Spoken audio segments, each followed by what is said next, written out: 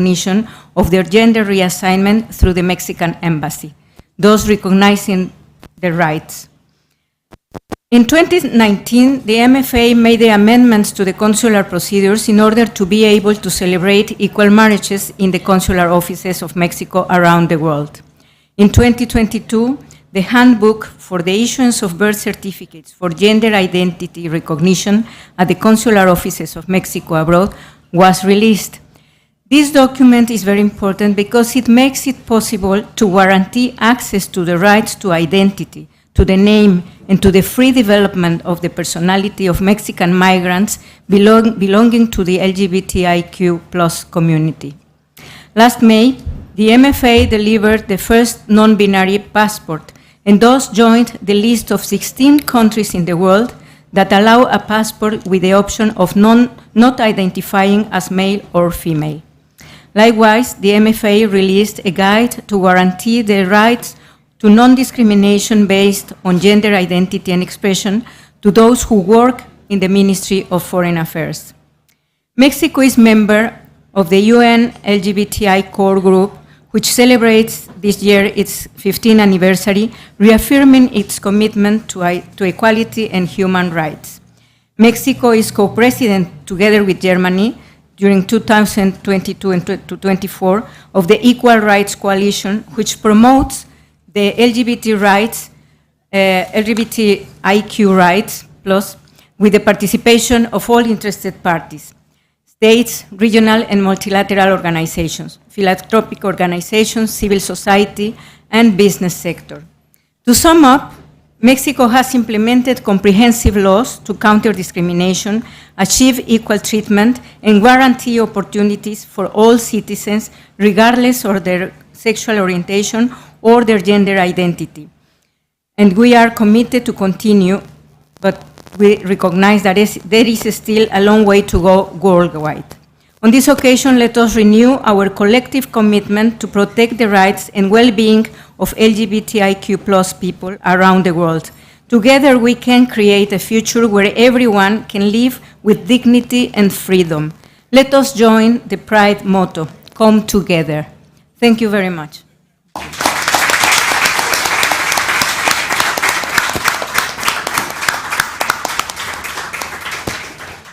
Thank you so much, Ambassador Pensado. Let's go over to Ambassador Ayala Raju. The same question to you. How does your country incorporate LGBTQI+ equality and human rights into foreign policy engagement, and how LGBTQI+ equality advances human rights and democracy overall? Thank you so much. Thank you for having me. Thank you to Copenhagen Pride and ambassadors here today for including me, for including Australia. As you all know, Australia hosted World Pride in Sydney in March this year. It was the first country in the Asia-Pacific region and in the Southern Hemisphere to host World Pride. And our Prime Minister, Anthony Albanese, was the first sitting Prime Minister to march in Sydney World Pride as well. So advocating for equal rights of LGBTQIA+ persons internationally is a human rights priority for Australia.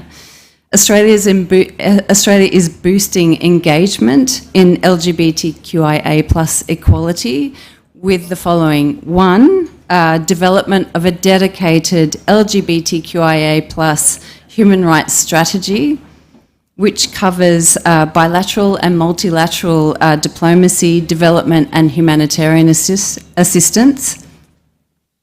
Two, a new inclusion and equality fund, Australia's first dedicated fund to support LGBTQIA+ civil society and human rights defenders across the Asia Pacific, with $3.5 million in funding this year. And three, increased advocacy through the appointment of Australia's first ambassador for human rights, who will lead our LGBTQIA+ advocacy, supported by Australia's ambassador for gender equality. So Australia's Foreign Minister, Penny Wong, Senator Penny Wong, who is herself in a same-sex relationship, She said that in international relations, we often hear people say that we have no choice but to deal with the world as it is, but our foreign minister says that that's not enough. She says that as a foreign ministry, our job is to deal with the world as it is and do what we can to shape it for the better. In many countries, LGBTQIA+ people experience targeted persecution and discrimination, but we also know that there is reason for hope for change and hope for better. We've seen this in Australia, which over many decades has removed discrimination against LGBTQIA people. Most recently, when Australia voted overwhelmingly in favour of marriage equality 5 years ago. In other parts of the world, there has been heartening progress. Since 2012, 13 countries have decriminalised homosexuality, and in our region, for example, same-sex couples in Thailand now have the right to adopt children. And following Taiwan's embrace of marriage equality in 2019, the first in Asia to do so, transnational same-sex couples are now also able to get married in Taiwan. This progress is driven by you.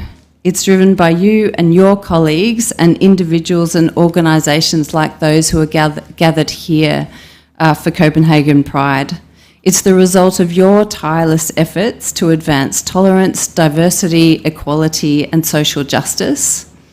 And Australia recognises that to act meaningfully, we must do that in support of those who are on the ground.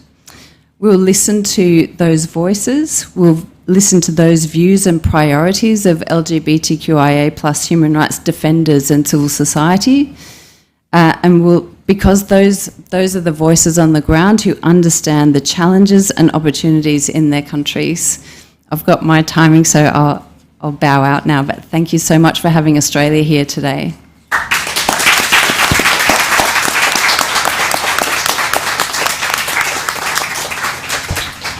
Thank you so much, Ambassador Ayala Raju. And finally, for Ambassador Tuft, same question to you. How does our country, I want to revise that, incorporate LGBTQI+ equality and human rights into foreign policy engagement? And how does LGBTQI+ equality advance human rights and democracy overall? Thank you very much, and thank you very much for the invitation to participate here today. I'm very happy to be here, and I'm proud to get the opportunity here today to represent Denmark as ambassador here in Copenhagen. That's not so usual, I do that. Human rights and democracy is a cornerstone of Danish foreign policy, and it has been the case for many years. And we wish to defend and promote human rights with a special focus on marginalized groups such as the LGBTQI+ community and persons. Our work with minority rights is a horizontal priority in Danish foreign policy. We do this in international organizations, especially in the United Nations. We also do this in government-to-government dialogue all over the world, and we do it through support of civil society, again, all over the world. We do this because we believe, or I think I should say we know, that if we wish to promote human rights and democracy, then respect for minority rights is of fundamental importance.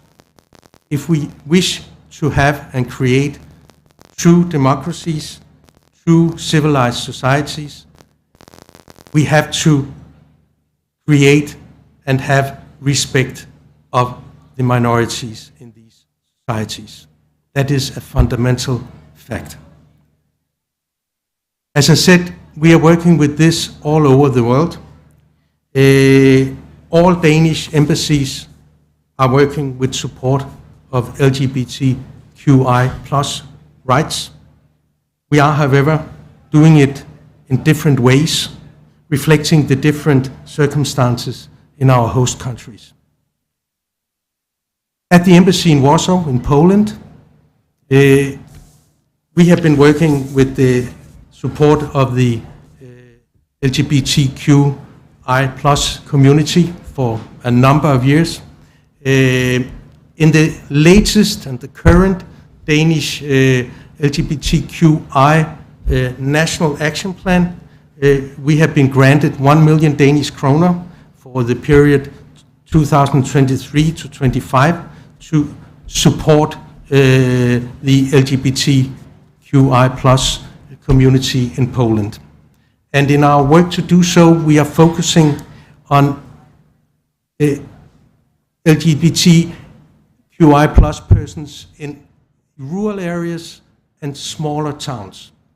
And we do so because that was a focus area where the contacts that were created between Polish and Danish LGBT activists during the World Pride here in Copenhagen in 2021, they focused on these areas. So we are trying to focus also our work and use our money in reaching out to these groups in Poland, and doing so in cooperation with the Polish LGBT community and also organizations and the community here in Denmark. And in that way, we are not only an actor, you could say, in this, but also a facilitator of contacts. Thank you very much.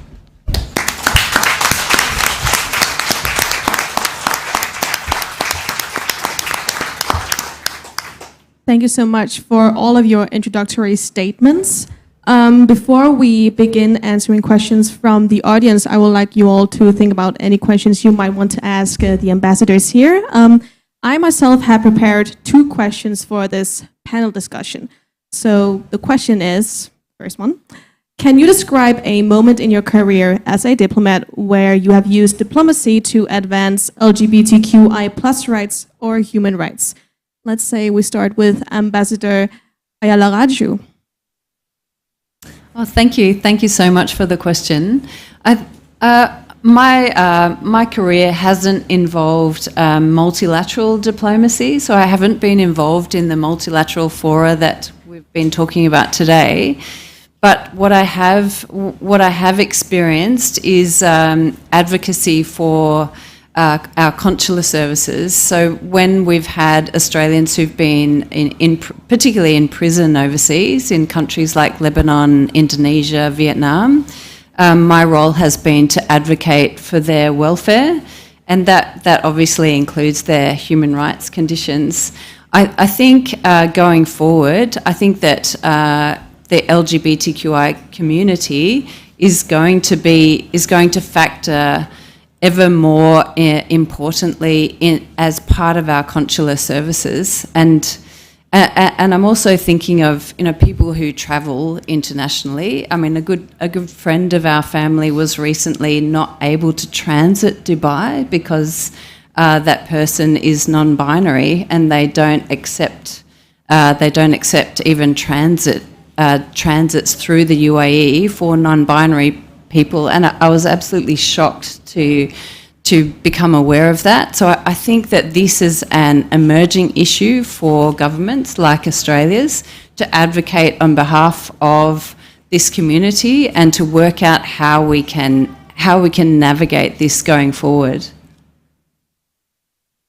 Same question to you, Ambassador Pensado. Can you describe a moment in your career as a diplomat where you have used diplomacy to advance LGBTQI plus rights or human rights? Well, thank you very much. I am the same in the same case as Karin, because during my career I haven't been really confronted with an issue that brings me the possibility to advance the foreign policy as such towards LGBTQI rights in a specific case. But I would say that I was very proud, as I was mentioning, to be part as an ambassador with the first case that we had, to give the possibility to a person that was an adolescent and that decided that it was they was not very happy with the fact that it was a sex included in their birth certificate, and they wanted to change it. And we brought to the possibility of having this change. So I think this is a real advancement to recognize the rights and the possibility for people to make these steps in administrative procedures that sometimes are really obstacles to the development of their career, of their many procedures that they have to comply with in their lives and so on. So I think that was a very important thing. One other thing that I was thinking is that when I started my career many years ago, like 40 years or so, I remember that in the foreign ministry in Mexico, there was a LGBT community in those years that was more or less tolerated within the ministry, that was more or less tolerated, but whose rights were not really recognized.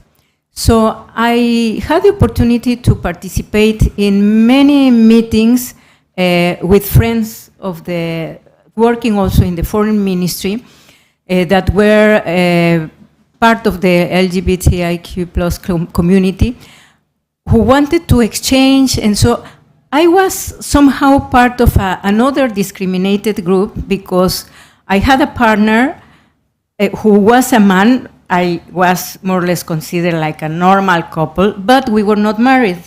And that was also seen as a very normal. So my partner didn't have rights, for instance, to be paid the air tickets when we were posted abroad to another place, or having access to the insurance, health insurance, or things like that. So these cases, we discussed together with the LGBTIQ community from the Foreign Service, and we really discussed a lot of things, and with dialogue, we managed to put in the radar of our authorities in the foreign ministry some specific issues that were really being seen as discriminatory for these communities, and that little by little came,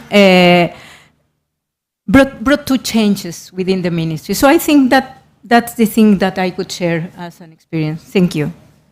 Thank you so much. And so for Ambassador Leventhal, I have my second question for you. How can foreign governments help make LGBTQI plus equality a priority in other countries where it is not?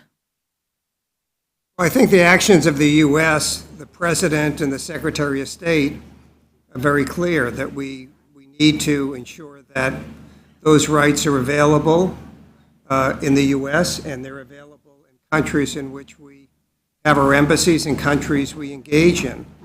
And it has to be very forceful. So that it starts with that, and it has to be very consistent.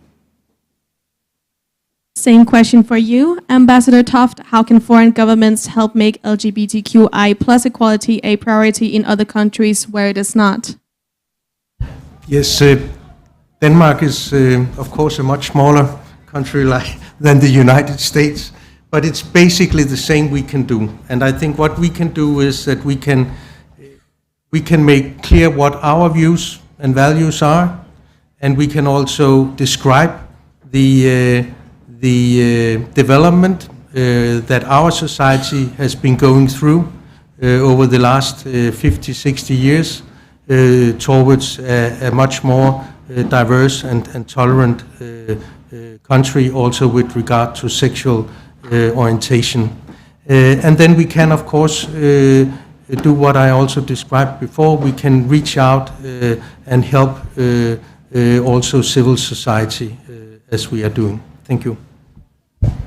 Thank you so much to you all. So I would like to invite the audience for any questions you might have for the ambassadors here. Yes, right over there. Thank you. Thank you everybody for introducing the context of LGBTQI plus rights in your countries and in your work. My question is to you, Ambassador Leventhal, because the U.S. has a rich history of really advocating for these rights abroad, but right now is a moment where the opposite tends to be happening in the US in terms of state policies that are directly infringing on transgender people's rights to other sorts of pushbacks that are happening in the country. And the thing is, it's also affecting the global context as well. I mean, in Denmark this year, we've seen a very big corporation for the first time pull out of Copenhagen Pride. We had a protest here against drag show readings. So it's also kind of bleeding into other aspects of your diplomacy. So how are you addressing this in your diplomacy currently, if it is even possible? Thank you. Thank you. Thank you for the question, and it's a very good question. I think if you look at, it starts, as I said, with what America's doing at home. And if you look at the Biden administration, it has been very focused on advancing equality for the LGBT plus, I plus community. It's made real progress. It put an end, the Biden administration put an end to the ban on transgenders in the military. We had the Defense of Marriage Act, which passed the Congress last year, which ensured that whatever state you were married in, that would be recognized in all states across the country. So, and then so many other ways that have been a very forceful statement. Now, in America, we're always a work in progress. But we are in a much better place today than we were even in recent years. And I'll give you another example in terms of same-sex marriage. My state, Massachusetts, was the first state that legalized same-sex marriage. And I remember going to colleagues of mine marriage and what it meant to them. Back in 19... Thank you so much, Ambassador Leventhal. Are there any more questions from the audience? I see the first one's in the back there. Yes? Thank you. Thank you for being here today. Emily Macpherson from the European Students' Union. Students are often at the forefront of change and are human rights defenders. And for example, in Turkey recently, students who tried to organize Pride were arrested on campus. To deal with this and other human rights things, as students often face persecution in many countries around the world. In 2014, Norway created a program called Students at Risk. It has since been expanded to other countries such as Finland and Germany. Is this something that your countries could consider implementing such a mechanism so that we can have more students that can finish off their studies and help build democracy and help change the world in a safer country? That was a great question. So who should we start with? Should we start with Ambassador Pensado? Well, that was a good question. We think in Mexico that it is important, the dialogue, and that is why we try to, everything that is not related directly to the domestic issues in Mexico, we try to channel this through the multilateral framework. So I think that some of the objectives that Mexico, together with Germany, has for the chairmanship that we have during 22 to 24 in the ERC, the Equal Rights Coalition in the UN, could be seen as a possible way. There are many. I will mention some of these objectives. One is to increase the number not only of member states in this coalition of equal rights, but also the participation of more civil society organizations. Also to boost the humanitarian assistance to LGBTIQ plus persons in multiple crises, as you were rightly mentioning, and in different contexts around the world, so that, for instance, hate speech, hate crimes, issues of migration and vulnerable communities, migrating communities, wars, displacements, natural disasters, that put especially some vulnerable groups in a even more vulnerable situation can be addressed. Another thing is also to promote, another objective of Mexico's co-chairmanship in this coalition is to promote actions to defend the rights and lives of the LGBTIQ plus community, given the existence precisely of attempts around the world which try to undermine what has already been achieved. So it's an ongoing work. We can be proud and happy of some of the advances and successes that we have reached so far, but we cannot take it for granted. We have to still keep on working to keep that we have achieved and to also continue to have more achievements. Thank you. Thank you so much, Ambassador Pensado. Ambassador Toft, do you want to answer the question? Well, I can say only to supplement that I agree very much that education and you could say people-to-people dialogue and exchange are two key tools for us to strengthen understanding of tolerance and diversity across borders. Thank you. Ambassador Ayala Raju, do you want to answer this question? Yeah, I would say come and study in Australia. I think tertiary education is maybe our second largest export. We have a huge international education population in Australia. We'd love to see you there. But I mean, to talk about your question a little bit more seriously, I mean, when I mentioned the new fund that Australia, or the new LGBTQIA strategy and the Inclusion and Equality Fund that Australia is developing, it is about working with human rights defenders, as you said. So I think initiatives like the one that you're talking about are really important to get on the table when we're trying to develop our policies in this regard.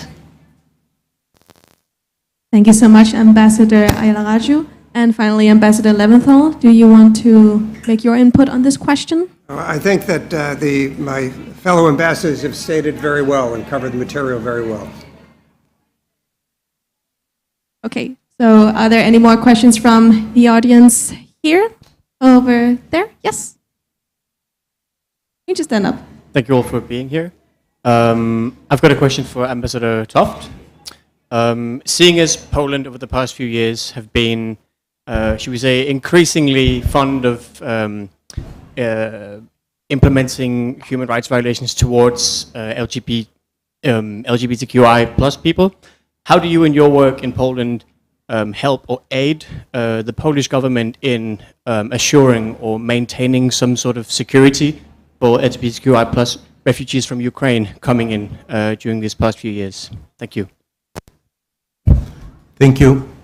Let me start by saying that what Poland, and I mean Poland in totality, the government, local government, civil society, and individual Poles have done during the last 18 months in helping refugees from Ukraine is outstanding, and something that I think we have not seen in our part of the world for a very, very long time.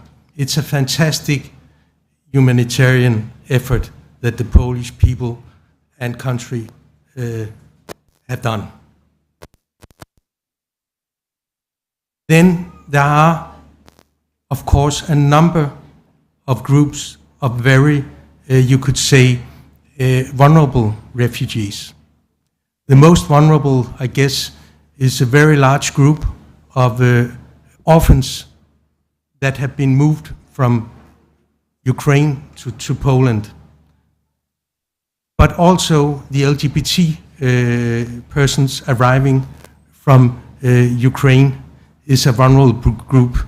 Just like women that have been raped and are pregnant and need an abortion, they are a very vulnerable group arriving in Poland. And there I can say there is a great awareness, also on the behalf of the government, but also amongst civil society and the UN organizations. And at the Danish embassy, I can say we are working together both with the Polish government, but also with organizations like UNHCR, and when we're talking about kids with UNICEF, and also with civil society in Poland. And also, you could say, LGBTQI plus civil society in Poland. There are some wonderful, we're working with a group out in Lublin, also together with the Danish Council of Refugees. We have a program out there where they are working with a local group of LGBTQI plus activists helping refugees arriving from Ukraine to Poland. But you're right, I mean, in a situation like this where millions of people are refugees, there is a special importance of also taking care of the more vulnerable groups. And I think a lot of good people are trying to do so, and also from the Danish side, we are, with our limited resources, trying to do the best we can to support that. Thank you very much. Thank you so much, Ambassador Toft. I've just been informed there are less than 5 minutes left of this panel discussion, so if there are any more questions left. Yes, over there. Thank you very much. My name is Jens, and thank you for your presentations and your views, I mean, which represent a very positive progression in the outlook on LGBTQI rights. But unfortunately, your countries are not representative. I mean, the idea both in Europe, in Asia, and in Africa, developments are going the wrong way, so we need to address this in a different way. But this is I have a background in international cooperation as well. It is very tricky because it's also seen as some kind of cultural imperialism, imposing values on different cultures, different peoples.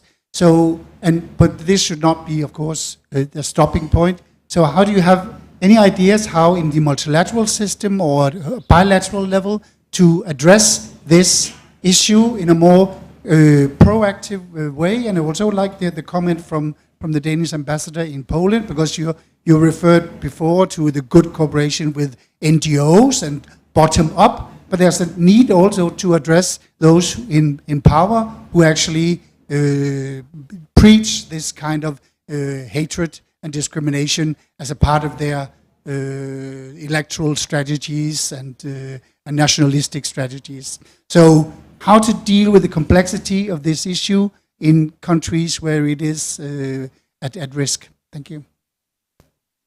Thank you so much for your question. It is a big question, so we're going to try. I think the ambassadors will try to answer this as short and direct as possible. But we'll start with Ambassador Toft. Do you want to answer this question here? Yeah, it's a very big question, and I think there's absolutely no easy answer to this. But again, as diplomats, we are basically working in two paths. First, the multilateral path, where we are negotiating these things in the UN and other international organizations, and there we will have to let views and arguments meet, and be convinced that our arguments can win, and can also inspire others to develop in a way where they are accepting tolerance and diversity. And then we can work in a bilateral way. And I would say there, again, when we are talking about values, I think it's very, very difficult to try to put pressure on people. You have to convince them. And it also takes time to change values. And I mean, being as old as I am, and I mentioned it before, values and views on these things, sexual orientation and rights, have also changed in this country. And as Ambassador Leventhal said before, quite considerable within a few decades. And that is what we we must try to encourage other countries to do with our good example. And as Ambassador Leventhal's colleague in Warsaw, the American ambassador Mark Brzezinski, always says, America embraces diversity. And I think you can't say things stronger than that. And we have to convince people, I believe. You can't give people orders when we are talking about their views and values. Thank you. Thank you so much, Ambassador Toft. Unfortunately, this is the end of the panel discussion, but I would like to thank each and every one of you, Ambassador Pensado, Ambassador Leventhal, Ambassador Ayala Raju, and Ambassador Toft, for joining us here at Copenhagen Pride. And I hope you have all gotten all your questions answered. And again, thank you all for coming and attending this event. And finally, I would like to say happy Pride, and we all see you and we love you.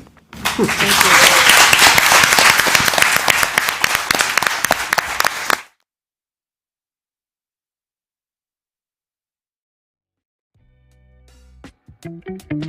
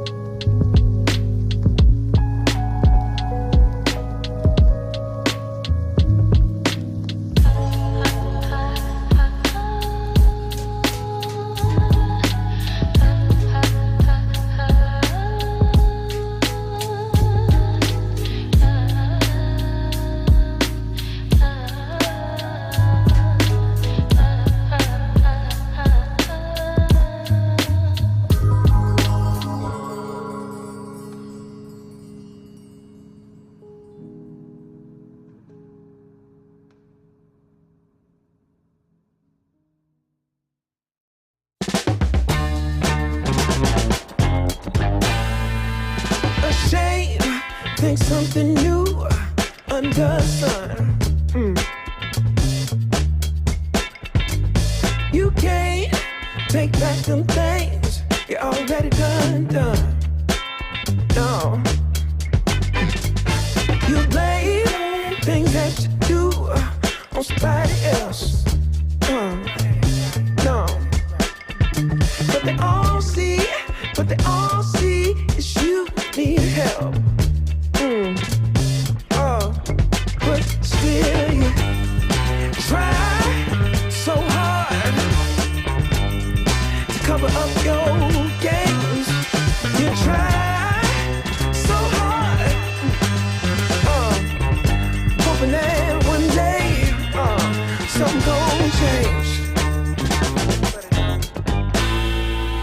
You waste all of your time covering up your tracks. Spend all your days running away. You gotta watch your back, and that's the facts. You spend so much of your life scheming and trying to get over. Got you wondering why you come around. All you get is cold shoulder. Yeah. You try so hard to cover up your games. You try so hard, hoping that one day something gon' change. You try so hard. Yeah. You try so hard. You try so hard. Yeah. You try so hard. Give me, Can't run away, man.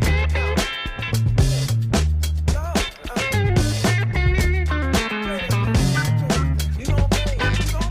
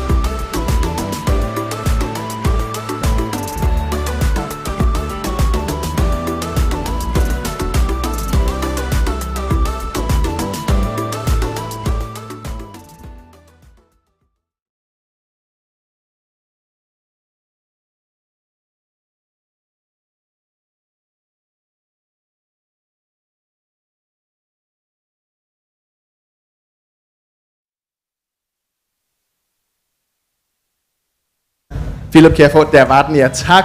Goddag og velkommen til. Jeg hedder Tore, han, og jeg er vært for Copenhagen Pride. Debatten for i dag, det er jo foreningslivet for LGBTQI plus unge? Spørgsmålstegn. Eventen bliver filmet, så hvis man ikke vil være med, så skal man sætte sig bag kameraet, som står lige der, og der er også et herovre. Vi har nogle regler for rummet, for at forsøge at skabe et tryggere rum for os alle sammen. Så vær open-minded, rummelig og respektfuld. Undlad at antage noget om andres køn, krop eller seksualitet. Vær bevidst om din egen position i rummet og dine privilegier. Vi accepterer ingen fobi eller shaming. Hvis I har nogle spørgsmål eller oplever et eller andet, så tager vi mig eller Nikolaj herover. Og også hvis der er spørgsmål, så rækker man lige hånden op, og så kommer vi rundt og giver en mikrofon, så vi alle sammen kan høre hinanden. Men åbn ørerne, sluk telefonerne, åbn hjerterne og have en rigtig god debat. Værsgo, Nikolaj.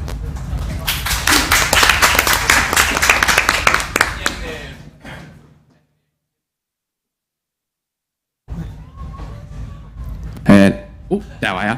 Hej alle sammen, mit navn er Nikolaj Oxen. Jeg kommer fra DUF, Dansk Ungdoms Fællesråd. Jeg har glædet mig enormt meget til at være her i dag. Jeg sidder nemlig med et panel af repræsentanter fra det store, brede danske foreningsliv, der nu skal tale lidt om, jamen er der rent faktisk plads til LGBT plus unge i det danske foreningsliv? Og hvis nej, hvordan gør vi så plads til dem? Vi er ofte ret stolte af, at vi kan favne i både øst og vest. Fra den ene ende af det politiske spektrum til den anden. Vi har spejdere, vi har skakspillere, vi har rollespillere. Der er lidt af det hele. Men er der også plads til det hele? Det er spørgsmålet, og skal der overhovedet være det? I panelet har vi 5 helt fantastiske mennesker. Mathias Nibor fra Dansk Socialdemokratisk Ungdom. Giv ham din hånd. Olivia Kofod fra Rød Grøn Ungdom. Giv også din hånd. Vi har for enden af rækken Christian Bigum fra Pan Idræt. Jacqueline Snerling fra DSF, Dansk Studerendes... Nej, LH. Yes. Undskyld. Ja. Giv hende også din hånd. Og til sidst, men ikke mindst, forkvinden for DUF, Christine. Alright. Jeg tænker, vi starter lidt blødt ud, før vi begynder at tage de helt store diskussioner. Lige lære lidt om vores paneldeltagere at kende. Hvordan har jeres sådan indgangsvinkel til foreningslivet været? Og jeg tænker jo, vi kunne måske starte her med dig, Mathias. Ja, tak. Jamen, jeg jo så har det gode privilegie af også at være spejder inden, så jeg repræsenterer også lidt den gruppe. Men jeg har jo som medlem af Danmarks Socialdemokratiske Ungdom. Jeg meldte mig ind, da jeg gik i 8. klasse. Jeg var vred over, at de andre ikke var enige med mig, og tænkte, at det må omsættes til noget handling. Og så er det jo så smukt, at vi har så utrolig mange foreninger i Danmark. Og det er jo et ganske dejligt billigt at være med i mange af dem. Så jeg gik ind på det og fik meldt mig ind i DSU, og dukkede simpelthen bare op til det første og det bedste, jeg blev inviteret til. Og det er farligt at gøre, for så lige pludselig så bliver man kasseret i en eller anden afdeling. Dem mangler der altid nogen af. Og så derfra så har det ligesom bygget sig op. Jeg sidder i dag i DSU's hovedbestyrelse. Så det vil sige, at vi beskæftiger os meget i hovedbestyrelsen med politik, men beskæftiger os jo også med vores medlemmers trivsel.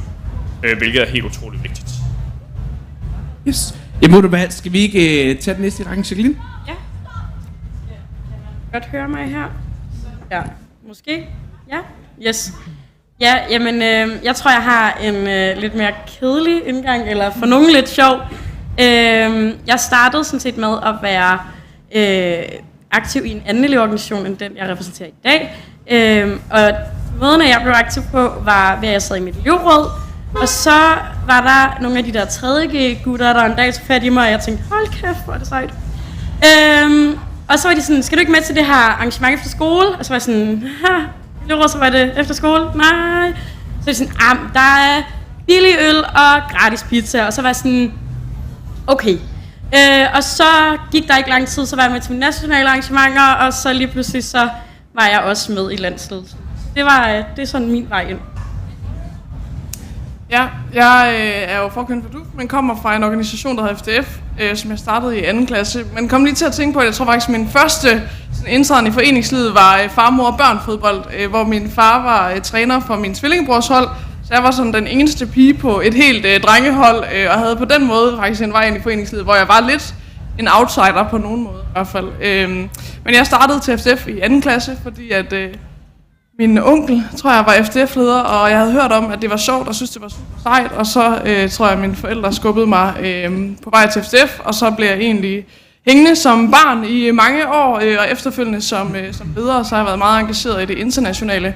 Og nu er jeg så med i foreningen DUF, kan man sige, men er også sådan projektfrivillig i en børnehøjskole på Amager, så jeg er også stadig sådan ret aktiv lokalt i. Yes. Jamen, næste levende billede. Ja, jamen jeg har også været aktiv i alle mulige foreninger, siden jeg var barn. Det er helt fra spejder til kunstrulleskøjteløb. Men i dag bruger jeg primært min tid i Rød Grøn Ungdom, som er en politisk ungdomsorganisation til Enhedslisten. Og der meldte jeg mig ind for at gøre en forskel. Også for nogle af dem, som ikke har haft de samme muligheder som mig, men som har manglet et politisk fællesskab og nogen at dele det med. Christian, rosin i pølseenden. Ja, hvor skal man starte? 36 år siden med babysvømning i en eller anden idrætsforening, eller lidt senere måske. Jeg tror, min primære vej i foreningslivet er nok startet med for alvor på universitetet, med fagråd og studienævn og den slags rum, hvor jeg tror, at en af de primære elementer til min succes eller fortsatte deltagelse i det rum, var, at der var andre homoseksuelle i den del af foreningslivet. Og det havde jeg faktisk ikke rigtig oplevet før.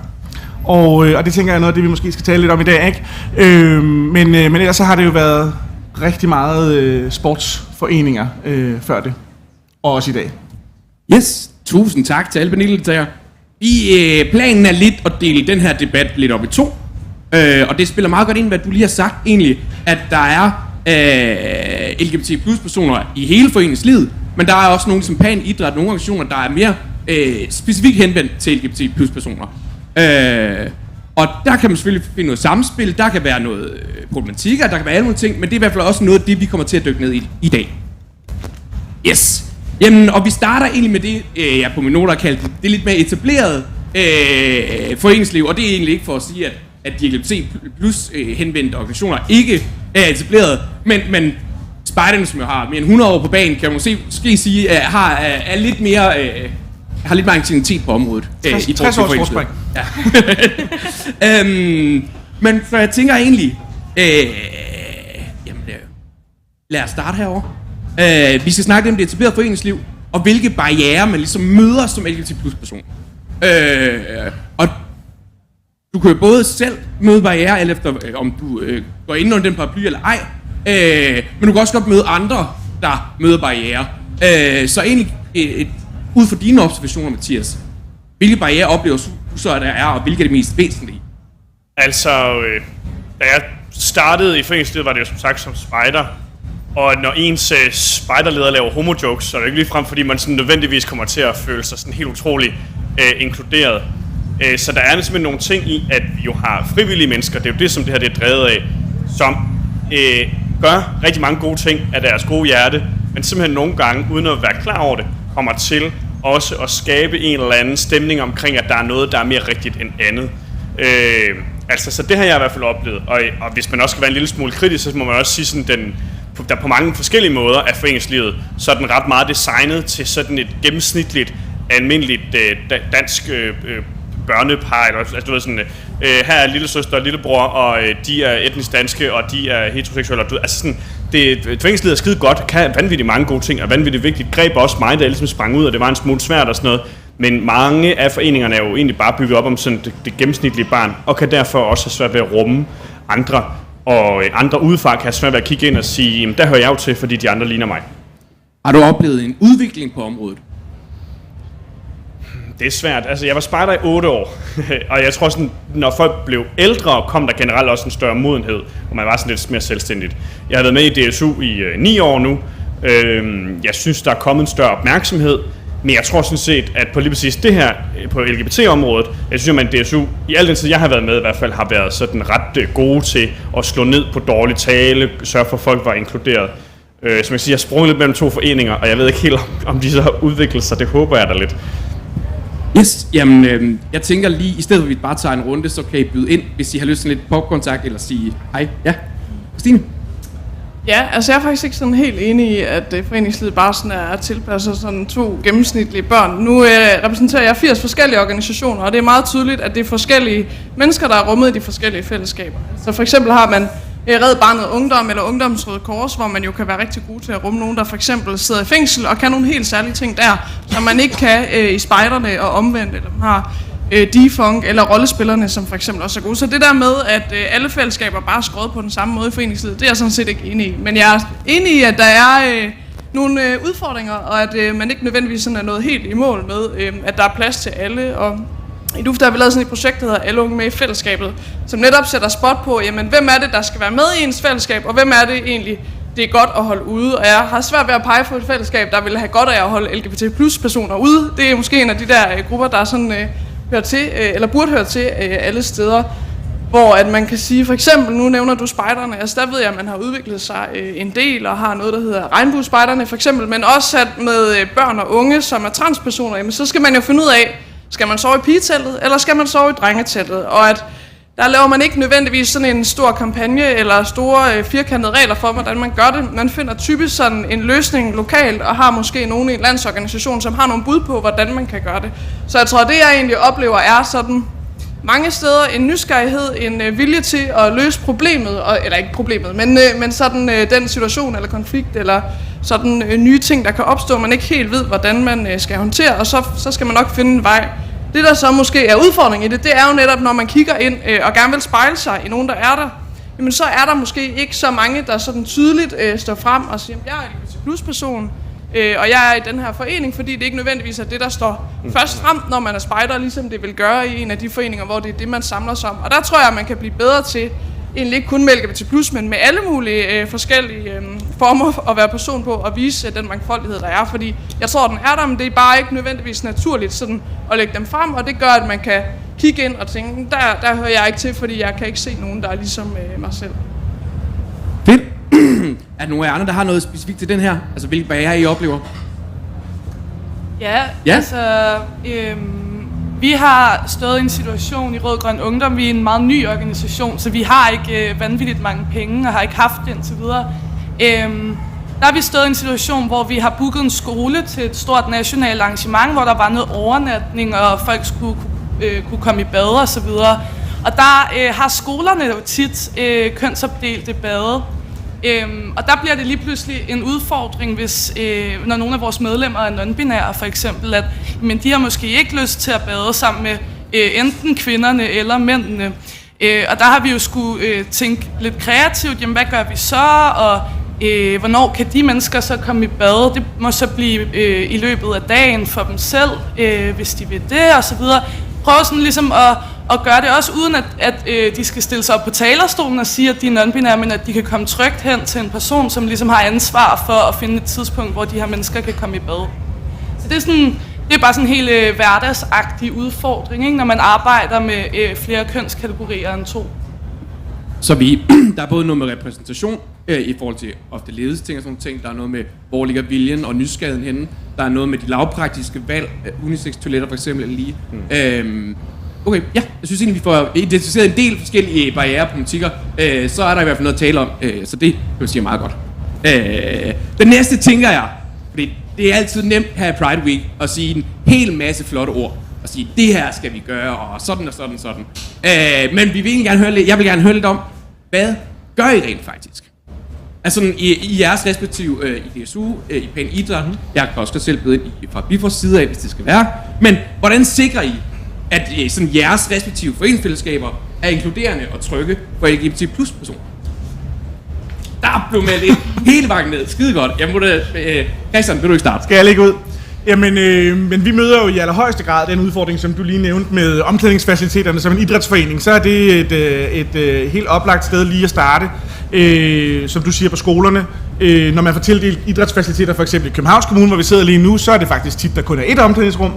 Og så bliver det noget af en logistisk opgave at finde ud af, hvordan er det, vi får rummet alle helt lavpraktisk i omklædningen og i badesituationen bagefter. Det gør vi ved at prøve at tidsindstille og så videre. Og sige, at nogen har de 5 minutter, nogen har 5 minutter her, fordi vi har kun et kvarter, inden vi starter og sådan noget. Der er mange udfordringer af det, som kan være svære at få til at gå op i en højere enhed. Men noget af det, vi gør, ud over det praktiske i forhold til omklædning og badefaciliteter og så videre, det er, at vi har sådan en tryghedspolitik, hvor vi siger, at når du skal være medlem her, og jeg kan også afsløre her, vi har lige smidt en ud for ganske kort tid siden, som ikke kunne forstå, hvordan man skulle opføre sig i pæn idræt, og hvor at det simpelthen var et spørgsmål om at sige, men den adfærd er ikke velkommen her, og hvis ikke du nu 4. gang forstår budskabet, så tænker vi, du skal finde et andet sted og dyrke din sport end hos os. Så det også handler om at være klar på at tage action på de værdier, man bryster sig af. Og det er jo noget af det, nu taler jeg ud fra et idrætsperspektiv, hvor jeg synes, der er rigtig mange gode politikker i skufferne rundt omkring, som måske ikke kommer ud at leve så meget. Så når man har haft den der proces, hvor man i foreningen har sagt, men vi vil gerne sådan, og vi vil gerne sådan, og det skal være sådan og sådan og sådan, og være frivillig hos os, så skal man også ledelsesmæssigt være klar til at stå på mål for det, og tage konsekvensen, og måske sige, du var lidt inde på det, Christine, der er nogen, der ikke skal være med, fordi de kan ikke finde ud af at opføre sig ordentligt inden for rammerne. Og det tror jeg bare er vigtigt, at man som organisation tager med sig, og tager den ledelse på sig, så man er klar til at træffe de beslutninger. Det er helt simpel problematik, jeg selv kan genkende til. Det kan være vildt svært at skulle sætte grænser, jamen, for at inkludere alle, ender vi så nogle gange med at ikke skulle inkludere alle. Præcis. Som kan være en sjov modsætning. Jacqueline, du meldte ind. Ja, kan man godt høre mig her? Yes. Jeg tror, at noget af det, som vi har gjort, er også at have en samværspolitik, hvor der meget sådan klart står, at man ligesom ikke må opføre sig på bestemte måder, eller sådan, hvor en af dem ligesom er diskriminerende. Og der er en hel masse, altså bare eksempler også i, hvad diskrimination kan være, så der ligesom ikke lige pludselig er nogen, der kan sige, men er du nu også sikker? Sådan, ja, det står helt klart lige her, det må du ikke. Og så tror jeg også noget af det, som vi ligesom også gør, også når det kommer til sovefaciliteter og badefaciliteter, alt sådan noget, altså det er ligesom også bare at have et åbent rum til vores medlemmer, sådan rent faktisk gøre, så de kan komme hen og sige, hey, jeg har sgu brug for nogle andre forhold, er det noget, vi kan skaffe, er det noget, vi kan gøre noget ved, og så løser vi det jo efter bedste evne. Og jeg tror ikke nødvendigvis, at vi har fundet den perfekte løsning, men jeg tror også, at jeg har svært ved at se, hvad den perfekte løsning er. Ja, der er vel også noget med, at foreningslivet bare har begrænsede ressourcer eller begrænsede faciliteter, så må man håbe på, at der er forståelse for det. Christine, du med lidt? Ja, jeg tror også, det udvikler sig hele tiden, hvad der er den perfekte løsning i de forskellige foreninger. Altså det vi er jo en paraplyorganisation i DUF, så det vi ligesom kan gøre, det er at spille medlemsorganisationerne gode. Så for eksempel Landssammenslutningen af handelsskoleelever har en samværspolitik.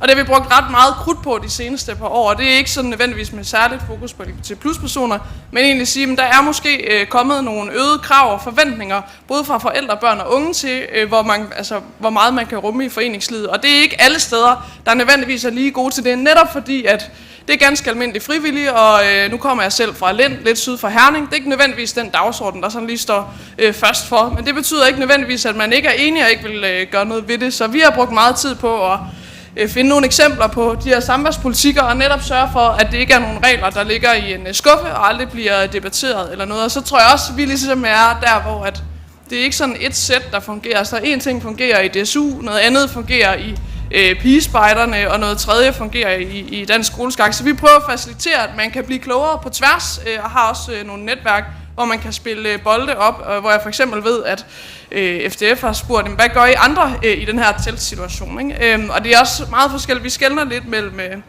voksen, barn og ung til ung, for jeg tror noget af det, hvor måske, nu er det lidt praktiske ting omkring overnatning og badefaciliteter og sådan noget, det er jo også rigtig meget kultur, og der er meget forskel på, at man har meget festkultur, ikke? Hvor jeg tror, det nogle gange måske er lidt overset, hvor meget de der jargoner kan betyde noget. Ikke? Så der er måske et særligt fokus for sådan ung til ung organisationer, hvor at voksen barn, der er måske noget i at klæde nogle ældre generationer på, til at børn og unge ser anderledes på det med køn og identitet og seksualitet i dag. Og så kan man sige, at vi er også sådan lidt en slags lobbyorganisation, så vi repræsenterer jo den brede ungdom, og kæmper blandt andet også for, at der skal være bedre seksualundervisning og andre ting, som vores medlemmer har bestemt, at de bruger det hjemme. Mathias?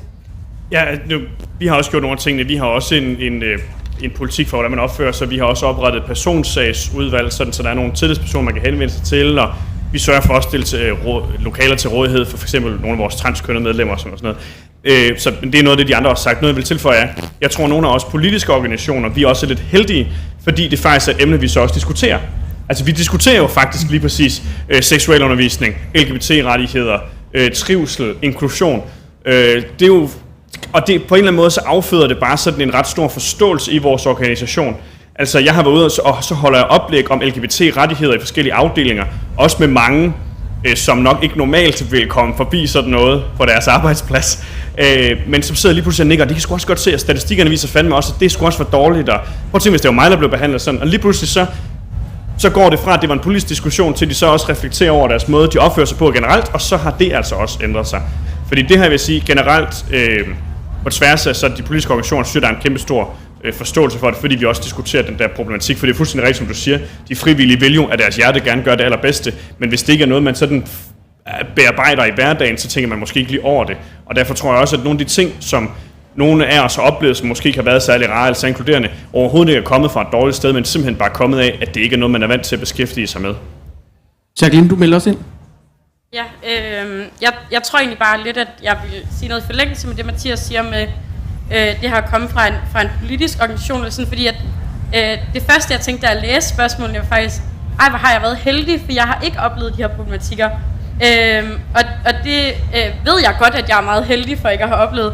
Men jeg tror også, at det er meget rigtigt det her med, at fordi man er i nogle organisationer, hvor det er noget, man aktivt diskuterer, og noget, hvor man aktivt hører forskellige synspunkter, og også henter folk ind til oplæg og sådan noget, altså så bliver man også klogere på det, og man bliver klogere på andres grænser, og udvider sin horisont på en helt anden måde, end man måske gør, når man sidder rundt om et lejrbål, eller sådan, der er det måske ikke lige der, man snakker kønsidentitet, eller sådan, det kan jeg i hvert fald godt forestille mig, ikke var alle steder, man gjorde det. Det gjorde man i hvert fald ikke dengang, jeg gik til spejder. Så sådan, det kunne jeg bare godt forestille mig var en kæmpe force i hvert fald for de politiske organisationer. Olivia? Ja, jeg vil bare fortælle lidt om sådan et initiativ, vi har taget i Rød Grøn Ungdom. Det er sådan, at faktisk vores seneste forretningsudvalg, der var en, der spurgte mig på et tidspunkt, hvor mange har I af de der LGBT plus medlemmer i Rød Grøn Ungdom? Så sagde jeg, det er ikke sådan noget, vi sådan opgør eller sådan, skriver ind i et eller andet ark og tæller, men faktisk vores seneste forretningsudvalg på 8 personer, der var en af dem cis-kønnet og heteroseksuel. Resten var på en eller anden måde queers, ikke? Så vi har en del, men vi er også en bred organisation med lokalafdelinger i hele landet, og det betyder, at der er nogle af vores medlemmer, som ikke før er stødt på en pronomenrunde, for eksempel. Hvad betyder det at bruge de-dem-pronomener? Men der er nogle af vores medlemmer, som har sagt, jamen når jeg kommer til et hovedbestyrelsesmøde, så vil jeg faktisk synes, det var rart at kunne sige højt, at jeg bruger de-dem-pronomener, fordi ellers så kommer de til at sige noget andet om mig resten af dagen, de andre medlemmer, ikke? Så derfor så har vi snakket en del om det der med sådan, jamen hvad gør pronomenrunder? Er det alle, som synes, det er trygt at være i sådan en situation, eller sådan en pronomenrunde? Men det er det jo ikke, og det er jo heller ikke alle, der har stødt på det før, og hvordan forholder vi os til det? Så når vi laver pronomenrunder i hovedbestyrelsen, så siger vi også, hvad det handler om, hvad et pronomen er, kommer med et eksempel på, hvordan man bruger de pronomener, siger, hvorfor det er, at vi laver runden, og at det også er helt okay at være i tvivl om hvilke pronomener man gerne vil have, folk bruger om en, og man må faktisk også godt lade være at sige det. Men vi opfordrer selvfølgelig til at sige det. Så det er sådan det er en måde at gøre det sådan trygt for alle at være i det på, tror jeg. Men det er en løbende diskussion, vi har, fordi jeg tror også, at den ting kommer til at ændre sig i løbet af de næste par år. Yes. Christine og Christian, jeg beder dig ind, men vi skal også lige stille videre. Nu har vi hørt en hel masse om, hvad I gør. Virker det, og er det nok? Ja, Christian. Nej, det er det ikke nok, men noget af det virker. Hvis jeg lige skulle følge lidt op på det, du sagde, bare lige kort, vil jeg sige, at de samtaler findes bare ikke i idrætslivet. Det gør det bare ikke. Den samtale med pronomener og så videre, jargon, som jeg tror, Christine var inde på, er der sindssygt mand, det er op ad bakke. Hvis jeg kommer til et eller andet, en fodboldklub, og siger, prøv lige at høre her, venner, nu skal vi lige tale om nogle bogstaver, og vi skal tale om pronomener, og vi skal tale om jargon. Jeg bliver jo nærmest smidt ud, altså, fordi de siger, men det har vi ikke tid til, vi skal lave dommerkurser, vi skal have fundet nogen til at køre børnene til kampe og alt muligt. Der er alt muligt, der står foran. Så der er rigtig mange dele af foreningslivet, som slet ikke har denne her samtale. Og når man ikke har den samtale, så tror jeg, så rykker det ikke noget. Men vi kan se, vi er en del af et projekt, der hedder Game Changer. Med det, vi kalder, som vi har stiftet, det der hedder Idrættens Regnbue-koalition, hvor vi har en hel masse af idrættens organisationer med. Og det her projekt Game Changer er simpelthen med til ude i idrætsforeningerne at have den der dialog. Og der kan vi se, at det flytter simpelthen noget. Der bliver lavet holdkodex, og der bliver lavet rum, hvor man kan have samtaler om pronomener. Og samtaler om, hvad er det, vi råber efter hinanden på banen, når vi spiller fodbold. Altså, skal vi lige prøve at skifte nogle af de der ord ud, måske? Og den samtale bliver bare ikke taget ret mange steder. Og hvis ikke den samtale bliver taget, så sker der ikke noget. Men når vi har samtalen, og der er nogle klubber, der er nogle ledelser, nogle bestyrelser, der sætter sig ned og siger, det her, det er sgu vigtigt, det vil vi gerne prioritere, også ved siden af dommerkurser og kampprogrammer og alt muligt andet, så rykker det faktisk noget. Det må man bare sige. Ja, Christine? Altså jeg tror, jeg er enig i, at der er meget potentiale endnu. Men jeg tror, en af de ting, jeg synes er et dilemma, og som de der 10 fællesskabspointer også peger på, det er, at når man gerne vil inkludere flere, så kan det godt virke bagvendt og sådan sætte rigtig meget fokus på en gruppe. Fordi så i stedet for, at det handler om, at man får flere børn og unge ind, uanset hvem man er, jamen, så kommer man ind på en eller anden identitetsmarkør. Og det er ikke nødvendigvis det, man føler sig mest inviteret ind af, hvis det er bare mega vigtigt at få en ind, der er homoseksuel. Men bare for at sige, jeg tror, det er et dilemma i rigtig mange foreninger, hvordan man så går til det, fordi man gerne vil og gør nogle ting, og det skal man...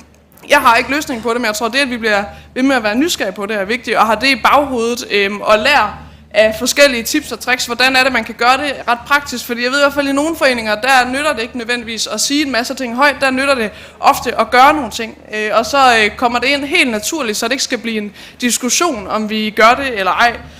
Og så tror jeg bare, der er et meget langt, sejt træk på at blive bedre til det, og at man skal måske også respektere, at man skal starte et sted. Jeg ved, der er en af vores foreninger, som har rigtig mange mænd, stort set kun mænd i ledelsen. Der er mange af dem, der også er landmænd.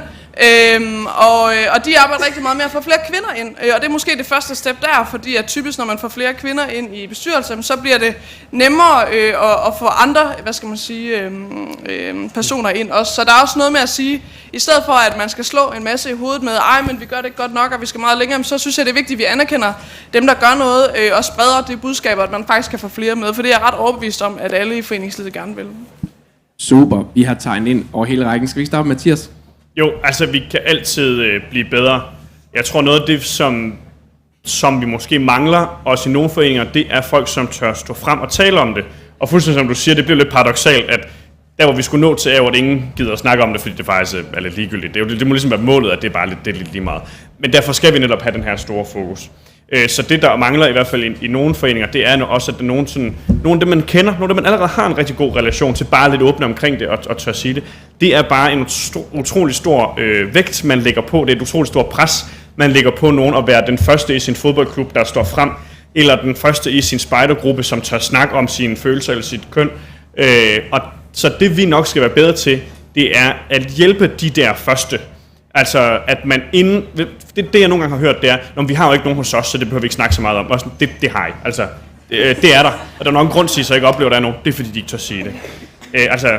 Og der tror jeg helt klart også, der er en generationsting. Min mor sagde til mig, at jeg var det første LGBT-menneske, hun nogensinde havde mødt, da jeg sprang ud. Lad mig bare sige... hun er så ved at være de 60, og jeg tænker, umiddelbart hun har mødt på stykker før mig. Men det er jo netop fordi, hvis man hele tiden er i nogle forum og nogle rum, hvor det ikke er åbent, så er der ikke nogen, der tør bryde det, for det kræver et kæmpe stort pres. Så vi skal være bedre til at hjælpe de der tør springe ud og være åbne, fordi så baner de vejen for alle de andre bagefter. Det bliver meget, meget nemmere. Det var det også for mig i DSU, utroligt nemt at springe ud, fordi jeg vidste, der var så mange andre, som også havde gjort det, og det var gået helt fint. Tak. Jeg er ikke for at korte jer af, men vi kører videre til næste punkt, som er lidt mere helikopterperspektivet. Hvad kan vi som samfund gøre for at få flere til at melde sig ind og føle sig velkommen i foreningslivet? Så det er lidt sådan en svaret på, fordi det hele skal ikke bare ligge på foreningslivet. Det er ikke kun de unges ansvar, det er ikke kun de frivilliges ansvar. Der sidder også nogen på et lidt mere strukturelt lag, der godt kan gøre et eller andet. Så det er sådan en, jamen, hvad vil I sige til politikerne? Hvad kan vi som fællesskab, som samfund gøre, ud over bare civilsamfundet? Mathias? Altså, det vi generelt siger til vores politikere, det er, at der skal være en bedre seksualundervisning. Fordi rigtig mange får nogle fordomme med hjemmefra. Altså børn er ikke født med de her fordomme, de bliver lært dem. Og hvis man skal gøre noget på et strukturelt plan, så skal man sørge for, at når de kommer ned til spejder, til fodbold, til politik, at når der så er nogen, der siger et eller andet lidt dumt, eller holder nogen lidt ude, så har de lært, at det er helt okay at sige fra over for det. Fordi det ved vi også alle sammen. Der er utrolig mange af os, der er medløbere. Hvis der er en kultur, der er på en måde, så følger vi den kultur. Vi vil helst ikke skubbe for meget ud, og vi vil helst ikke bum bum bum, ikke? Altså hvis den sådan almene kultur er, at vi har respekt for andre mennesker, sådan helt generelt på alle mulige måder, så virker det. Og der er selvfølgelig en generationsting. Vi kan ikke hive boomerne tilbage i folkeskolen, men jeg har bare oplevet utrolig mange lære af deres børn.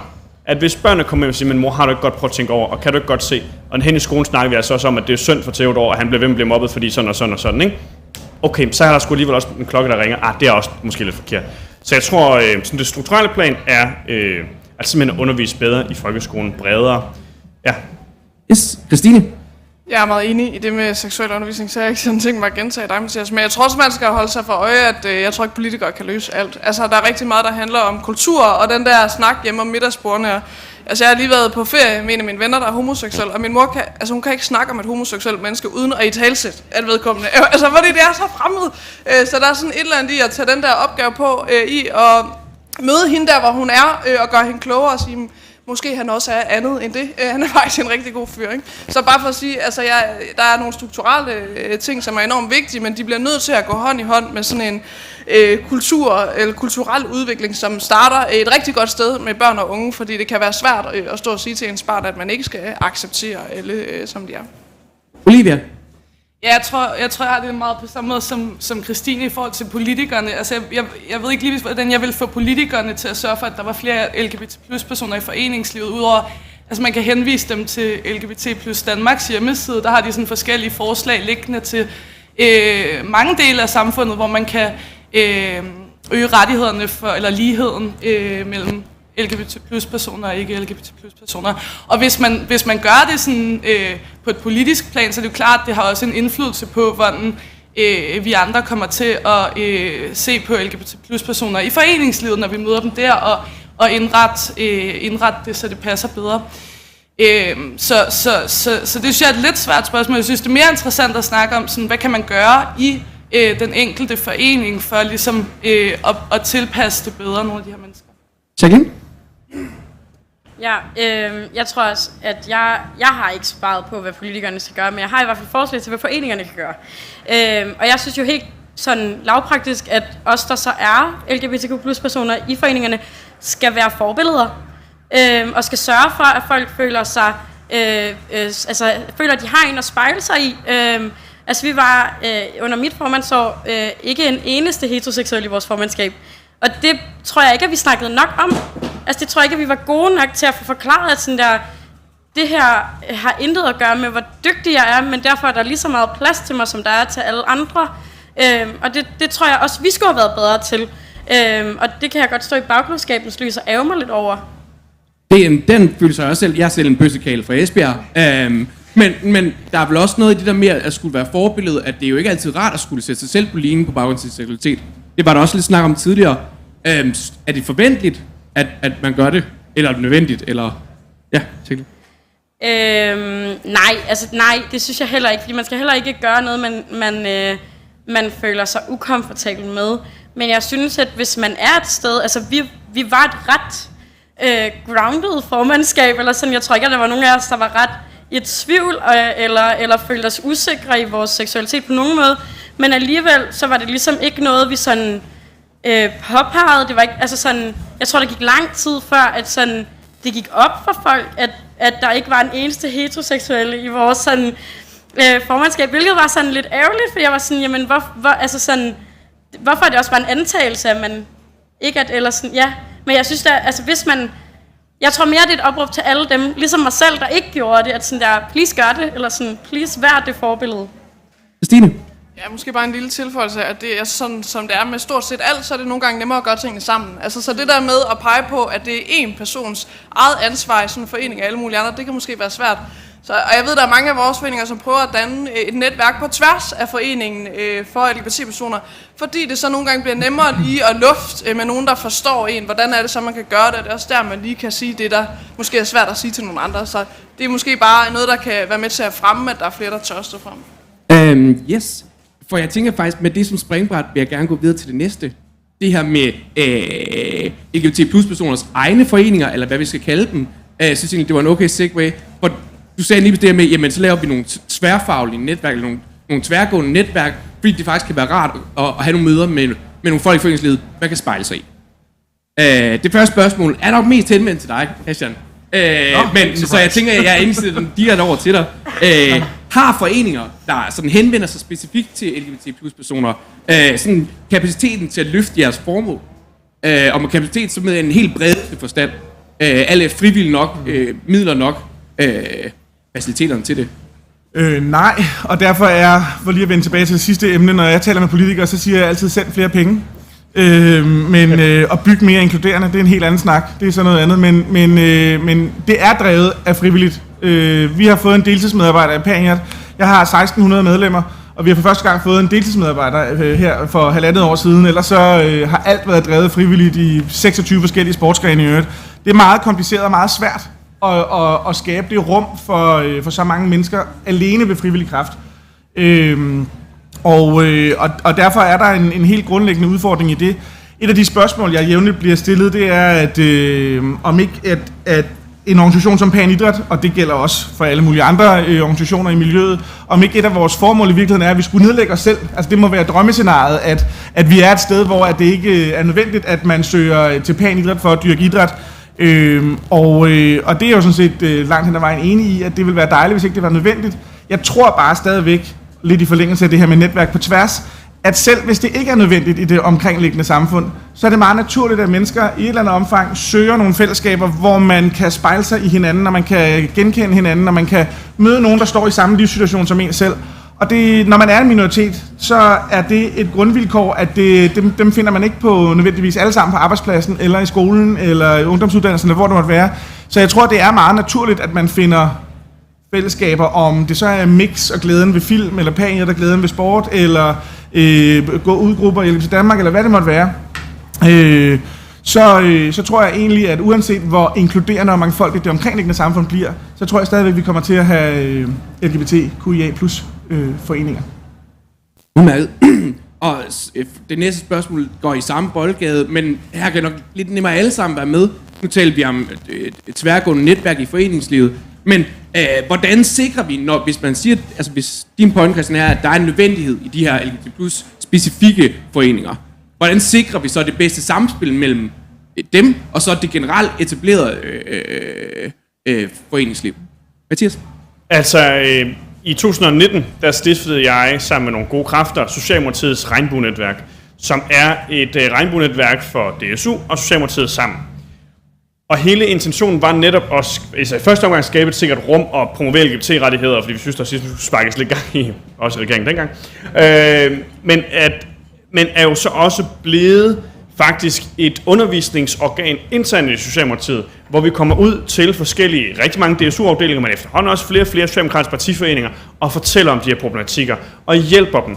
Vi hjælper også nogle politikere, når de skal ud til forskellige debatter. Faktisk her til Pride, der har vi flere af vores politikere, som kommer i debatter, som simpelthen skriver til mig inden, fordi de er bange for, at de kommer til at sige noget forkert, fordi de faktisk rigtig, rigtig gerne vil være voldsomt inkluderende, som så lige kan hive fat i os og spørge ind til forskellige emner og måder, man skal agere på osv. osv. Så det vi er gået fra, det er kun at være det her sådan en gruppe, der henvender os til os selv, til simpelthen at bruge de ressourcer, der så må være i, at så mange mennesker ved noget om et område, til at dele ud til resten af partiet, og til vores politikere og til vores ungdomsorganisation DSU, hvor jeg er med. Og det har faktisk virket rigtig godt, og jeg synes, det er den her symbiose, der er vigtig. For jeg tror, du er fuldstændig ret i, der kommer altid til at være de her. Jeg ser det også lidt som mål, at der ikke behøver at være det. For eksempel i sport, fordi alt andet var så dejligt inkluderende.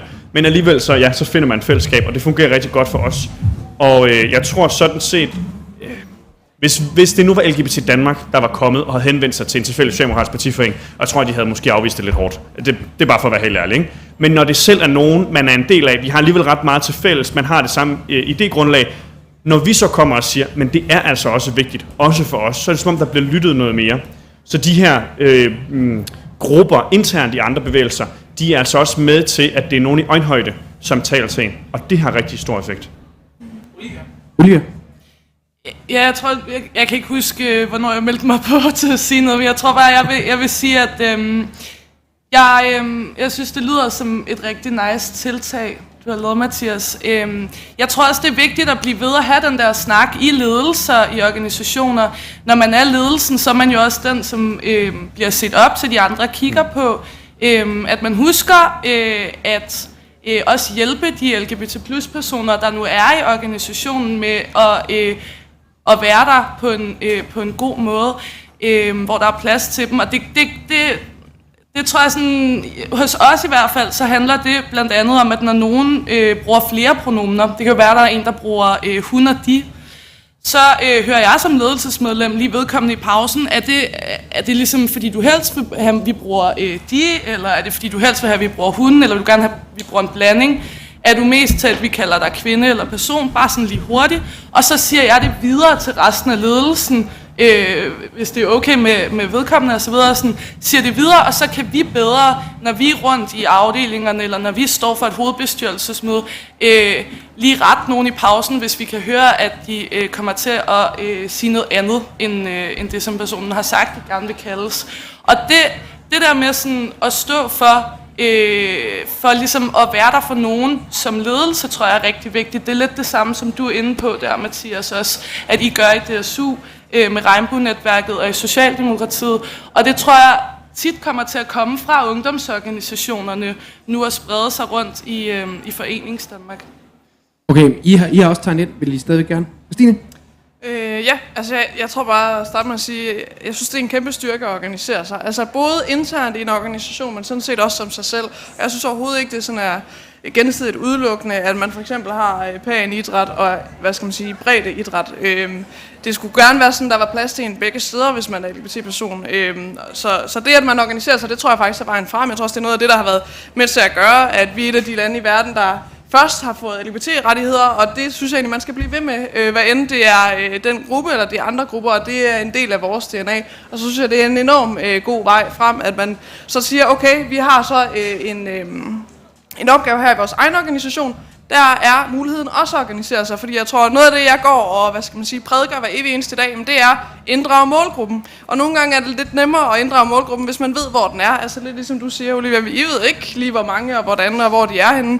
Men hvis man har den der indgang, så kan det godt være lidt nemmere. Og så tror jeg, at man jo også kan spørge andre organisationer. Ikke? Så nu har I et netværk, så kan I jo udbrede den gode idé til andre. Jacqueline? Jeg tror, jeg har en lidt anden vinkel. Jeg tror, for os ville det være lidt svært at lave et decideret sådan sammenkobling, samarbejde, eller sådan, fordi vi lige nu også bare lidt prøver at holde os oven vande. Vi har haft et utroligt stort slag i vores frivillige base her de sidste par år, ligesom lige så stille begyndt at bygge det op igen. Og jeg tror, jeg kunne være bange for, at ligesom sætte for meget i gang, eller sådan, tage en for stor bid af kagen, og så ikke kunne gøre det på en ordentlig måde, eller sådan. Så jeg, fra mit perspektiv ville det være virkelig svært at lave en decideret sammenkobling, og jeg kunne slet ikke se, at vi havde styrke til at lave et regnbuefællesskab. Jeg synes, det er virkelig fedt, at man har fået det til at du i DSU, men jeg kunne simpelthen ikke se, at vi havde kræfterne til at gøre det.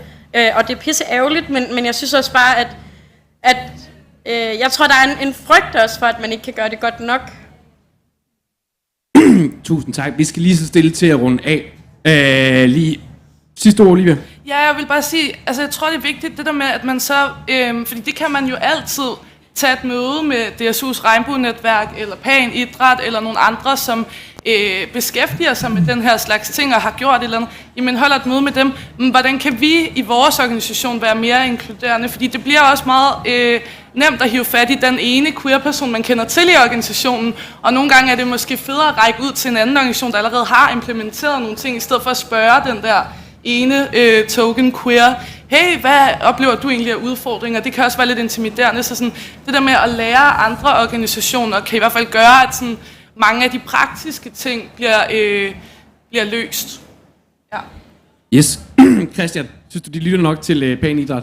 Nej. Resten af foreningslivet? Nej, det er der ingen, der gør. Jo, det synes jeg faktisk, at det begynder, der er sket meget de sidste 10 år. Og en af vores store succeser på den front er det, jeg nævnte tidligere med at have etableret Idrættens Regnbue-koalition, hvor vi har inviteret DGI og DIF og DBU og Dansk Håndbold og Svøm Danmark og Basketballunionen osv., Spillerforeningen, Amnesty Institut for Menneskerettigheder, nu skal jeg lige sørge for at huske den lidt med alle sammen, når nu jeg er gået i gang med listen, men det er faktisk en af de helt store succeser for os, at have etableret det der netværk, hvor vi taler med idrættens, hvad skal man sige, store mainstream-organisationer.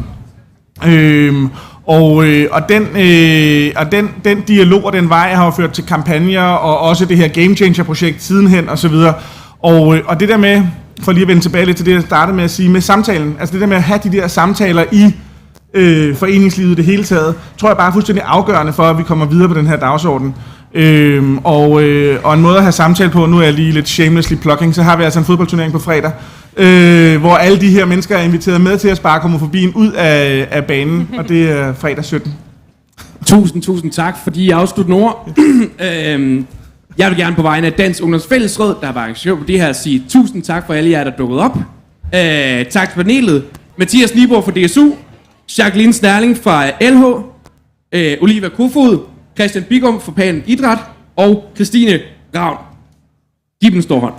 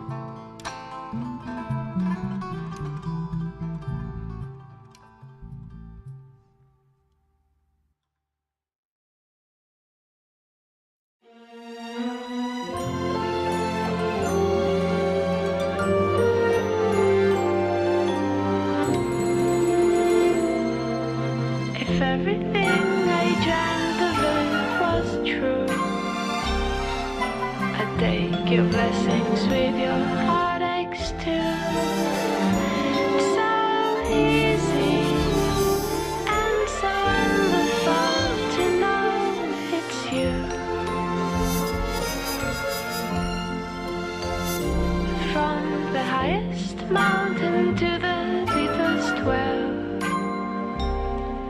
I never thought I'd be the one to tell. It's so easy and so wonderful beneath your spell.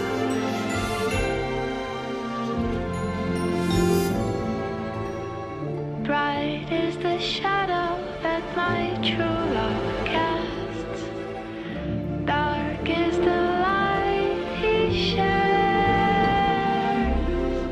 If I could only have one more night, I'd forgive him, I swear.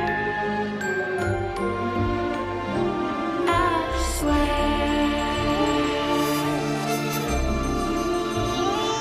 I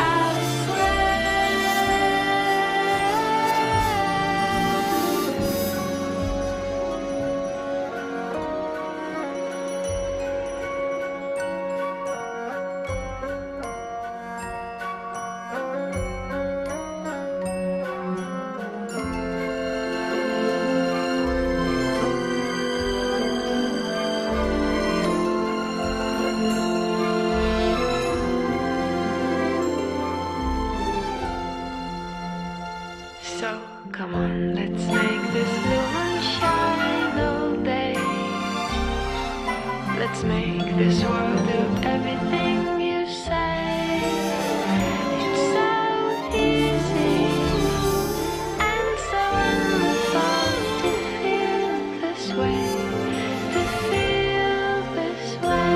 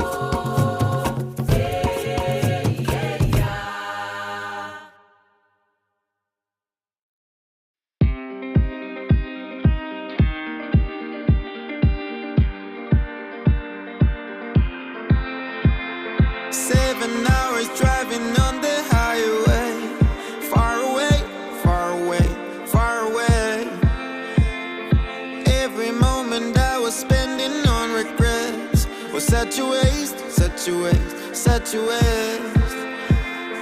Looking on the city lights, flashing bright in my eyes. Look up to the sky and I got this relief inside. Then there's no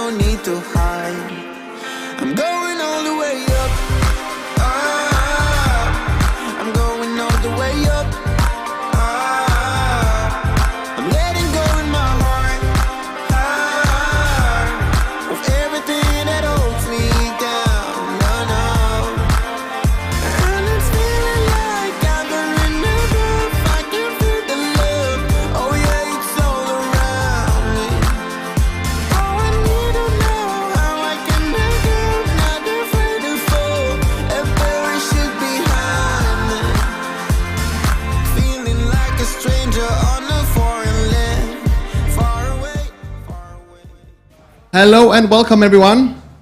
My name is Tor, he, him, and I'm the host for Copenhagen Pride. It's so lovely to see you all, and the topic for this debate is the meaning of suppression in Uganda. The event will be filmed, so if you don't want to be on film, sit behind the camera down there. There's another camera over here as well. We have some rules, just to make sure that everyone feels safe and happy in here.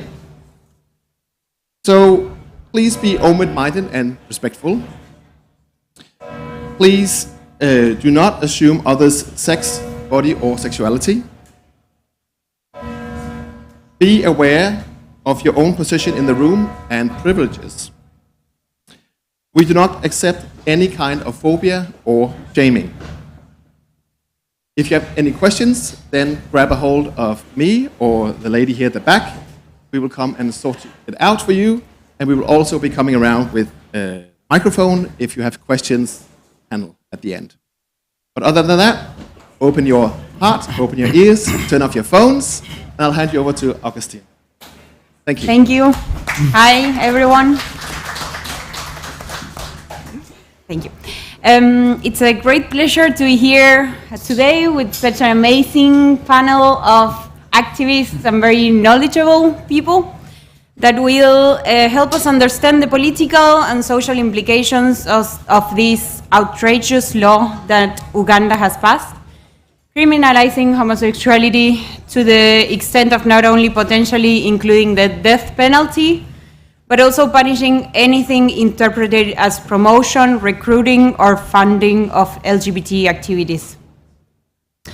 And also how these political and social implications I was mentioning are now extending beyond the borders and unfortunately reaching to other African countries like Ghana. So I will first give a minute to each of our panelists to introduce yourselves. I will ask you to keep it short, so we have time for the big discussions we have today, and also at the end to take some questions from the audience. So to everyone sitting here, if you have questions, I'll ask you to keep them in mind for the end, because we would love to hear them and answer them. So with that said, Andrew, that you're next to me, would you like to start? Sure, thank you. Hello, everyone. My name is Andrew Karamaji. I'm from Uganda. I'm a lawyer. My interests are constitutional law, human rights law, and international law. I have taken part in litigation against the first enactment of the Anti-Homosexuality Act in 2014, and have also advised the petitioners who have taken the new Anti-Homosexuality Act 2023 to the Constitutional Court. I look forward to a great conversation with all of you and to your questions, comments, and queries. Thank you. Thank you, Andrew. Stella? Right, thank you very much. My name is Stella Nyanzi. I am a dissident, I'm an activist, I'm an academic, I'm a poet, and currently I'm an exiled writer. I have a scholarship from Writers in Exile, Penn Zentrum Deutschland. And so I entered this space really celebrating that Uganda has been included, the question of Africa has been included in Pride Copenhagen, because I think while people are celebrating Pride, there are countries where it's impossible. So thank you, Action Aid Denmark, for including us. Thank you, Stella. And last but not least, Ed. Hi, good evening. My name is Ed Hansen. I am from Ghana. I am an activist as well, an equality rights activist, a queer rights activist, a child rights activist. I am also an educationist. I am a teacher of biology and chemistry, actually. And thank you for having me, ActionAid, for inviting us, as Stella said, for including us this year. So you can also hear it firsthand from we who are coming from, all these places where these bills are being, introduced into Parliament and almost passed into law. So thank you for having us, and we look forward to, giving you insights that you may help to understand us better. Thank you very much. Thank you very much to all of you. And so we can get started. Yes.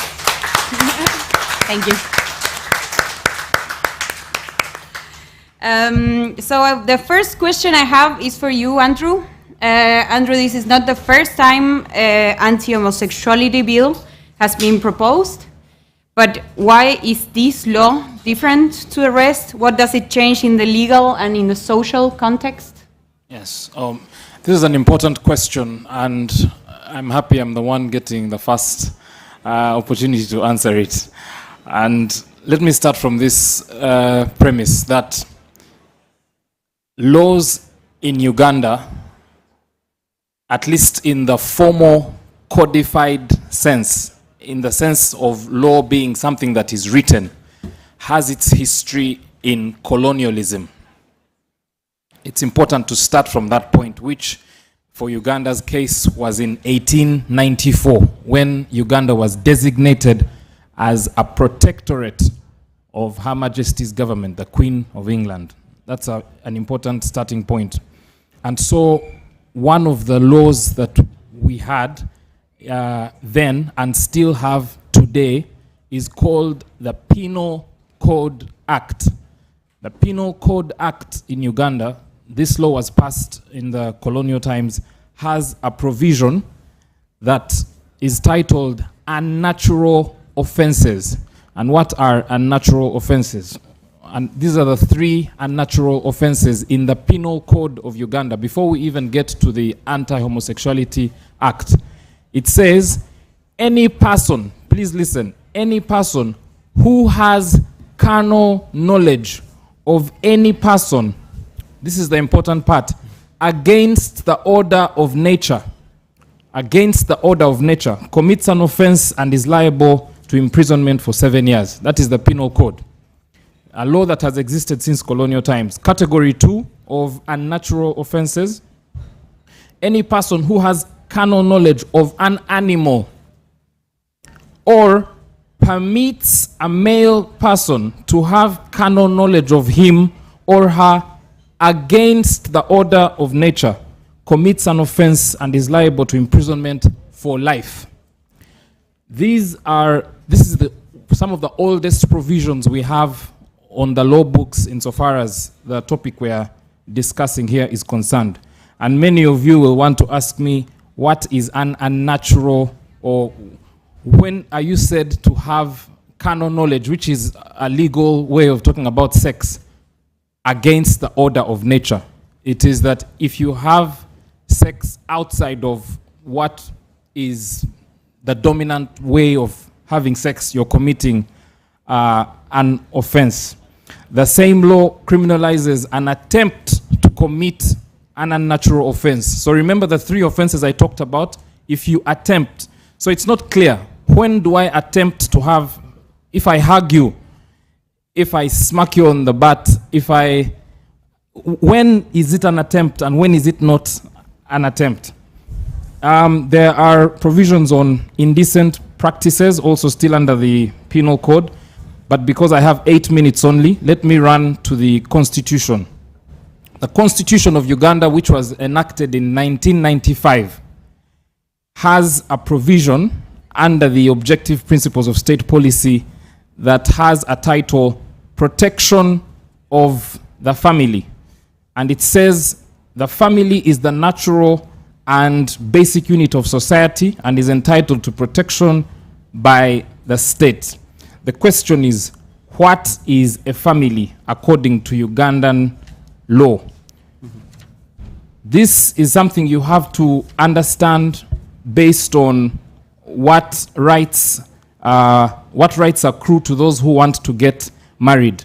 And who is that person, who are those people who can get married? It is that every Ugandan has a right to found a family, but it restricts it to men and women. That's the Constitution. That's the foundation that it lays for a family. So it does not, the 95 Constitution does not anticipate a marriage between persons of the same sex or of any orientation outside of what has been defined by the Constitution. So this is an important way to begin the conversation because it's important to help us all appreciate the fact that anti-homosexuality legislation is not new, and the laws that we are discussing here today are mere offshoots of a legal system that is built inherently and is innately designed to be homophobic. That's an important conclusion to draw first. And so when you come to the Anti-Homosexuality Act, it is an extension because it has a premise, it has foundation. This is not to say that the entire body of law of Uganda is essentially homophobic, because we have provisions like we have a chapter 4 of the Constitution, which is the Bill of Rights.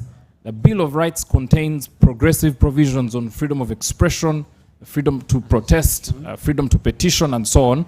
But what the effect that this kind of confusion in a document as important as a constitution has is that you end up limiting, you grant a right with the right hand and take it away with the left hand. And so you have this mess. I'm happy to give more commentary on the Anti-Homosexuality Act. And in 2 sentences, then I'll conclude, is to say there is not much difference between the act that was passed in 2014 and the act that was passed in 2023.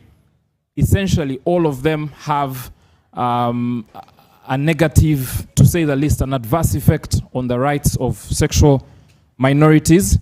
But what is important is to also appreciate these two laws as tools of political control, in the sense that they help to galvanize the population around soft targets. It's easy to point and say, you know, this is a foreign. So if this panel today appeared on television, Stella and I, on television back home in Uganda, my mother is going to receive a phone call. Your son is gone. Have you seen what he has done today? He has been speaking at... so those kinds of sentiments will be whipped up by a law like this one. And they're already existing in the population, so the law only gives voice to what already exists.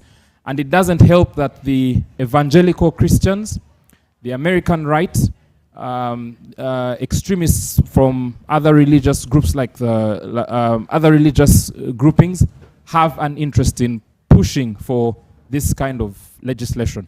Let me pause here for now and give opportunity to my colleagues. Thank you so much, Andrew. Super clear.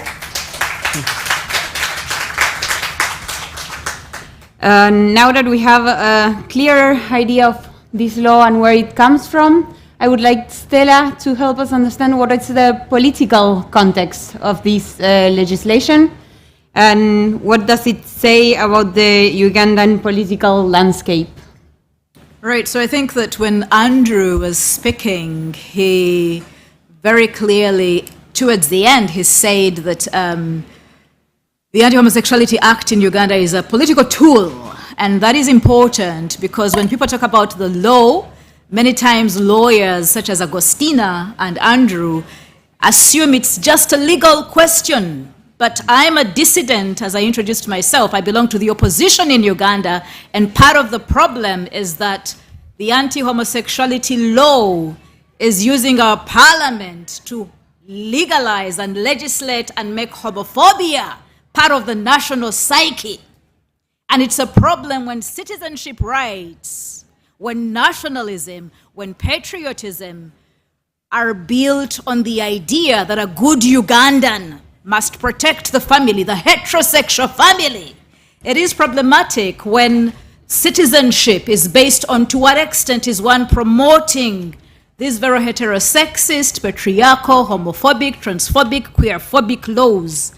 And I think that part of what is important is to understand the political questions at the national level in Uganda, at the East African regional level, because Uganda is a key player. We have what we call the East African Community, which is trying to get Uganda and Kenya and Tanzania and Rwanda and Burundi together in a bloc that shares one passport, one language, Kiswahili, one trade agreement, one currency even. And what is interesting in terms of the regional politics in East Africa is that Yoweri Museveni, who I call a dictator, but is the current president, has been president for 37 years. He holds a lot of regional power in the bloc. He is a patron and a godfather of the region. Many of the new leaders look to Yoweri Museveni in terms of military might, security, defense, human rights, democracy, governance.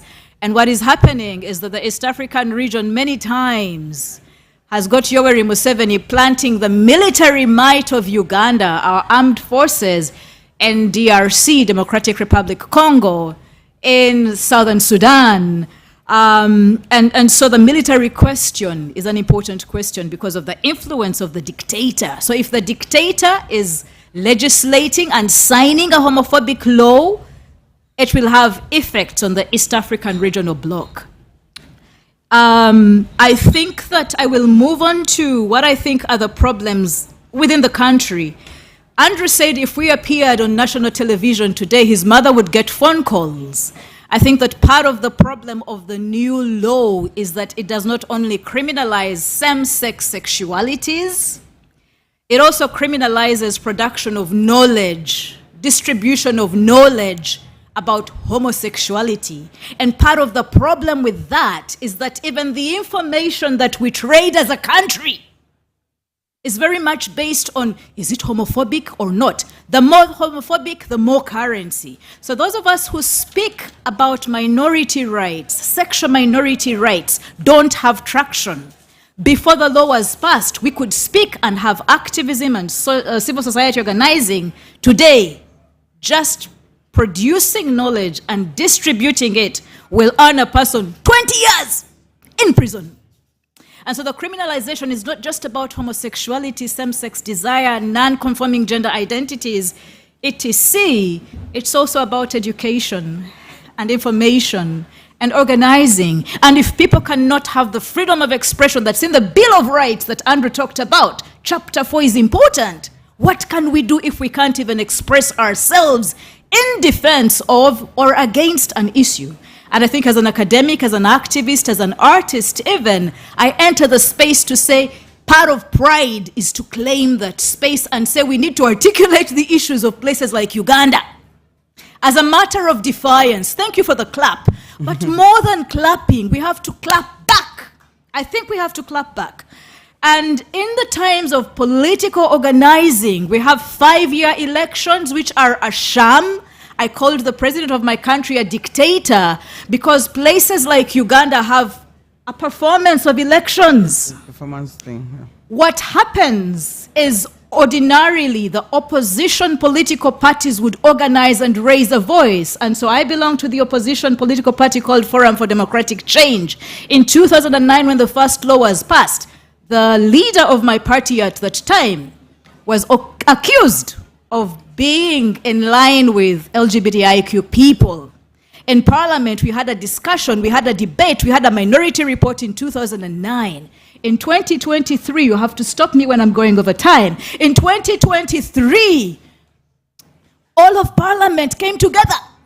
The opposition political parties came together with the main ruling party in agreed homophobic union. There were only two members of Parliament dared. Why did they have the ability to dare to contest against the passing of the law? And why did the others not have the guts to do so? Was because of the political question. You are decampaigned if you're pro-gay rights. One way to immediately lose credibility as a political actor in Uganda is to say, I stand for LGBTIQ rights. Immediately your political party will be criminalized, fingers will be pointed, funds will be withdrawn, and because of cultural and Africanist and religious conservative values, you lose credibility as a candidate. Now what's going to happen in 2023 is you might go to jail simply because you speak out about the question and the issue. In terms of politicking and political questions, 2 minutes. Thank you very much. I think that we should be looking out for 2025, 2026, because we're going to have elections. In 2009, when the first law was brought into our parliament, It was 2 years towards the 2011 elections. And part of the scapegoats, the victimized people, when the government fails to provide services, they say blame it on the homosexual, blame it on the transgender person. And the problem with that then is when the government cannot give accountability for its failures, the burden is placed on LGBTIQ people, sexual minorities, gender minorities. And I think that the politics of then standing as a LGBTIQ person become very, it's risky, it's dangerous even. And we have seen that civil society organizations, activists have been registered, deregistered, licenses have been revoked. There is targeted criminalization and violence that we're seeing on the increase. So I think that the political question in Uganda is important, but I will stop here for now because there's time to engage with the issues. Thank you very much. Thank you. Thank you very much, Stella. What a powerful answer. But I also have a question for you, Ed. Thank you. Since you are from Ghana, do you find similarities with the bill that is being proposed here? And can we talk about a trend across the region? Oh, yes. Theirs is already passed. Ours is still proposed. Ours is in Parliament, right? Yeah. I'm going to draw lots of similarities between the bill in Uganda and the bill in Ghana right now, right? When LGBT Plus Rights Ghana was formed, one of our main, the first agenda was to target Article 52 of the Constitution, which talks about unnatural carnal knowledge. That's in the Ugandan Constitution. So it goes back to the colonial times, right? That is one of the articles that we had wanted to, challenge the government to, do what sort of a constitutional reformment or amendment. But before we could, draft up documents to, start the process, then the bill came in. We started looking at the bill itself because now we had to shift focus from, talking about Article 52 to talking about this law that they want to pass, And we looked at, first of all, the title of the bill was Promotion of Proper Human Sexual Rights and Ghanaian Family Values. When we went now into the content of the bill, we saw that the bill basically wasn't talking about promotion of family values and Ghanaian, proper sexual rights and Ghanaian family values, was basically targeting the LGBTQI community. So we started challenging, we said the bill, the title of the bill doesn't match the content. Because if it was supposed to match the content, they were supposed to be talking about what are,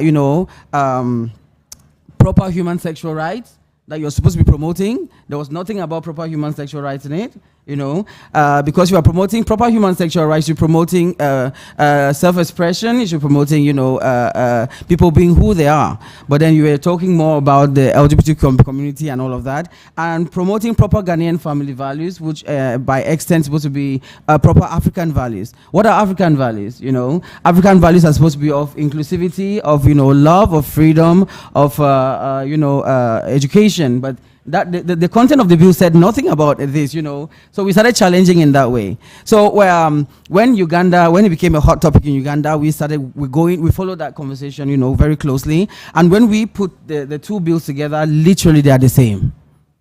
They have different titles per se, but they are the same. The wordings are the same. We see that the structure is actually the same. So we know that it is coming from a particular place. They are playing from the same book, actually.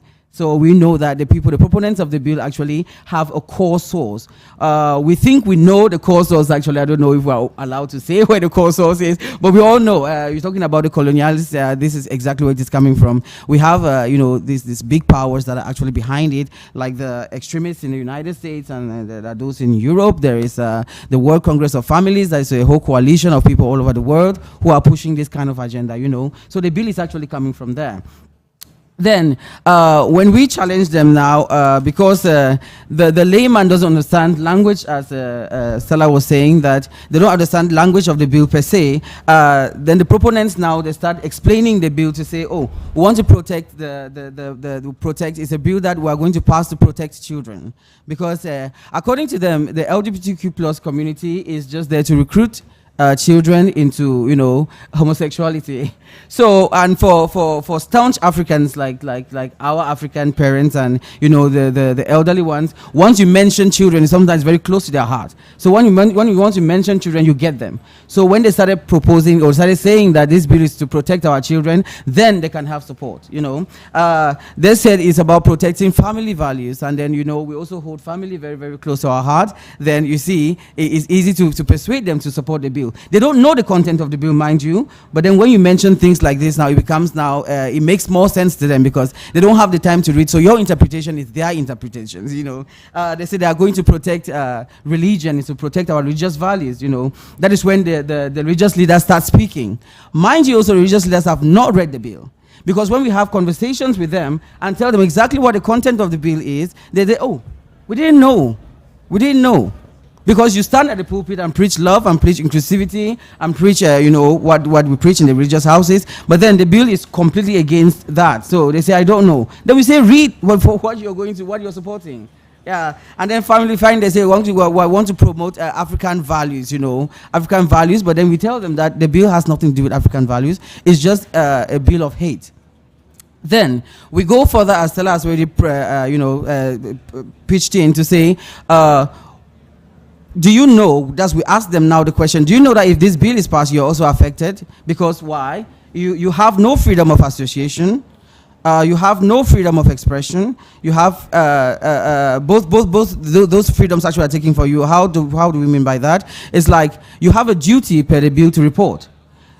You are in church. If any of your church members is queer, you have a duty to report them to the authorities. If not, you as the pastor, you have to go to jail between 2 to 5 years.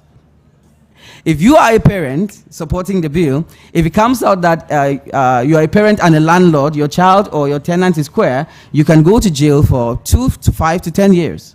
Do you know that is how the bill affects all of us?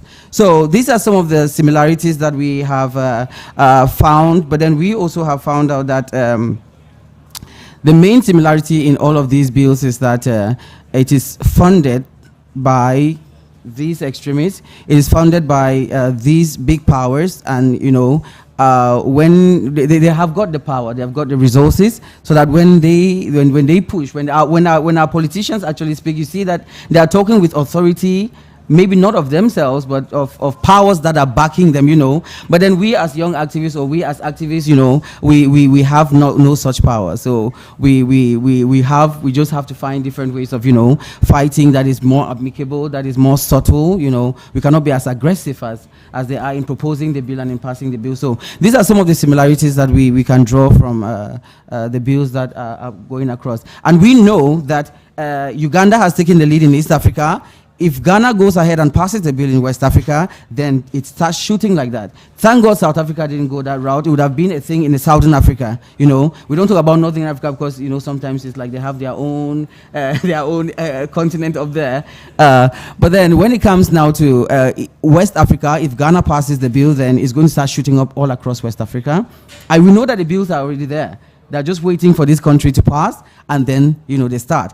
As Uganda has started already, you see very much so. Kenya is going to continue. Tanzania is going to go ahead. These are the things that we're going to see. So we are trying to make sure that it doesn't pass now, because if it does, then we're in trouble, especially as the whole African region. So these are some of the similarities that we draw from the bills that are going through the whole place. Yeah. Thank you. Thank you very much. As well.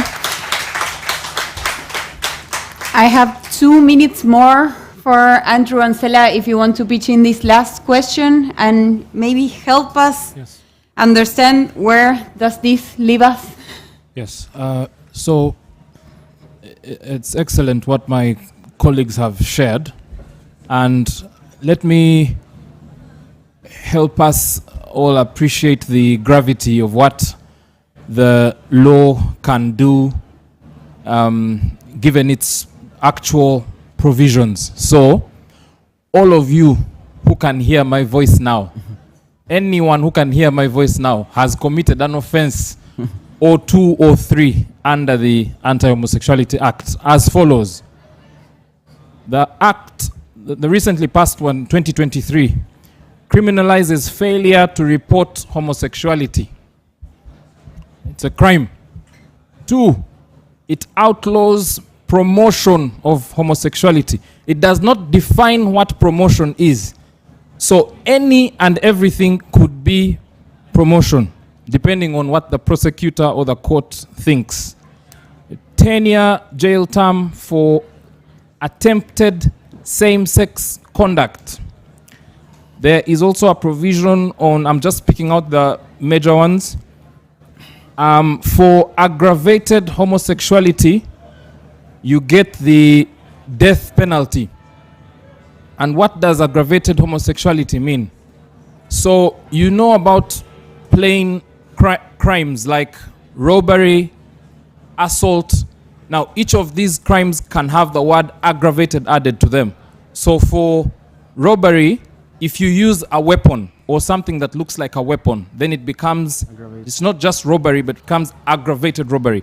If you commit common assault, but you cause such grievous harm or use an instrument, blunt force or something, it becomes aggravated assault.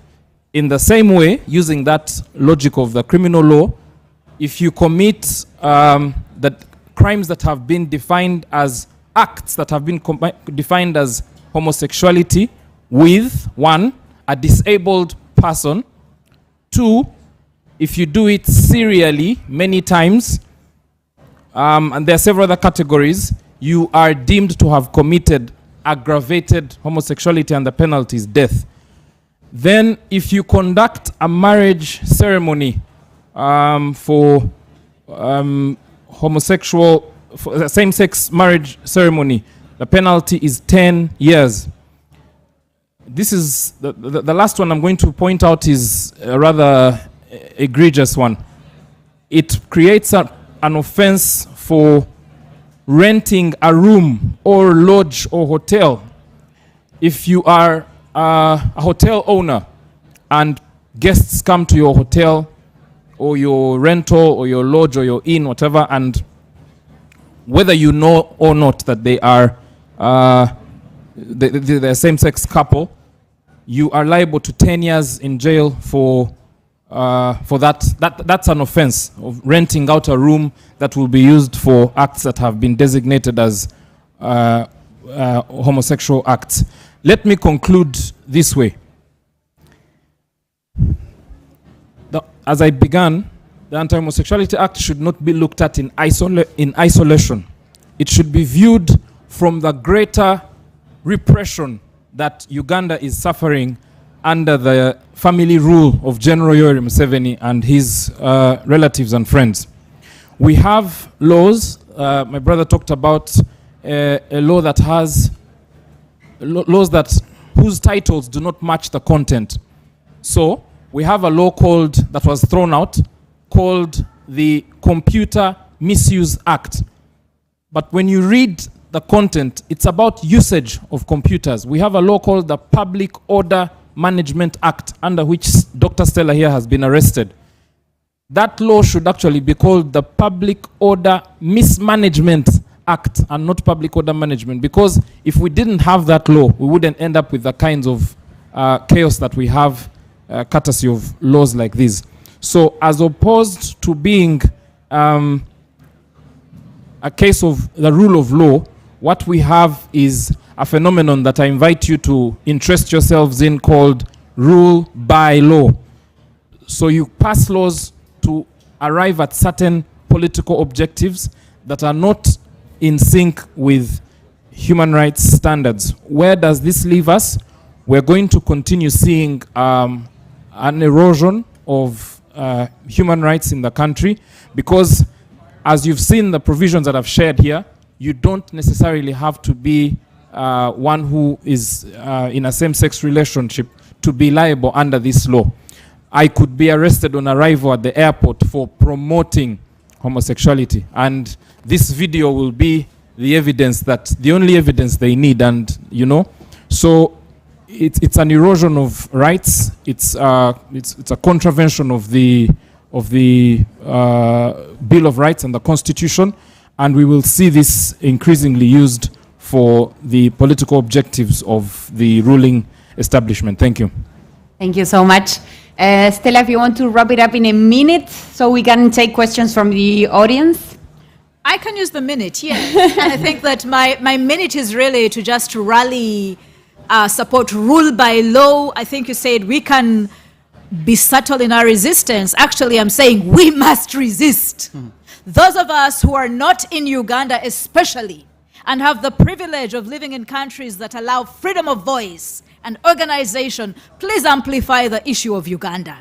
Form resistance in all forms. Nobody's going to do anything to a Danish person for speaking out about Uganda. Speak to your parliamentarians. Speak about your taxes, because your taxes come to our country. Speak out. When you have pride, articulate and amplify the issues in our countries. Work for the resistance, because we must resist hatred. These laws, although they are passed in these constitutions, they are hateful and they don't belong in our time. I'm a Ugandan. African values are not about killing our own. I am a mother. We must resist any forms of imposition that dehumanizes us. These laws dehumanize, and I hope if I don't do anything, I want to whip up resistance, do anything, something, celebrate pride, but we must offer dictators such as Museveni. The Ghanaians are coming on board, and South Africa, the opposition in South Africa led a resistance march to the embassy of Uganda, saying this is a bad law, do something, anything, hold up Uganda and defy the homophobes, because we can do this, we can do this. We start slowly, but that is how societies change. Thank you very much.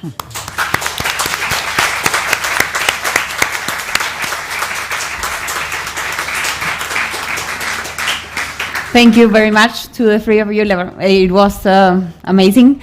We have 10 minutes for questions, so I'm a coming.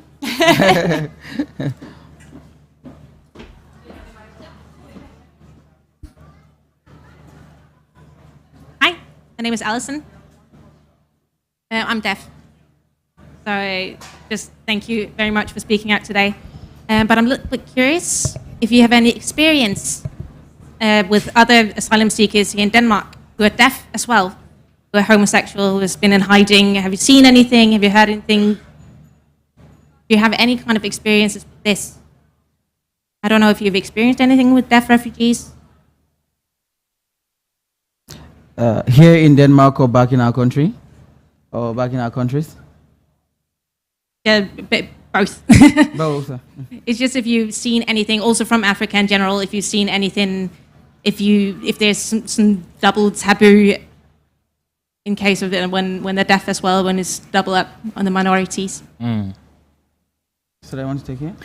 Are we doing a round of questions and then responding to them, or are we doing one by one? Agostina, will you guide? Let's take a couple questions, maybe 2 or 3, and then you answer to all of them together, because we don't have that much time. No problem. Regarding the family values, I'd like to ask, is it illegal to, if you're married, to have sex with others? Is it legal to beat your own children? Is it legal to rape your wife? I mean, to understand in what context these family values is embedded in. That's a very good question. Thank you. I'm wondering whether the law has been implemented in a way that it's also people have been prosecuted now, who have actually the law, if the law has been used against people yet. Let's take one more, and then we answer that. Thank you very much for coming here today. I'm a bit curious about, some of you mentioned this, we see it in Uganda, we see it in Ghana, we see it across many African countries, but we also see kind of same legislation coming. We see the wave of this kind of legislation anti-promoting LGBTQI in Europe. We see it in Hungary, Poland, so forth. We see it in Russia and so forth. How much is the political situation in Uganda and Ghana also influenced by these international forces, which is basically extreme right working against LGBTQI rights. Great. Thank you so much. I don't know who wants to start. I'll start with the last question. Sure. As I already said, the bills that are shooting up all across, especially in Africa, they are funded by these foreign powers. It is more so difficult for them to push the agenda in their own country because their country is supposed to be liberal states, and they are also supposed to be in developed countries. So since they send aid to Africa, they wrap up some of their aids as part of this. The help that they send to Africa is supposed to be like part of this is supposed to be like part of it. So because a lot of our politicians they are greedy. They want the money for themselves. They take this money and they use it to push this kind of bill. So they cannot just go ahead and say that it is coming from Western powers. They are the ones who are asking us to push this kind of agenda. They wrap it up and then make it up as if they play the reverse psychology and say the LGBTQ plus community is receiving funds from outside to recruit your children to become gay. So they play that kind of reverse psychology. So basically, the support is coming from outside and pushed by them through our politicians in the countries. That's what we know for sure. Yes. Thank you. Andrew, would you like to answer about the implementation of the law? To what extent it has been? The use of the law to prosecute people. Yes. So these laws are passed largely with deterrent value in mind. You know that there's a law that can be used against you. So whereas we have not had prosecutions yet, the threat looms large. I have been prosecuted for different crimes, such as so-called crimes, such as unlawful assembly, being a common nuisance, disobeying lawful orders, and things like that. But it was never a proper prosecution like the laws dictate. They waste your time. You have to deposit your passport with the court. You keep going, writing statements, appearing in court. The judge is sick today. Please come back next week. Come back. So no one really wants to prosecute you to the conclusion because even evidence itself is so hard to adduce to the standard that the law requires. But the regime will have properly inconvenienced you enough, and by the time you're acquitted, you've lost about 6 years running in and out of court under a useless piece of legislation. Thank you. And Stella, if you can take the first two questions. Right, so I just wanted to say that about the question around Poland, Hungary, and Russia, that these countries actually do influence. When people say it's America and the coloniality of Britain, they forget that we have Russia, which passed a similar law in 2022. And the language about promotion is very similar to the question in Uganda.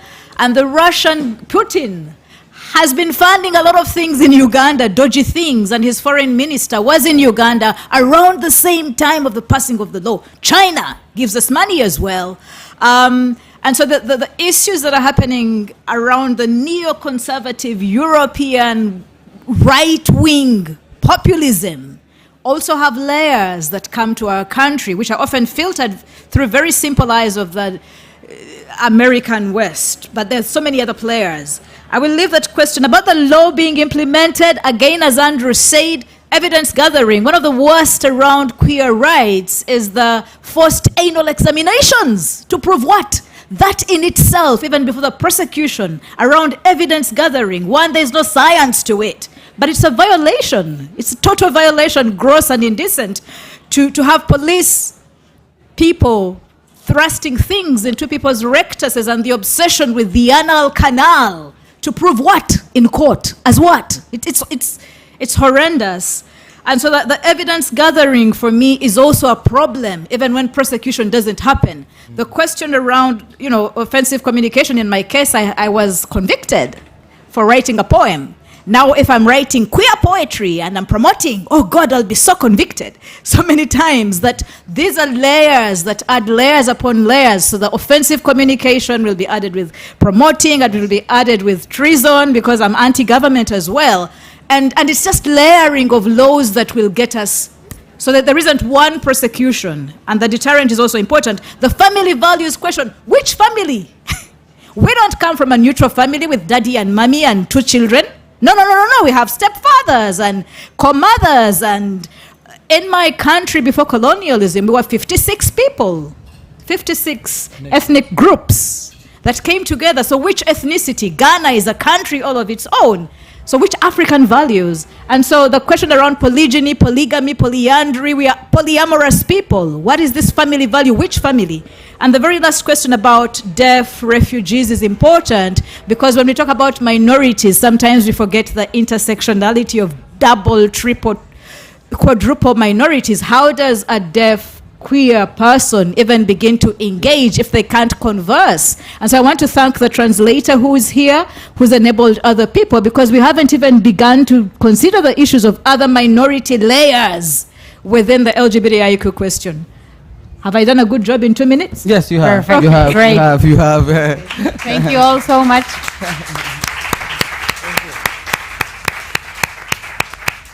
But sorry, as Salah just pointed out, this conversation is not a conversation that we can start and finish, not in one day, and definitely not in 45 minutes, because the more you talk about it, the more you start seeing how it layers, it comes in layers. The layers just do not finish, because this is actually one of the layers that people have actually not even started conversation about. That is the double, triple, and quadruple minorities within the community as well. Where do we even start that conversation from? We have not even started that yet. We are just talking about ourselves. Who are you? So we can hear, we can see, we can talk, we can express ourselves, and we still find it difficult. So imagine now when we will start this conversation now to this level, how difficult is it going to be?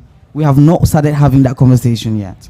So you see, this is not a conversation that we can start and finish in one day, but then we hope for the best anyway. Yeah. And we hope for the best. Agostina, we've had police officers, commanders of law enforcement asking health service providers not to give treatment to people in same-sex relationships, announcing this on national television and saying a doctor should not treat someone who, so if they can already discriminate against, without any evidence in a country whose healthcare system is broken and obsolete, how much worse for the minorities and people who need these services? Yeah. Thank you. Thank you so much, everyone, for being here. And to our panelists, it was I agree that 45 minutes cannot cover this huge topic. But I want to resonate at the end on Stella's words and on everyone that has the possibility here and that lives in this privileged country and that can express themselves and that can tell others about the situations that others are in just for being unlucky and being on a different part of the world to fight for the rights that we have. So thank you very much, everyone, for being here.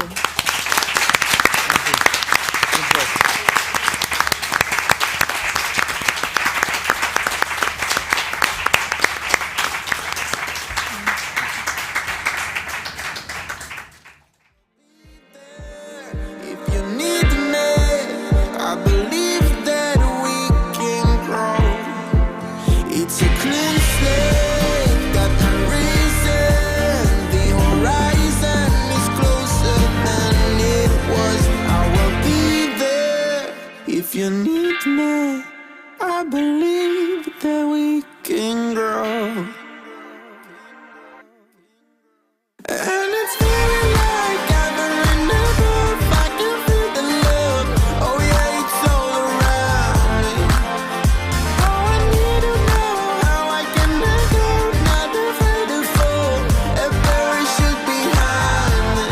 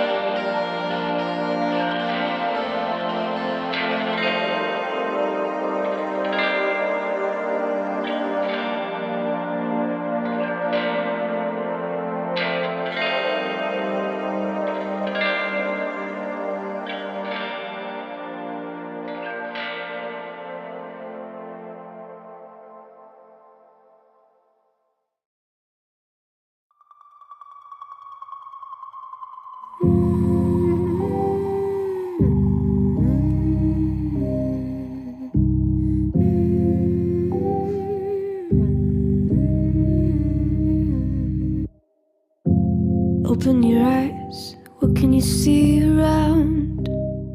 Wind of the open sky, over the siren sound.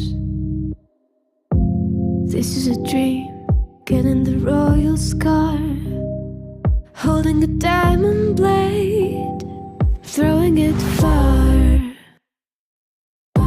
Holding your breath still, you jump the fire. We'll just sit and wait till you see me fly. You know they'll never catch me for it. See me fly, the way I put my finger on it. See me fly, you got it, then try to tell me you got the wrong guy. See me fly, you know they'll never catch me for it. See me fly, the way I put my finger on it. See me fly, you got it, then try to tell me you got the wrong guy.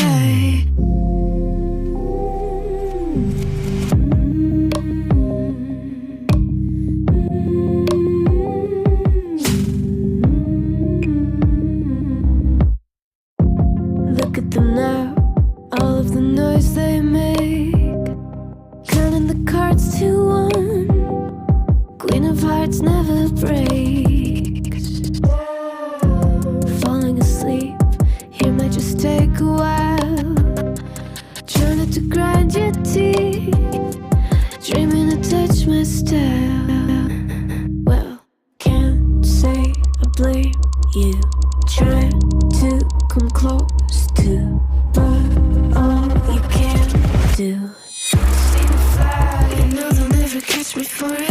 See me fly, the way I put my finger on it. See me fly, you got it, then try to tell me you got the wrong guy. See me fly, you know they'll never catch me for it. See me fly, the way I put my finger on it. See me fly, you got it, then try to tell me you got the wrong guy.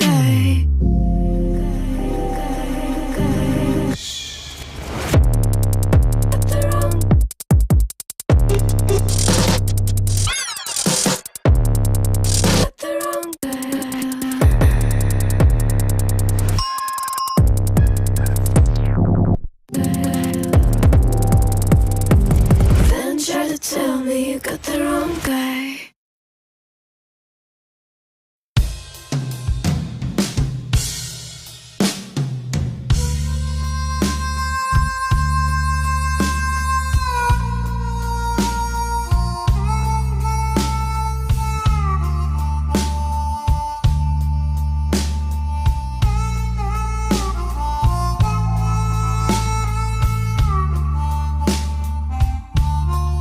Is there alone on your back, pushing you down? Tell me love, spread your wings.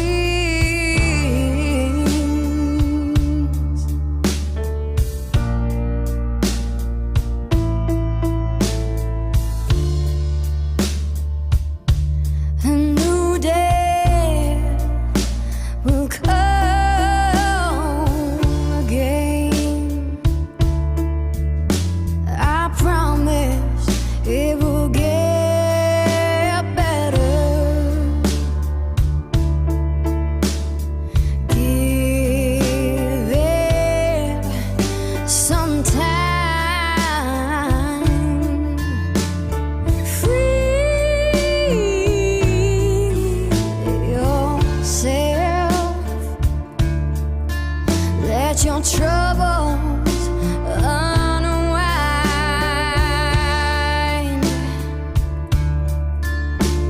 Sweet lover of mine.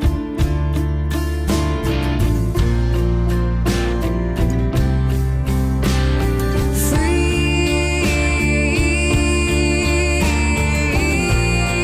yourself.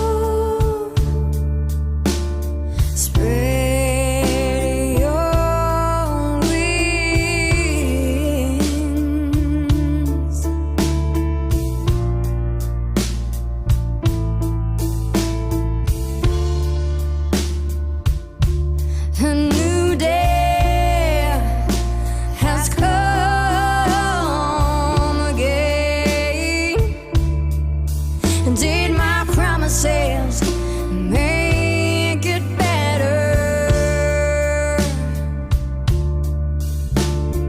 Healing in time. Free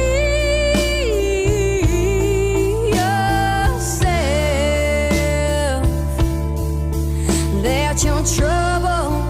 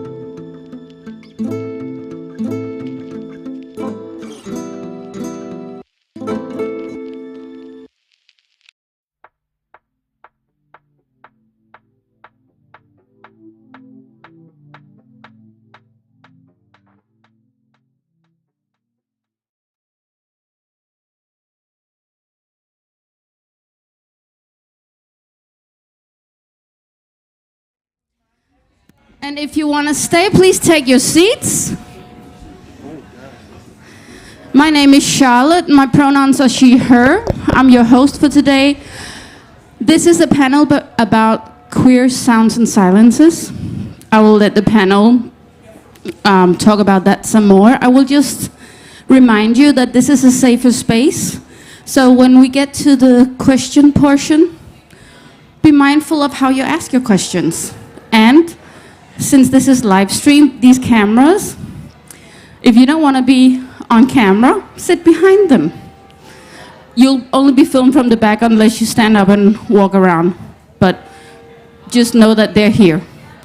But I will give the time over to you guys. Thank you Enjoy. so much. Thanks so much. So, yeah, this is, we have 45 minutes to sort of talk about nothing. that often silences are understood as absence of something, right? And when I told some colleagues about this little panel that we're organizing here today, one of them responded, said, "This sounds like a joke, a little bit. An academic, a priest, and a rock musician meet in a tent to talk about nothing." What literally, right? So silences. What's the background here of silences?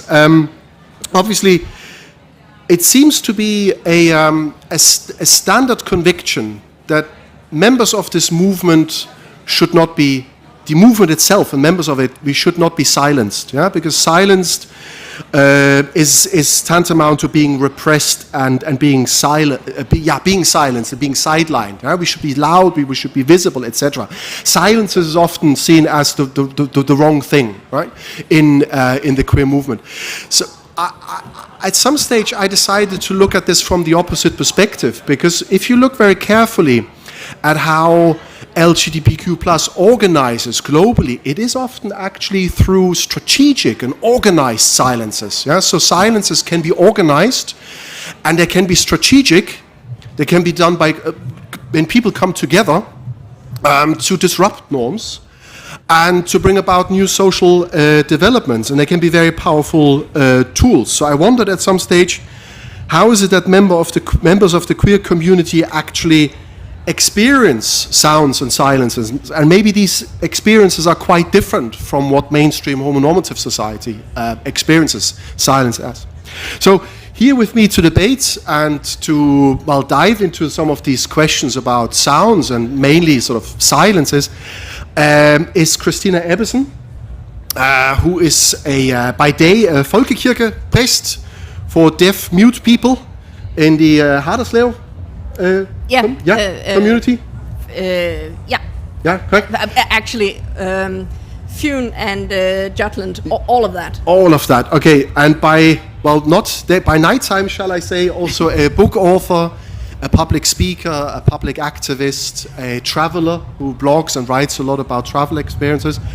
And to the left, from my perspective, is Thomas Bure, who during daytime is a lector at DTU, sociologist and anthropologist by training, and at nighttime, in quotation marks, a punk rocker and punk musician. So a musician who has very specific experiences with sounds, and some of these experiences that he has with sounds he will talk about later. My name is Stefan. I'm a lecturer at Copenhagen Business School, both at daytime and at nighttime, because if you're at CBS, that's all you do.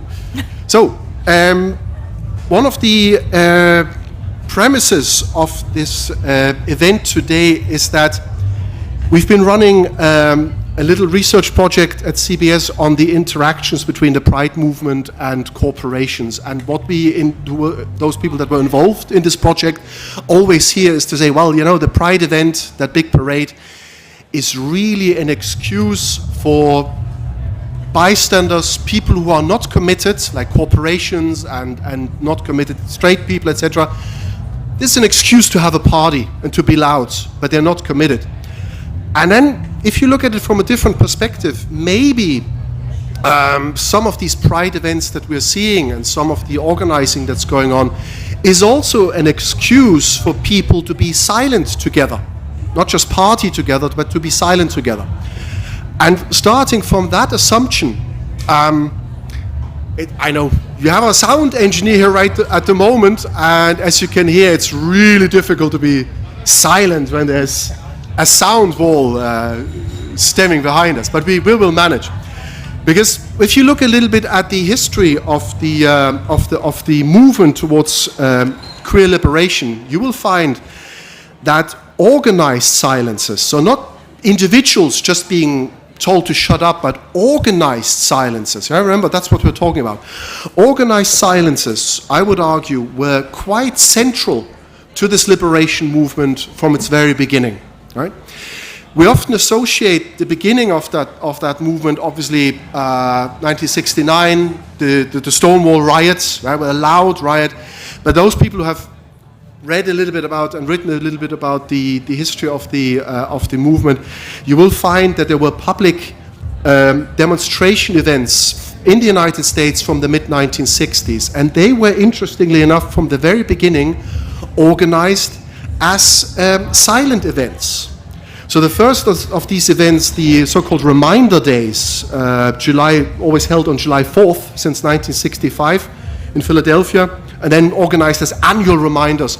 Those were pretty silent happenings. You had a bunch of people, maybe a handful, maybe a dozen, towards the end, maybe 20 or 30 people, with placards, walking all day outside Independence Hall on the 4th of July, reminding people that some freedom laws of the United States, that the United States grants its citizens, were not the same for all people. Yeah? And these demonstrations where people walking in circles with placards were silent. People held up these placards in silence. Then let's move forward to the 1980s and the AIDS crisis. By the 1980s, Pride's loud, noisy, party-oriented, music-filled Pride events had established themselves, but because of the AIDS crisis, there were new forms of events that were organized, again beginning in the United States, in New York and San Francisco, namely silent marches, right? The AIDS crisis meant that people were suddenly, mostly, well, obviously at the beginning, as you know from history, it affected men, that seemed being picked out by death and suddenly vanishing, and nobody knew why. The term that was invented for that at the beginning was called the gay cancer, because nobody knew where it was coming from.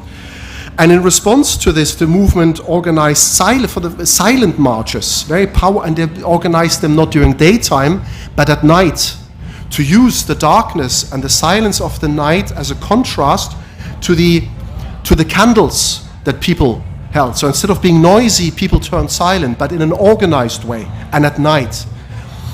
In addition to that, most of you will have seen, maybe some of you have seen the AIDS quilt. I'm not sure if you have actually, most of you will have heard of this, the NAMES project, right? This idea that when you had a friend or a family member who died of AIDS, you started to stitch personal items of that person into a large quilt and send it off to be connected to a larger quilt. That spawned a whole development of similar quilts collecting communities in Denmark, in Germany, in France, in the United Kingdom. The US quilt today alone has the names of over 90,000 people and weighs about 54 tons, right? The interesting thing here again is that when this quilt, as it came together in the mid-1980s, was first unrolled on the Mall in Washington, D.C., on the March on Washington in 1985 and then again in 1987, it was unfolded ceremoniously in silence and then refolded together, because it was for that, it is quite clearly for that movement, members of the movement, a sacred object, because the names of people that died while the mainstream was looking on are inscribed in that quilt, and it's growing still, of course. So here again, organized silences bound a movement together and gave it strength, right, here in the 1980s.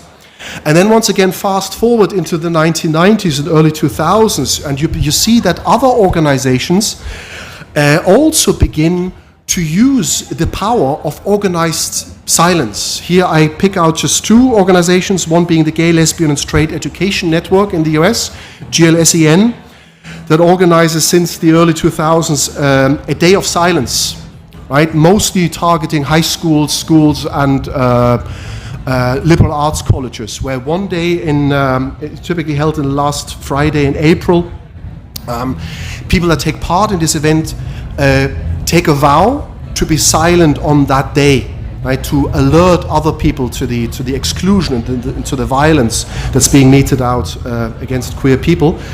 And a little earlier than that, we also find, since the late 1990s, mostly in Canada and in the US, the Transgender Day of Remembrance, always held on the 20th of November. Right? Again, that's an event mostly organized in Canada and the United States. And here the ritual includes the reading out of the names of transgender people that were murdered in that period from 20th of November to the next 20th of November. And again, dedicated church services, candlelight vigils, and the silence that you provide, the silent spaces as names are being read out.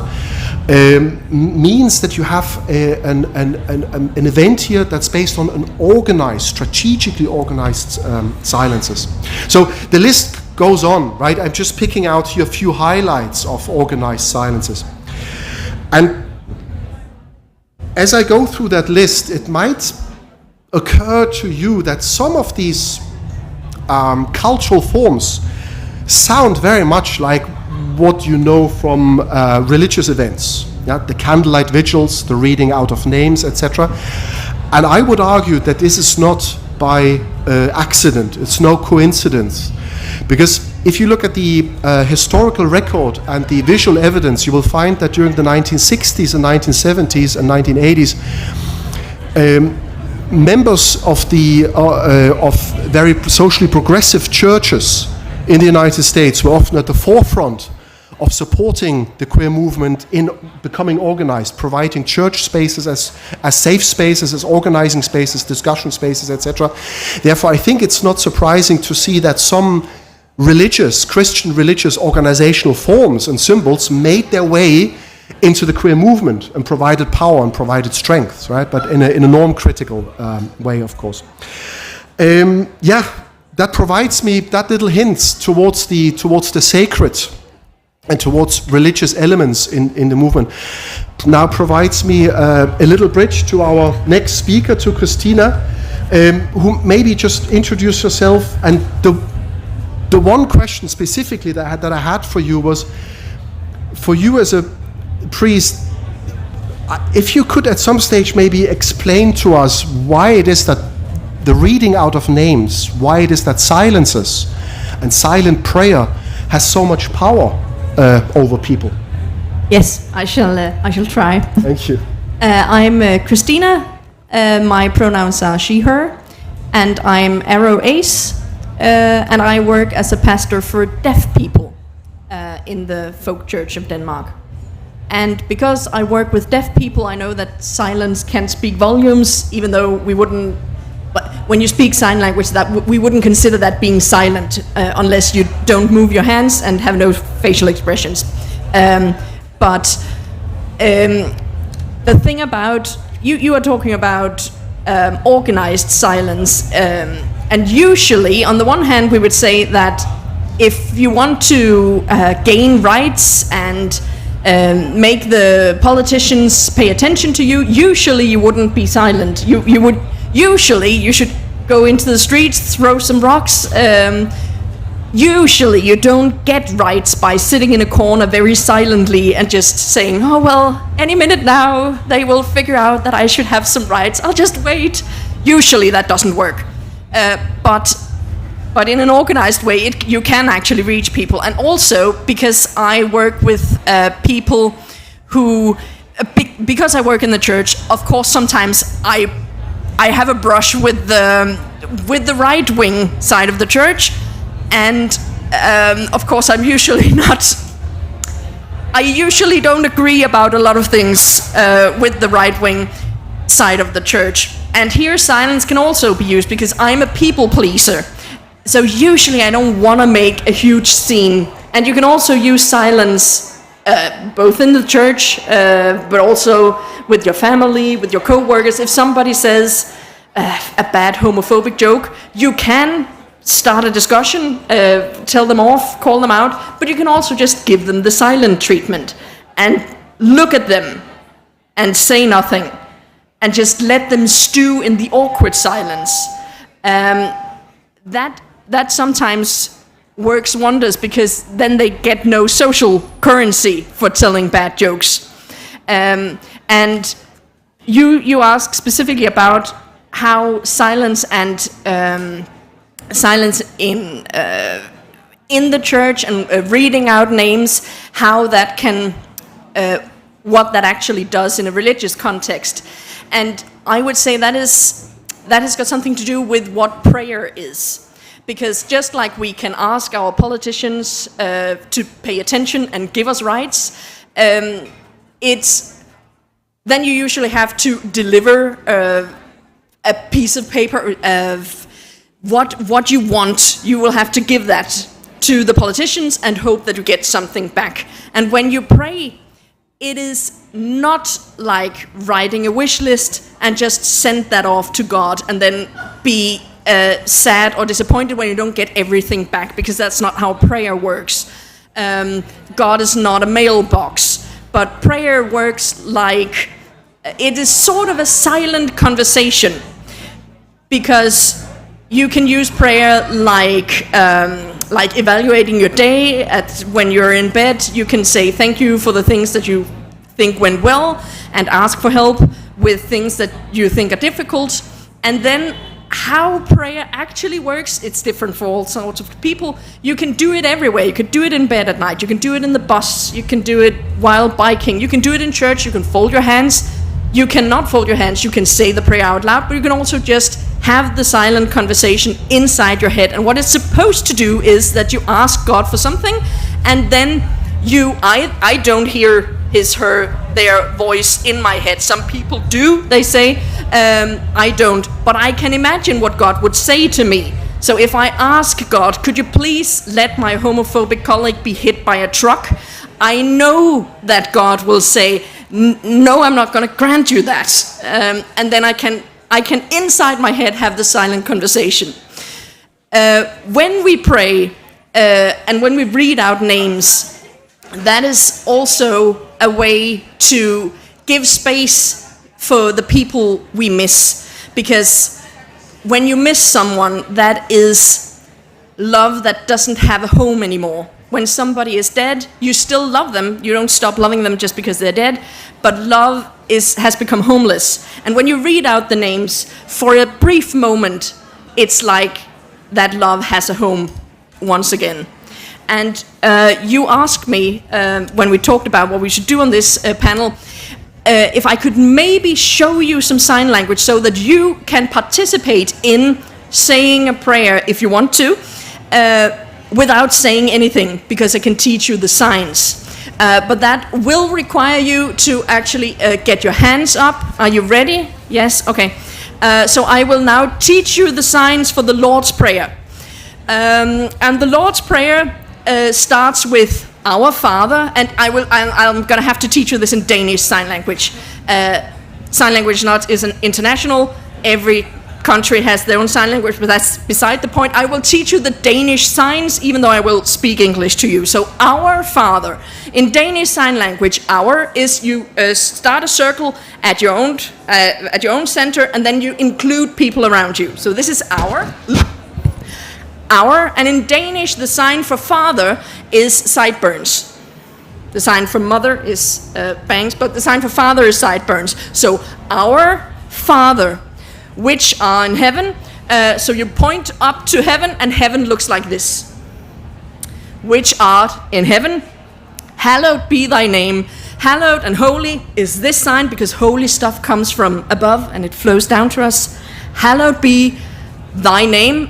When you show that something belongs to someone, it's a closed hand, and God is up there. So hallowed be thy name. And name is, you make sort of a 90 degrees angle and put it right underneath your mouth, because that's where the name comes out. Our Father, which are in heaven, hallowed be thy name. Thy kingdom come. And a kingdom can be a space, or it can be something that is ruled with your hands. But we will just do it like this. Thy kingdom come. So it comes from heaven and down to us. Thy kingdom come. Thy will be done. And will looks like this. So thy will be done. It looks like this. Thy will be done on earth as in heaven. So, Our Father, which are in heaven, hallowed be thy name. Thy kingdom come. Thy will be done on earth as it is in heaven. Give us this day our daily bread. So it is God who gives it to us, so it comes from up there, and you give it out to everyone. And bread is, you sort of cut a loaf off your arm. So And daily looks like this in Danish Sign Language. Daily. Give us this day, and the day is what is right in front of you. Give us this day our daily bread. And forgive, when you forgive something, you both forget it and cross it out. Forgive us our trespasses. In Danish Sign Language, it looks a bit like a gun. It's the people that you owe something. So you point to the people you owe something. Forgive us our trespasses as we forgive them who trespass against us. That is a bit difficult because then you do the forgive sign again, but then it's not what you have done to others, it's what they have done to you. So you need to use your other arm and point to people and what they owe you. And lead us not in temptation. If you lead someone, you grab their hand and you take them somewhere.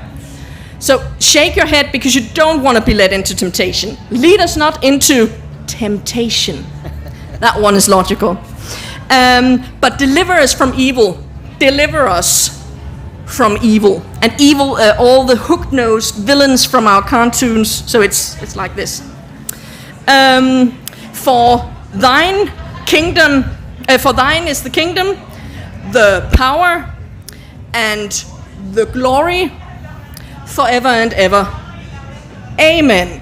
So we do it all, you just follow me, but now there will be no sound.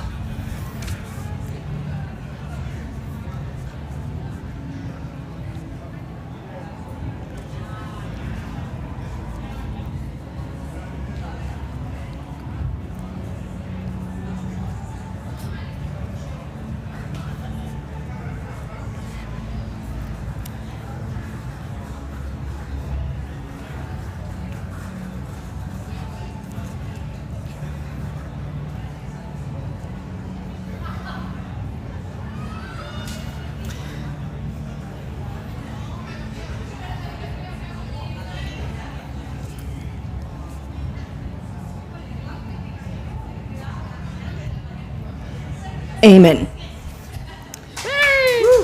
Nice.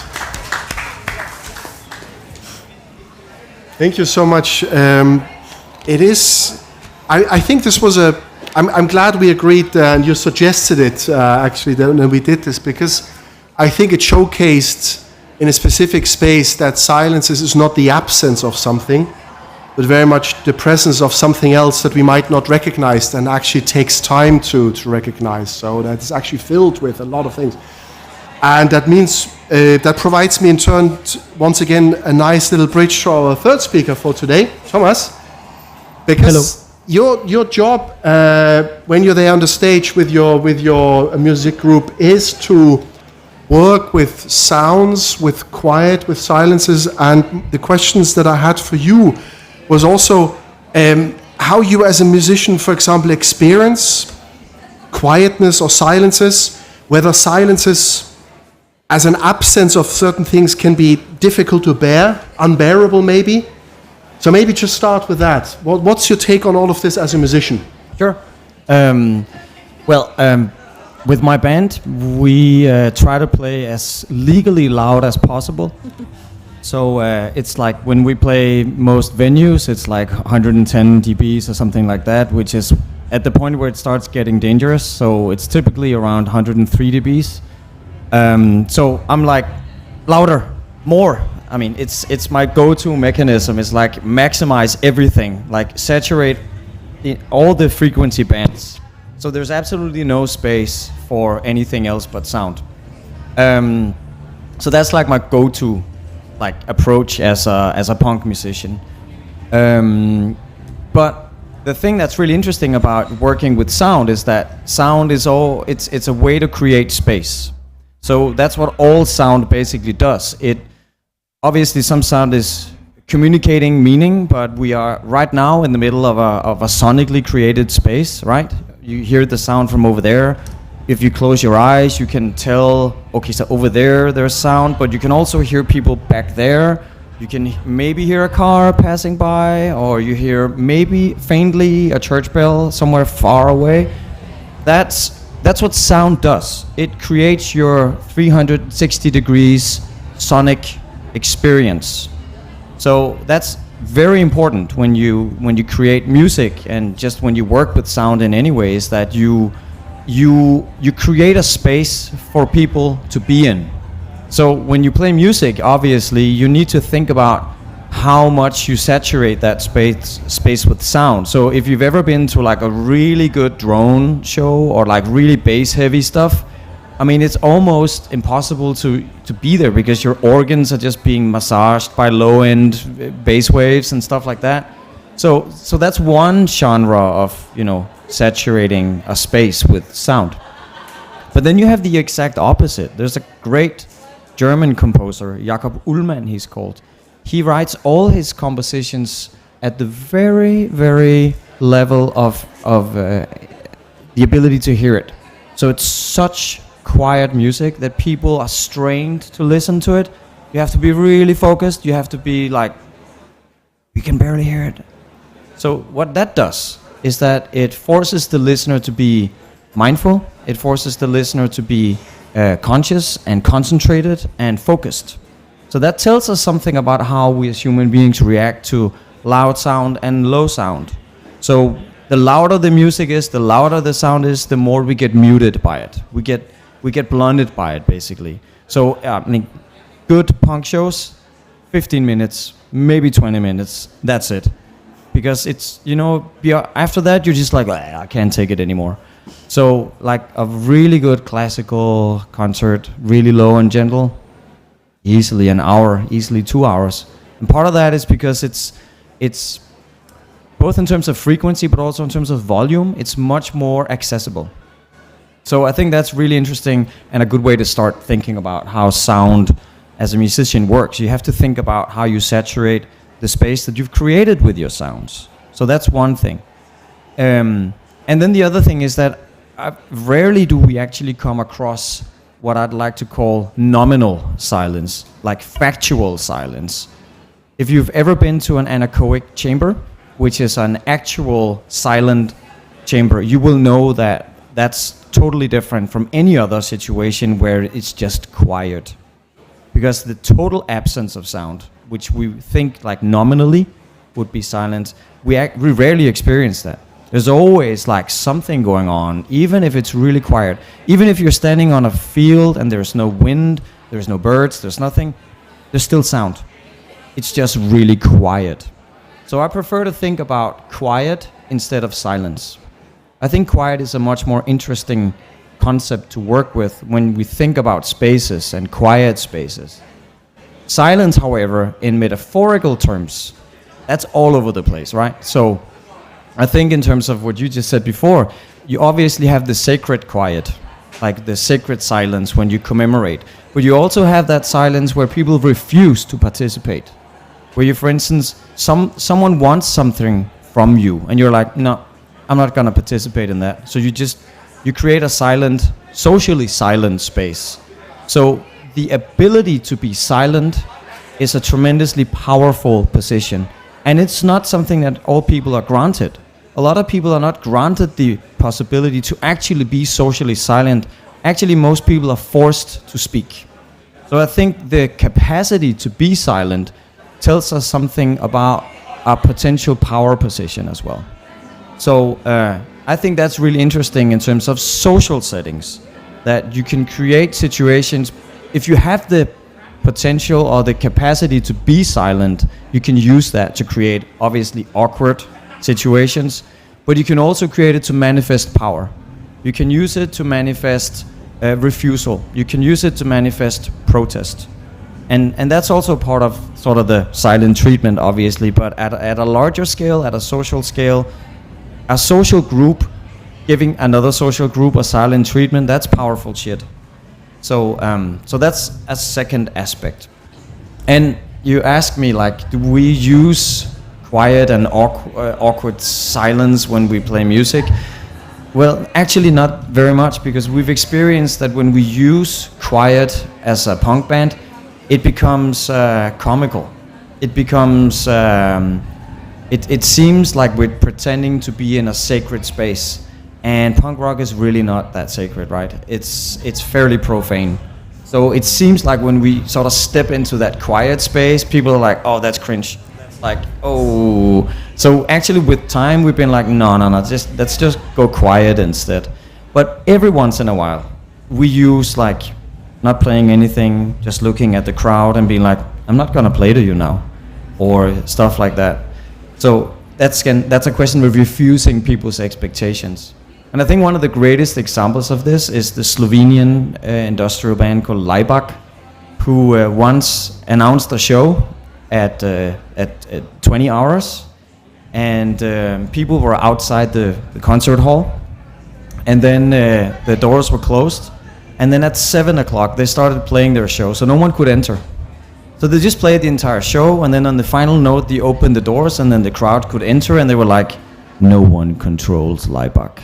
And then the show was over, right? I love that shit.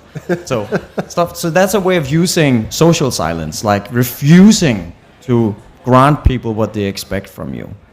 That's also the same when you're speaking with, management, and at some point you're like, fuck you, I'm not gonna give you anymore. So from now on, I'm not speaking to you. That's a social silence. So I think there's a difference, to wrap up what I'm saying, is there's a difference between working with creating sonic spaces in terms of musical language and creating musical spaces, and then there's a social space. And when we talk about sound, then acoustic territories is something that you've seen many movements, many social movements, they have a commonality in that they all create acoustic territories as they take to the streets. So even if you're trying to be quiet, you're still creating a quiet acoustic territory. So and this is my final note, one of the things I think is really interesting about Copenhagen is that you have a public policy that wants a city where stuff is happening, right? It's a city for events, and events are noisy, right? So that's one part of public policy. But the other part of the city development program in Copenhagen is to make it more quiet. So that sort of weird dilemma is part of the acoustic territory of Copenhagen. Like the traffic is really noisy, right? So it sets the scene, right? The traffic drone from when you wake up in the morning to when you go to bed, that's part of the acoustic territory. This is part of the acoustic territory for now. But in many other places in Copenhagen, it's birds, it's kids, it's maybe a car stereo, it's a record player out of a window. Maybe it's stuff like that creates acoustic territory. So when people take to the streets, what they do is they use chanting, shouting, loud music, loud bass heavy music, maybe even, horns and stuff, or brass bands, and, to create a temporary sonic space, to draw attention, but also to take up the space, to create a territory that's ours, at least for now. So I think that's the third way of using sound. It's simply to create physical space by claiming this belongs to us right now, so fuck off. Yep. Thanks so much. So we now have about 10 minutes or so for the audience. And we have a colleague here with a microphone. What we would be interested is to hear from you about your experiences of sonic territory, your experiences of organized silences. Maybe the question, just for example, the Pride movement in Denmark, have we enough of these? Because most of the examples that I gave you at the beginning were examples from the United States. I'm not sure, for example, if at Danish schools there are organized days of silences. So should there be more, right? And to anyone, I would be interested to hear from people who have taken part in these kind of commemorative events, what you experienced. And so now we share the floor. Hi, my name is Fawn. I use he and they. I study theater and performance, and as such I also participate in a lot of theater and performance. And I think silence and versus noise is also an extremely relevant size in performance in general. You have performances that are really loud, but then also quiet can be sometimes even more powerful. It can really force attention to a specific place, and it can magnify, in my experience, in a way that, like in the same way that extreme noise, like a punk show, can magnify things, quiet can do the exact same thing, but in a very unique way. And the silence of an audience, when you can manage to make an audience completely silent, no chit chatter, is also very magical and very powerful. You see it a lot in. I was just at a performance actually before I got here. That was like a ritual. Rituals often use silence, and I think also in parts because of that we're a Christian culture, and in Protestant Christianism, silence is utilized often. But yeah, I don't know. Just I think silence is a really powerful tool, also in an emotional way, in terms of directing emotion and directing focus.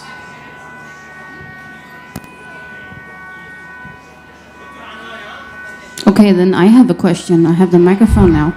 I used to be a choir director, and when I wanted people's attention, I stood up in front of them and said nothing. Just raised my hands. How have you experienced that as a tool to get attention within whatever you work with? In sign language communities, the way that you get people to shut up and pay attention is you do this, and everyone have to copy you, because then they can't speak because they're using their hands. So, yeah. So the teacher will usually be standing like this until all the kids are copying them, and then they can start because they have focus. Interesting.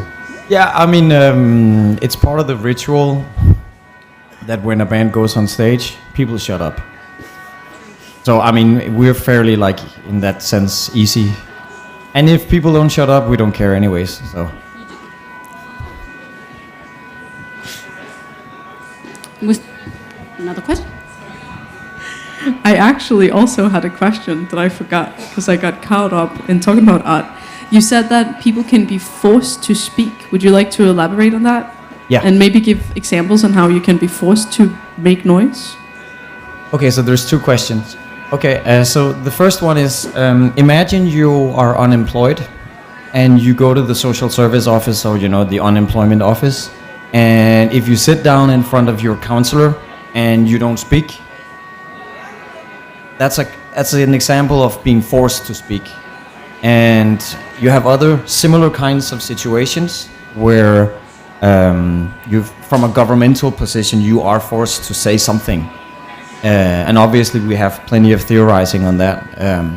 But also imagine that you have a family situation where someone refuses to speak to another part of the family. I mean, that it destroys families. So that's another kind of being forced to speak. Being forced to create noise, I think, is a really interesting situation, because noise, in a sense, is defined as unwanted sound. So it's only if you experience a particular sound as annoying that people will be like, oh, that's noise. So most of the time people are not forced to create noise. They're forced to create some kind of sound that are meaningful or desirable. So the only time that I can imagine where people are forced to create noise is when their only option to express themselves in the face of a greater power is to maybe do a parade, and that's all you can do. So you don't have the luxury of remaining silent, and you don't have the luxury of any other means. So what you can do is you can take to the streets and you can make noise, but it's not going to make any difference. So that's a weird kind of being forced to make noise, because it's like, we're actually forcing you to show just how powerless you are. What you mentioned there about the having to say something in front of a counselor, for example, it relates to this other element of Christian heritage, the confession. Yeah. Right? You're forced to delve into your depth and bring out what's hidden there. And maybe some of the things we discussed today allows people to see other elements of a Christian heritage that allows an organized movement to counteract this part of the heritage, the confessional heritage, that individualizes. I'm not sure, for example, if I have seen in the literature a lot of stuff like confessions of a homophobe. But there's plenty of confessions out there of people who have come out. there's a whole literature genre out there of what it meant and the trials and tribulations. So again, the power goes into a certain direction, right? And maybe in future we will see confessions of right-wing homophobes or something like this. Hopefully, right? So all I'm saying is there might be actually conscious choices to be made in the movement to take more, to be more selective about the elements of a specific cultural heritage that you then born into or exposed to, etc. And my hunch was, and that would be my question to the audience, if we have 2 or 3 minutes at the end. As I said earlier, my impression is that the US is so much more inventive and creative about organizing these silences, whereas in Denmark specifically, I feel it's the party side, right? It's the public, it's the maybe the shouting or the music, etc. It's sort of the lively, in line with. So I'm German, in line with the stereotype that the rest of Europe has about Denmark as being sort of a bit happy clappy. But what about organized strategic silences? Is that actually does it matter in Denmark in LGBTQ plus? And if not, why not?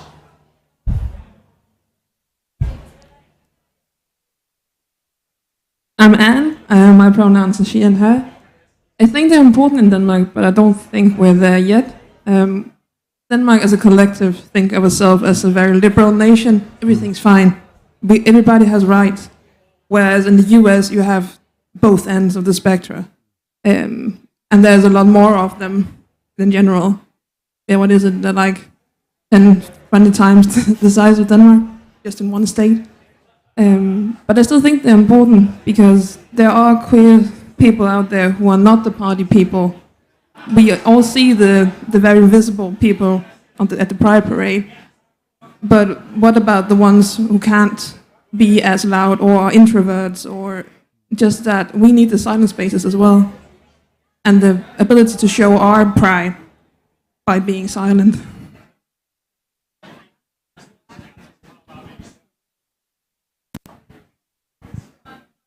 Yeah, I think that's a really good point. Also in terms of, well, on a personal note, when we've played a show, I don't want anyone to speak to me. I want to be left alone, preferably in a dim room at the corner, staring into the wall. So I totally get the point about having the space to withdraw. And I think that's also, if we have the being forced to speak, you also have to be forced to perform.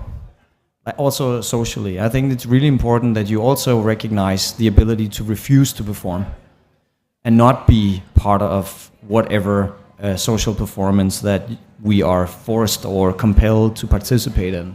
So I think it's a really good point that it's also part of insisting on being who you are, that you insist on not performing. So thank you for that one. I think it's a great point. Yeah, if you have the privilege to be Exactly. able to, yeah. Exactly, that's you the have point. a choice, yeah. Interesting, yeah. Yeah. Okay, good. Well, unfortunately, our time is up, but thank you so much once again to the audience and to our speakers for today. Thanks. Great, thank you.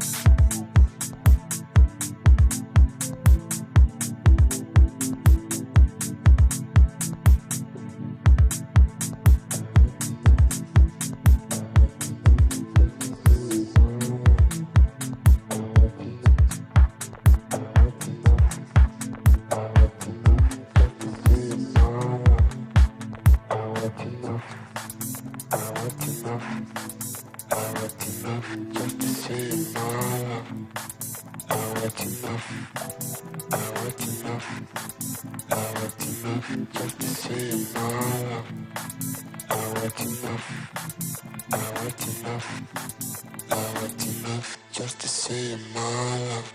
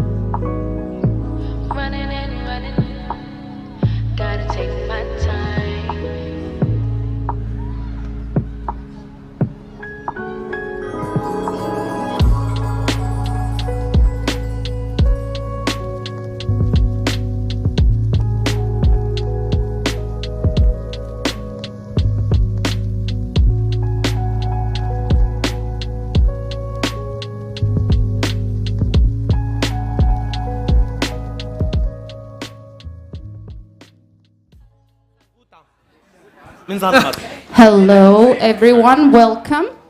My name is Charlotte. My pronouns are she, her. I'll be your host. I'll do a quick introduction, just reminding you that this is a safer space for everyone. Thank you. We will have a question portion later on.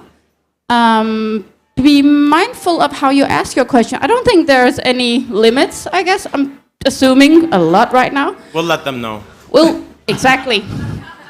There you have it. But just be mindful of how you ask your questions. And I'll be the one running around with the microphone whenever you're ready. But I will hand this over to Ellie. Thank you. Whoa. See, I said I didn't need a mic. I have a loud voice. So my name is Ellie, and I'm going to moderate this panel talk.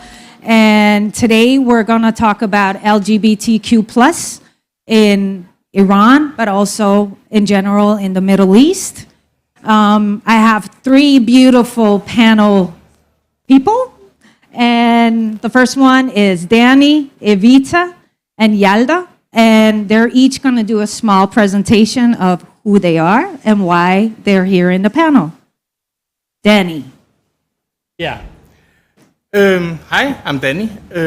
I'm here because I have worked with LGBTQIA+ rights for the last 10 years, I think. We tried that.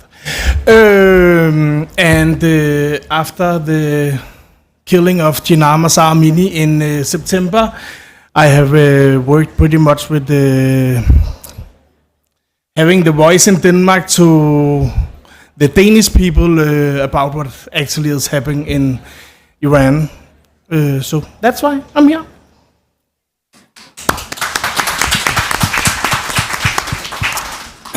Hello, I'm Evita Kadavra. I'm a drag performer and a fashion designer. Thank you. I came to Denmark 3 years ago to be with my husband here, and I was born and raised in Lebanon, in Beirut. And in Lebanon, I helped start a drag scene that came. It was really lovely and it's quite special for me. And yeah, and now I'm doing drag here and trying to establish myself here. Yeah. Thank you. Beautiful. Hi, my name is Yalda. I am born and raised in Denmark, and my exotic looks are from Iran. Thank you. I came out when I was 16, many years ago. Had I would say, quite challenging, but a beautiful experience coming out to my parents. I have been part of Sabah, where I have tried to be an inspiration for others, also to live their life and enjoy their life. So I hope that our voice, or many voices, can be an inspiration for others.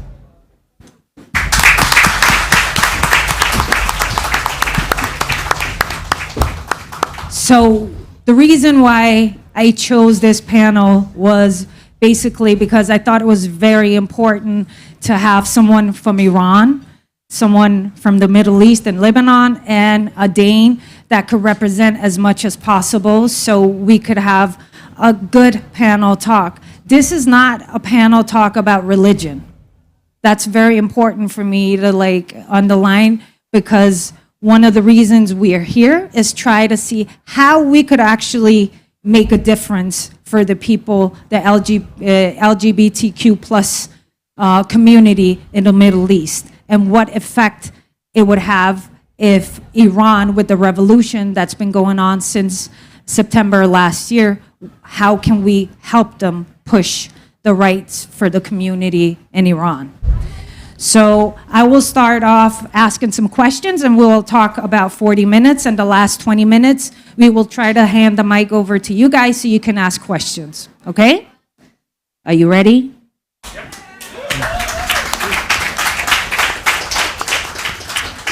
So I want to ask the panel, can you in the Middle East live freely as an LGBTQ+ person? No. If we are taking Iran, they have executed 6,000 gay men since the revolution in 79? 79. 79. And that is just the numbers we know they actually have admitted to when there are all the numbers of torture and honor killing. So definitely not. I just want to start off by saying that when we talk about the Middle East in general, we have to first of all acknowledge how diverse the Middle East is in general, because I understand sometimes from a Western context, the word Middle East can sound like it's a one monolithic sort of experience. And what I would like to say is that it's very, like the way of living is very diverse. In Lebanon, for example,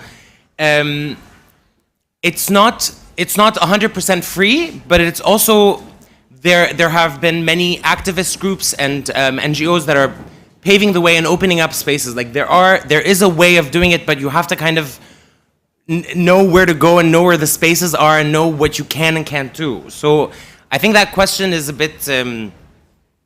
It's not a yes or no kind of situation. It's a much bigger conversation. But I'd say so. I mean, I lived not free. I mean, I have not come out to my own parents, but I would say I was a drag queen in a community where everyone knew who I was. Those days are over. But it's about knowing how to conduct yourself within each space that you're in. So it's a very compartmentalized kind of experience, I would say. Absolutely. Yeah. Agree on both. From my own perspective, I cannot talk for an entire nation, so it's only my own perspective that I'm bringing, or my own experiences. I remember when I was coming out, one of the things that my mom did to support me was that she told the whole family in Iran. She told my grandparents and my uncles and said that if you don't respect this, then you're not a part of the family. So I also think, in a way, depends on what type of family do you have, how do you present it. But no, short answer, of course not, unfortunately. There are some countries that are more open-minded than others, but Iran was one of them before Shah and everything, as we were talking about. So unfortunately, the revolution has taken Iran historically quite back. And culture-wise also. Actually, in 78, Iran had their first gay marriage, where the Queen Fatiba have sent her personal congratulations to the happy couple. Yeah. That was a year before the revolution. Beautiful. Yes. Very sweet. That leads me to the next question, because I think, of course, it's not a yes or no question, but there are some risk or consequences when you are openly a part of the community. And could you maybe talk a little bit about that, Evita? Because you lived in the Middle East, or in Lebanon, sorry. And try to say, put a couple of words on what are the risks or the consequences? Sure. I mean, I can only speak from my own experiences, but I will say that it requires a certain level of privilege, because the spaces that are there for us to be quote unquote free, or to be, which are a couple of bars and a couple of nightclubs, and in order to get those, you'd have to be able to pay the admission, for example. And that admission, some people would have to work all week to be able to save money to be able to be like, oh, I can pay $20 to get into this space, so I can dance for a couple of hours and have fun. So if you are financially, not as good as everyone else, you are kind of cut off from those spaces. But I think it's a matter of being able to, I would do, like, this is a good example. I would do, all of my drag would be in the car all the time, and whenever I would have a gig or I would have sort of an appearance, I would have to get ready at the space, and then when the gig would be over, I'd have to take everything off and then put it back in my bag and then go as a civilian back to my car, because the idea of being in drag out in the open is a dangerous sort of thing. Is it because they will mock you? What is it? It could be harassment. It could be if there is a checkpoint, if there's a military checkpoint on the way. Sometimes it would happen. That could be an unsafe place. And I will say, I think I'm also slightly older, and the younger generations that have come out after me are a lot more bolder than I am, and they're not as I don't know, not conservative, but they're not as shy as I am. So they wouldn't mind. Like they would do it. I couldn't because I was teaching at the time, so I also had to make sure that part of me, like it's about kind of living separate lives at the same time and being able to access those lives at the same time. So it's just taking precautions wherever you are and making sure that you are not putting yourself in an unsafe situation. But if you are making the choice, then it's up to you, you know? Now you talked a little bit about how you would meet other drag queens or, people from the community. Yalda, do you know in Iran, how do people from the LGBTQ plus community, how do they meet? Do you have any idea? Fortunately not. I wish I could answer, but no, unfortunately. Danny, you're an activist.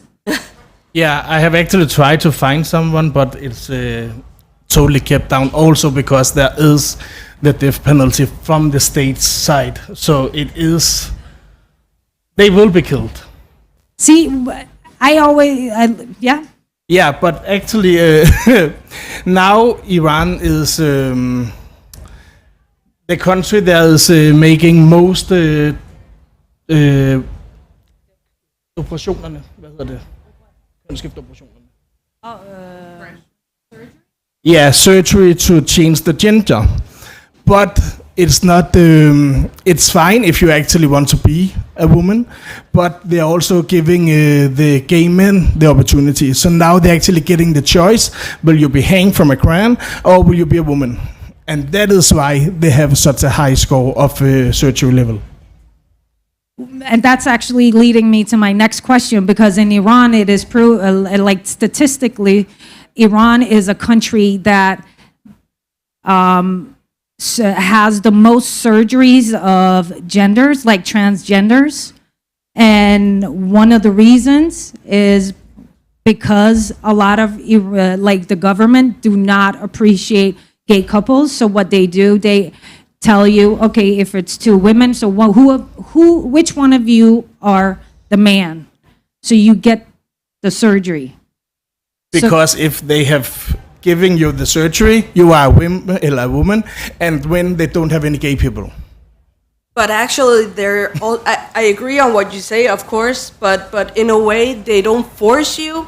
But I also think that many, unfortunately, takes that decision to change their gender so they can live as they want. This is also because they can be hanged if they're not doing it. Absolutely. That is a little bit of force. It is force, but absolutely, I agree on that. But I also think that it's unfortunate. It's unfortunate that to live as you want, you have to change the gender. It's not dependent on the gender. So it's also one of the scary parts is that the government sponsor you. They actually pay a deposit or something to support you to make that change of gender. But many take that decision but regret it afterwards. Yeah, because they don't want to be a woman in the first place, and also because if you are a transgender person in Iran, you are mentally ill. So they also will treat you like garbage afterwards. So it actually just minus. One of the things that when we talk about transgenders in Iran, do you think that being a transgender woman compared to a man is more difficult? I don't know, I can't speak for the both of you guys, but I don't think we can answer that question because I'm not a trans person and I don't know, it's not in my right to speak in the space of a trans person to be able to answer that question for you. Okay. Yeah. I think we would take up space and and ask. Probably, I don't want to answer a wrong question because it's not my place to ask that kind of question. Good. Absolutely.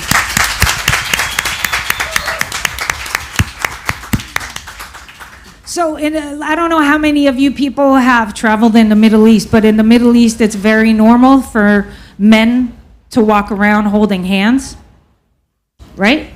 And one of the questions I had was like, why do you think it's more acceptable for men to hold hands in the Middle East, where in Denmark, it's very different? Do you understand my point? It's like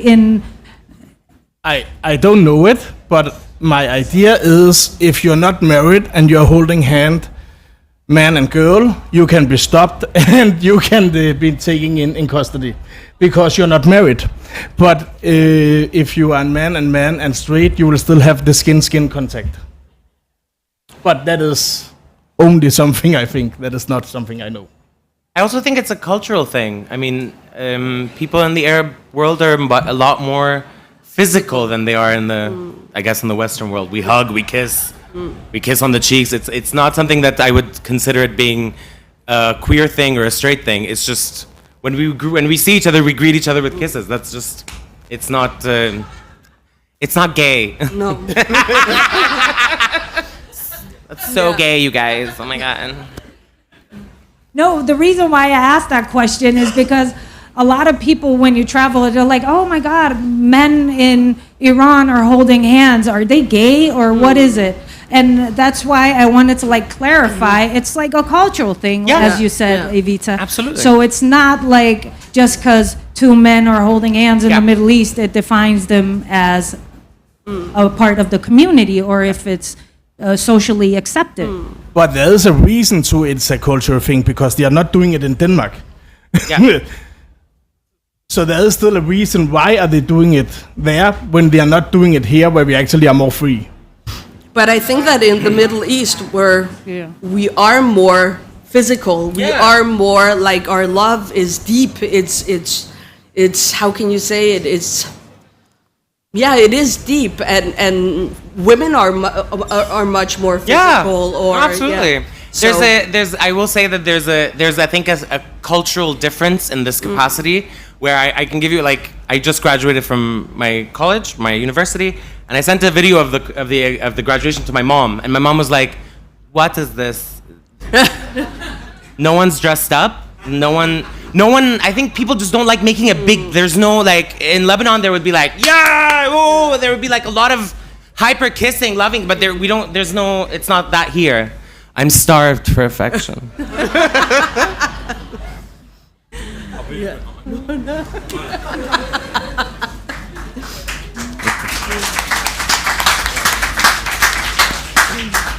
So, as I said in the beginning, since September last year, there has been the woman life freedom revolution throughout Iran, and a lot of people have been fighting for rights, for equal rights, for women rights, and etc. Do you think that the LGBTQ plus rights were included enough in the whole revolution? Hjalte? Yes, I think people were out. Again, it depends. I would say it depends on where in the country, in the cities. Majority has just been out because they want freedom. They just want freedom in life to also have a country because it's a rich country. It's a rich country with history and resources in itself. So they want to the government, in a way, the change should be that they are not dependent on other countries, and have, in a way, I think they regret the revolution. They want to go back to what they had, and even better. So regarding LGBT plus community, I think it is included, but there is a delicate situation. The culture should also accept it. Because if you're in a larger cities like Iran or cities where the university is found, all of those, maybe yes, because they're exposed to people. They're more knowledge in this situation. Also because the social media is also exposing things, so they have learned more. So I think that there should be a generation change before it will be more and more acceptable, from my point of view. Yeah. I think it was starting with the killing of Jinnah Mahsa Amini, but it was revolving to a freedom revolution for the whole publication, because they have all been suppressed for so many years. And like I said before, it's over 6,000 homosexual men that's been killed. So I think it was starting like a fight for freedom for women, but it is the whole people that have been under extreme suppression. So I actually think it also it's also attacking the freedom for LGBTQIA+ people, and definitely around the world, because you could see people was also calling it a freedom fight, the new revolution, where people was tagging LGBTQIA. So yes, definitely I think it was. Do you think by any chance that if Iran has like, they push the LGBTQ plus community, that it would affect the rest of the Middle East? Do you think it would affect that? Because it's such a strong country with so much power, and they work with Iraq, Lebanon, and etc. So the changes in Iran, would that affect other countries in the Middle East? I always think a little bit freedom and equal rights, no matter what we are talking and which country we are talking, will affect the countries around. Evita? Can you ask the question again a little bit? Because I didn't quite understand it. I asked if Iran, like during the revolution, if we push more for the LGBTQ plus community and the equal rights to love whoever you want to be, who you want to love, and etc., would that affect the countries, the neighbors around Iran? Because Iran is such a strong country. I think in any situation where especially LGBT rights are being fought for in any place in the Middle East, that kind of travels around and it gives motivation to other sort of communities within other sort of countries that are around. But I think it's also, I think word travels around, and the fight has been ongoing since the 2000s, at least in Lebanon for me. So it's going back to your question before, during the Lebanese revolution, October 17, 2019, women were at the forefront of the revolution, of trying to create systemic change within sort of what do we want out of this platform. And queer women were at the forefront of that as well. So it's suddenly there was this big conversation about queer rights within this conversation that we're trying to have against sort of like the political elite and the political system that's set up, at least in Lebanon. And these conversations started to be had. It was the first time I'd actually seen it in front of me, where chants were actually being happening by queer people, for queer people, within sort of the general giant conversation of that. So yeah, I think word travels. Like you can't have you can't have smoke without flames. You know, word travels. How do you like when we sit here, we're privileged because we live in a country where we can speak freely, we can say whatever we want most of the time, and feel how we want, love who we want. How can we help people in Iran or Lebanon? How can we help the LGBTQ plus community? How? Because pride is not just about partying and just, getting drunk. It's also about taking a stand, fighting for something. What are you guys fighting for? Wow, it's a good question. Finally, one good question. What do I fight for? I think I read one of my friends said something on Instagram, which it made so much sense for me. It was when she came out, she was lonely at that time because she didn't have any representations. And that was what I had. I thought I was strange, or I was like, when I was 16, it was seen as a disease. It was represented in the movies as a disease, you know, where right now there are so many that is privileged because they are, you see the social media, you see in every young series or anything, there are representations. I believe that there should be more of us with a Middle Eastern background coming up, trying to also, because we also have one of our issues is that we don't come out to speak because we, in a way, subconsciously also think about what would our parents or what would their friends think about and all of these things. But I believe that there will be, again, a generational change, but it will take time. It will take time because if we look at it in Europe, there are many Eastern European countries that still doesn't accept or experience much more hate crime or death. So we also have some challenges here. But I hope that we can inspire other young people to have the opportunity to live their life as they should, and they shouldn't wait until their parents are passed until they can love the person that they want. Yeah, this is my belief, yeah.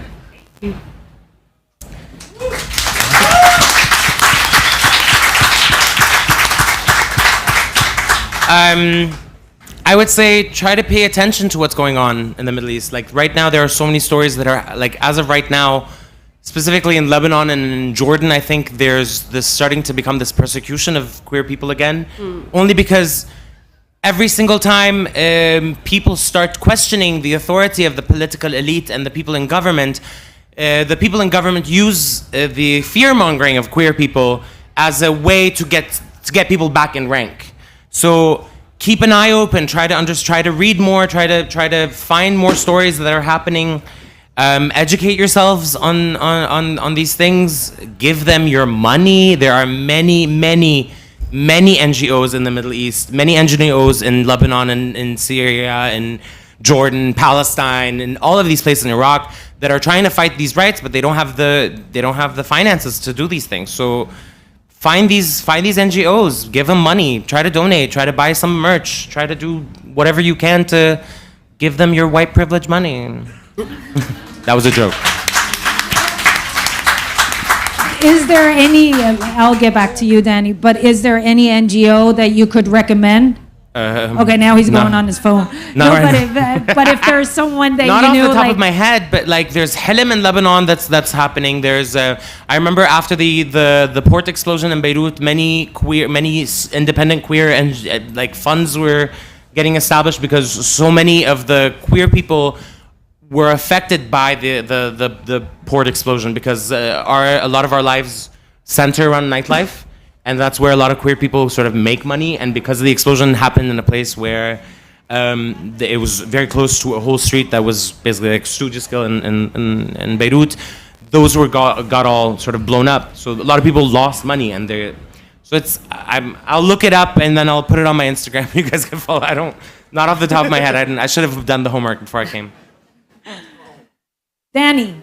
Yeah, I actually believe in using social media. The reason the revolution was exploding like it was in this time with the hashtag Mahsa Amini, I think it was 3 million tweets that was craving in the first 24 hours because 60% of the Iranian people is under 30. So share the things because they are seeing it and they will be more comfortable. There is a page on Instagram called Middle East Matters where they are sharing all the horrible things that actually happens, like raping 13 years old boys and girls. Every time there is people prisoned to raising their voice. So following these sites and sharing it for your friends and family so you are spreading the words, because the more people in the Middle East are seeing us in the West sharing it and making the support of them, the more comfortable will they always also be to stand up for who they are.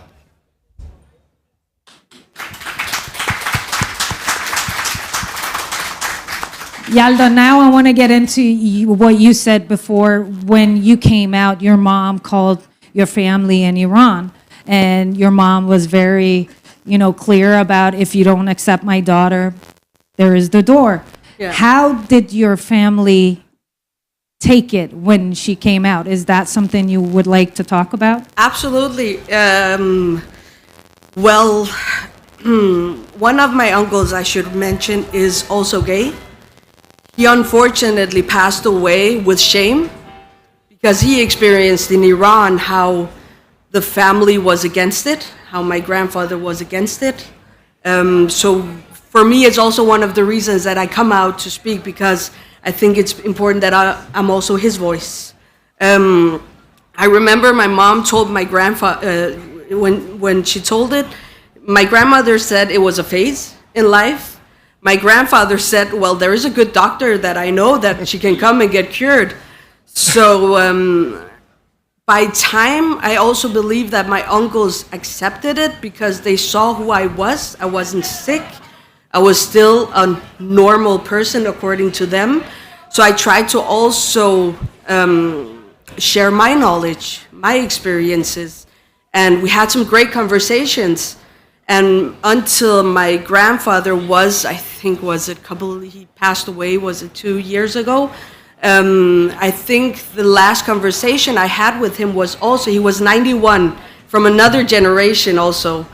He was open and mindful and also interested to hear. And then he actually mentioned, well, it reminds me of one of my friends that never got married, and he was also alone and was more like, he didn't mention that he was into men, but he kind of understood the process. So I'm very thankful that, again, that is what I mean. If you talk, if you share, if you don't force your family, because I didn't force my family to understand or accept. I know my mom did, but I think it was also her way to show that she accepted that I was gay. So yeah, I think, again, share your experience and have patience. Shouldn't we give Hjalda's mother a hand?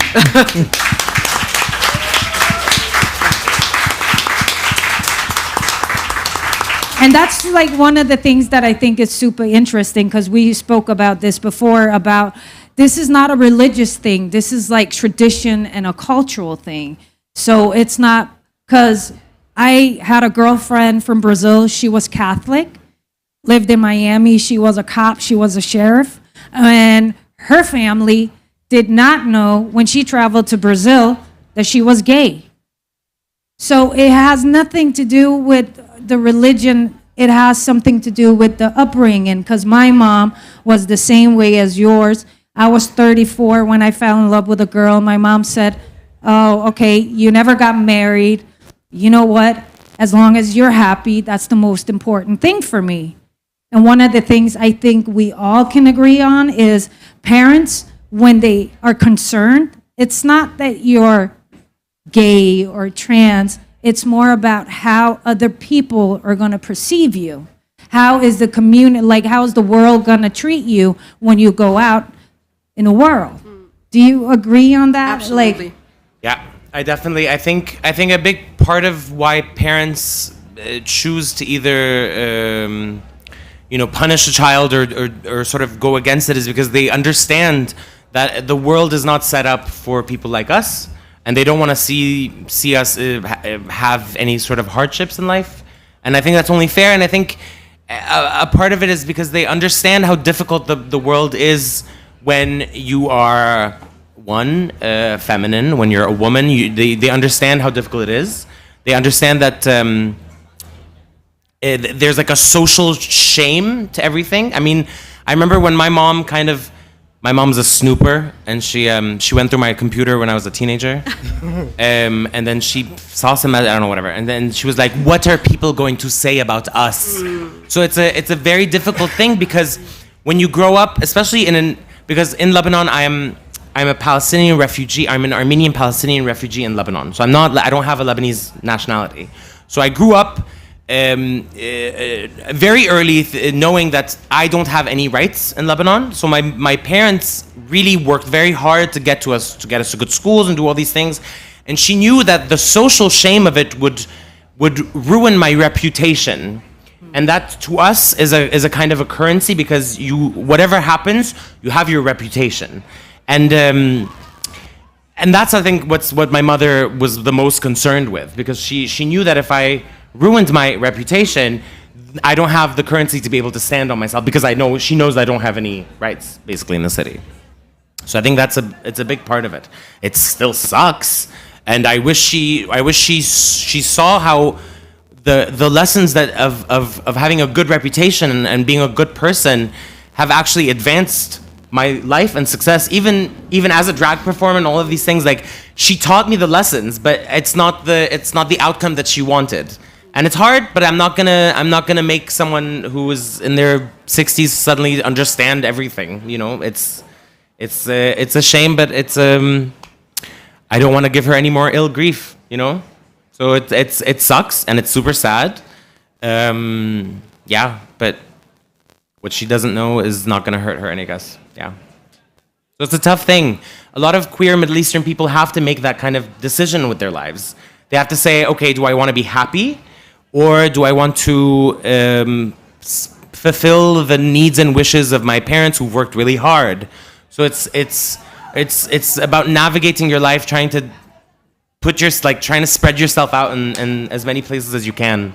And it's not an easy life, but I would rather not be as free, but still be able to talk to my parents, even if I have to lie, even if they don't know about 90% of my life from day to day. They don't know any of it, but every day my mom sends me a voice note. She says to me, "Hey, how are you? Did you eat? What did you eat today?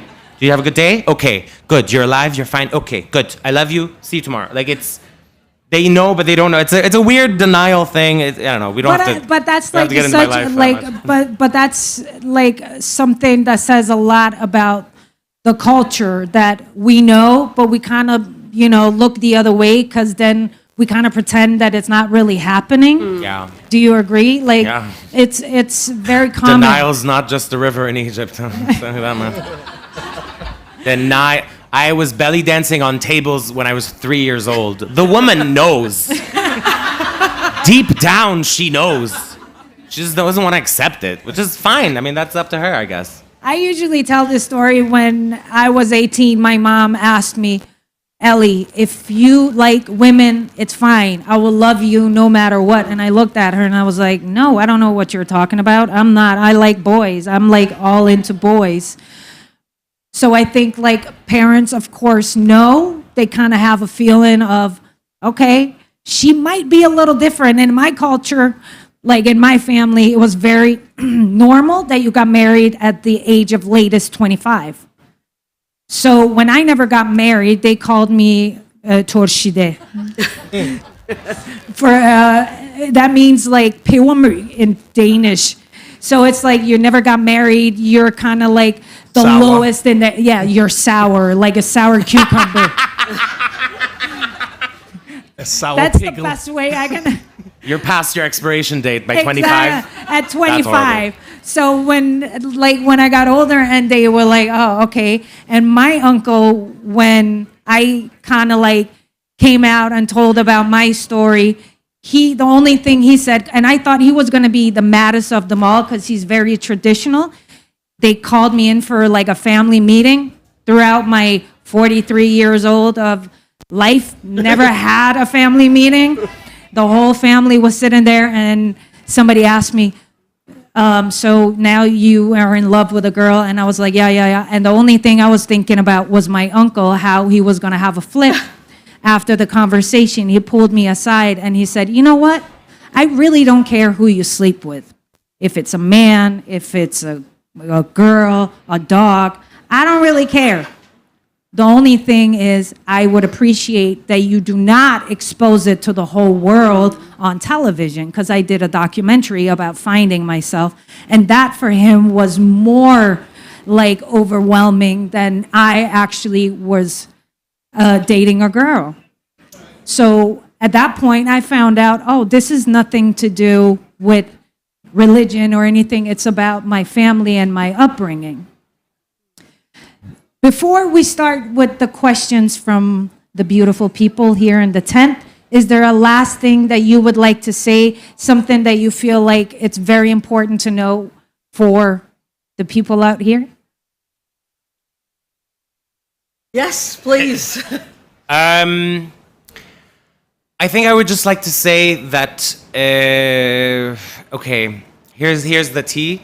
I don't want there to be like this idea or understanding that the people in the Middle East are not free. Every day we choose, I know the queer people in my community, every day we choose to live our truth because we know that our very existence is a political act.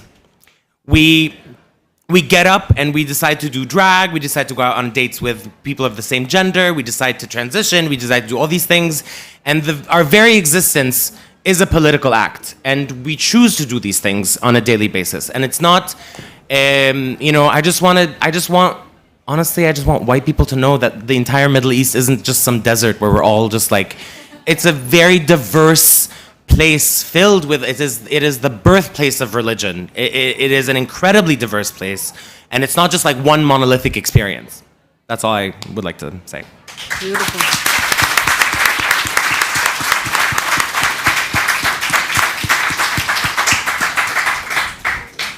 I agree. Beautiful said. The only thing I want to add is that everybody use your voice, use the social media platforms, share what you see, because this is the beauty that nothing gets done without everybody knowing. Right now we have our phones, everything is recorded, everything is shared.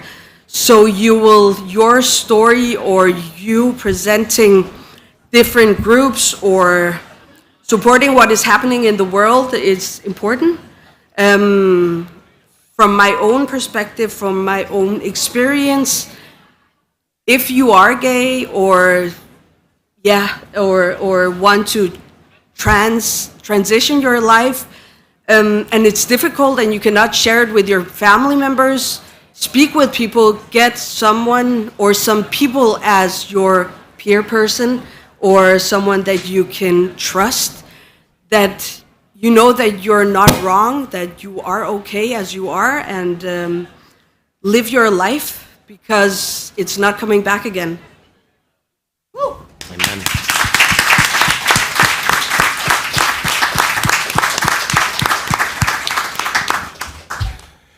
I want to say thank you to you all for coming and hearing our point of view and take on the struggle of the LGBTQIA plus people in the Middle East, because there is still a lot of struggle in the Middle East and for the LGBTQIA plus people. But when we have said that, so like Hjalte said, share it, share their stories. They are out there. There are really brave people from the different countries sharing on their Facebook and their Instagram profiles, and when they are retweeted, because we don't know how long time their accounts will be open for that, because there is also a lot of profiles, there is restrictions and close down on profiles that actually are speaking their truth from the countries. So there is also the accounts like Middle East Matters, but I don't think they actually are in the Middle East, the one that are posting that, because that account have been there for a long while now. So thank you for coming.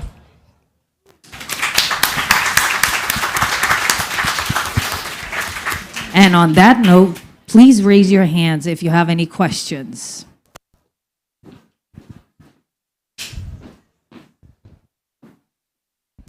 Hi, thank you. I'm wondering, in the midst of the Middle East, which many countries are fighting against dictatorships like suppression, I guess more generalized, like Iran and Syria and Palestine towards another kind of suppression.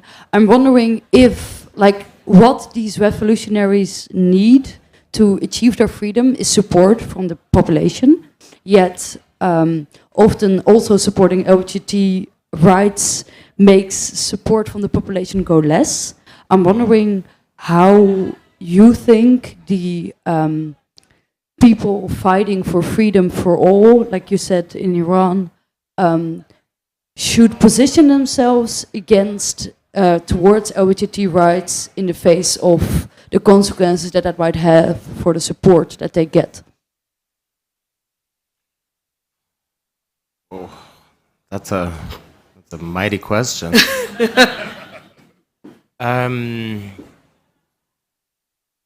If I can say just a small thing regarding LGBTQ society, I'm not going to go so much into that, but if you see politics in general, the first revolution, other country needs benefits of that country to create the revolution. So unfortunately, yes, we are there, we are their voice now, but there are also other nations that need to also be there or the military in Iran to get the regime down.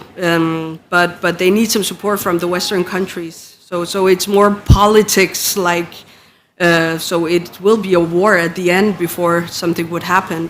I'm just going to answer from that point of view.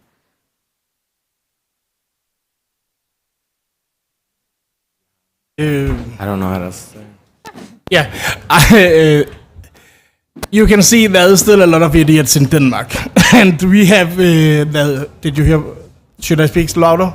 There is still a lot of idiots in Denmark, and we have a lot of knowledge about the LGBTQIA plus community, and they don't have that a lot of places in the Middle East. So actually, from it will be legal and accepted, there will still be a really long road of education and knowledge so people actually can go free on the streets.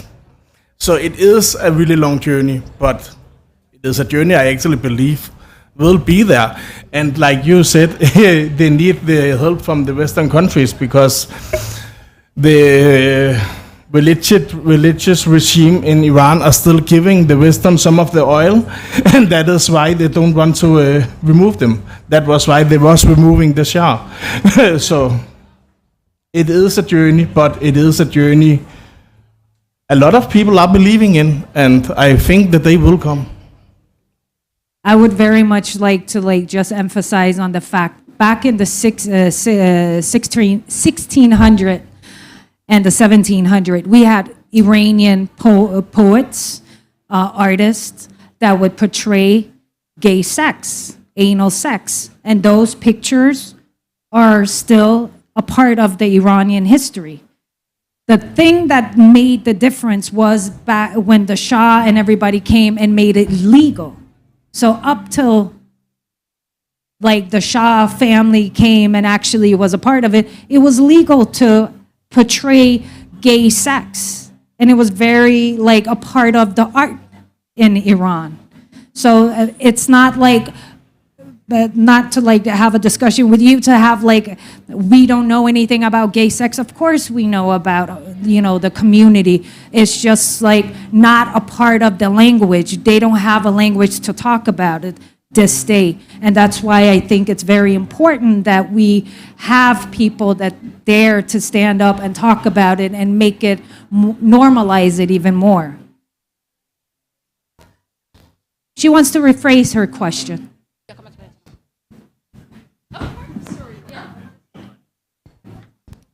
What role does the LGBT community and LGBT activists play in the overall revolutionary activity in the Middle East?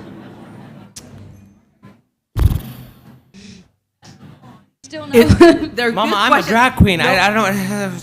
In Iran, when the revolution started last year, we had 2 gay girls, lesbians, that were arrested and was all over the social media. The one was Ilham, the other one was Sahar, I believe her name was.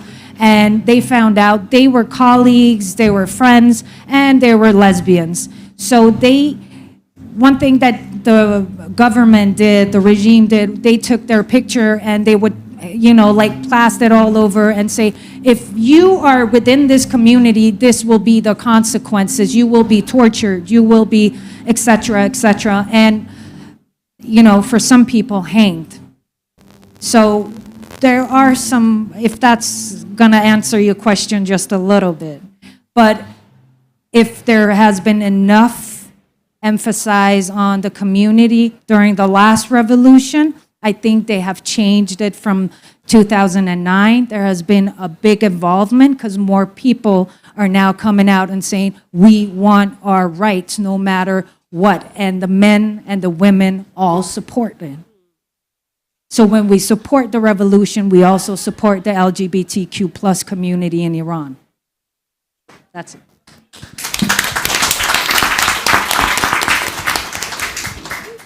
A small question about holding hands.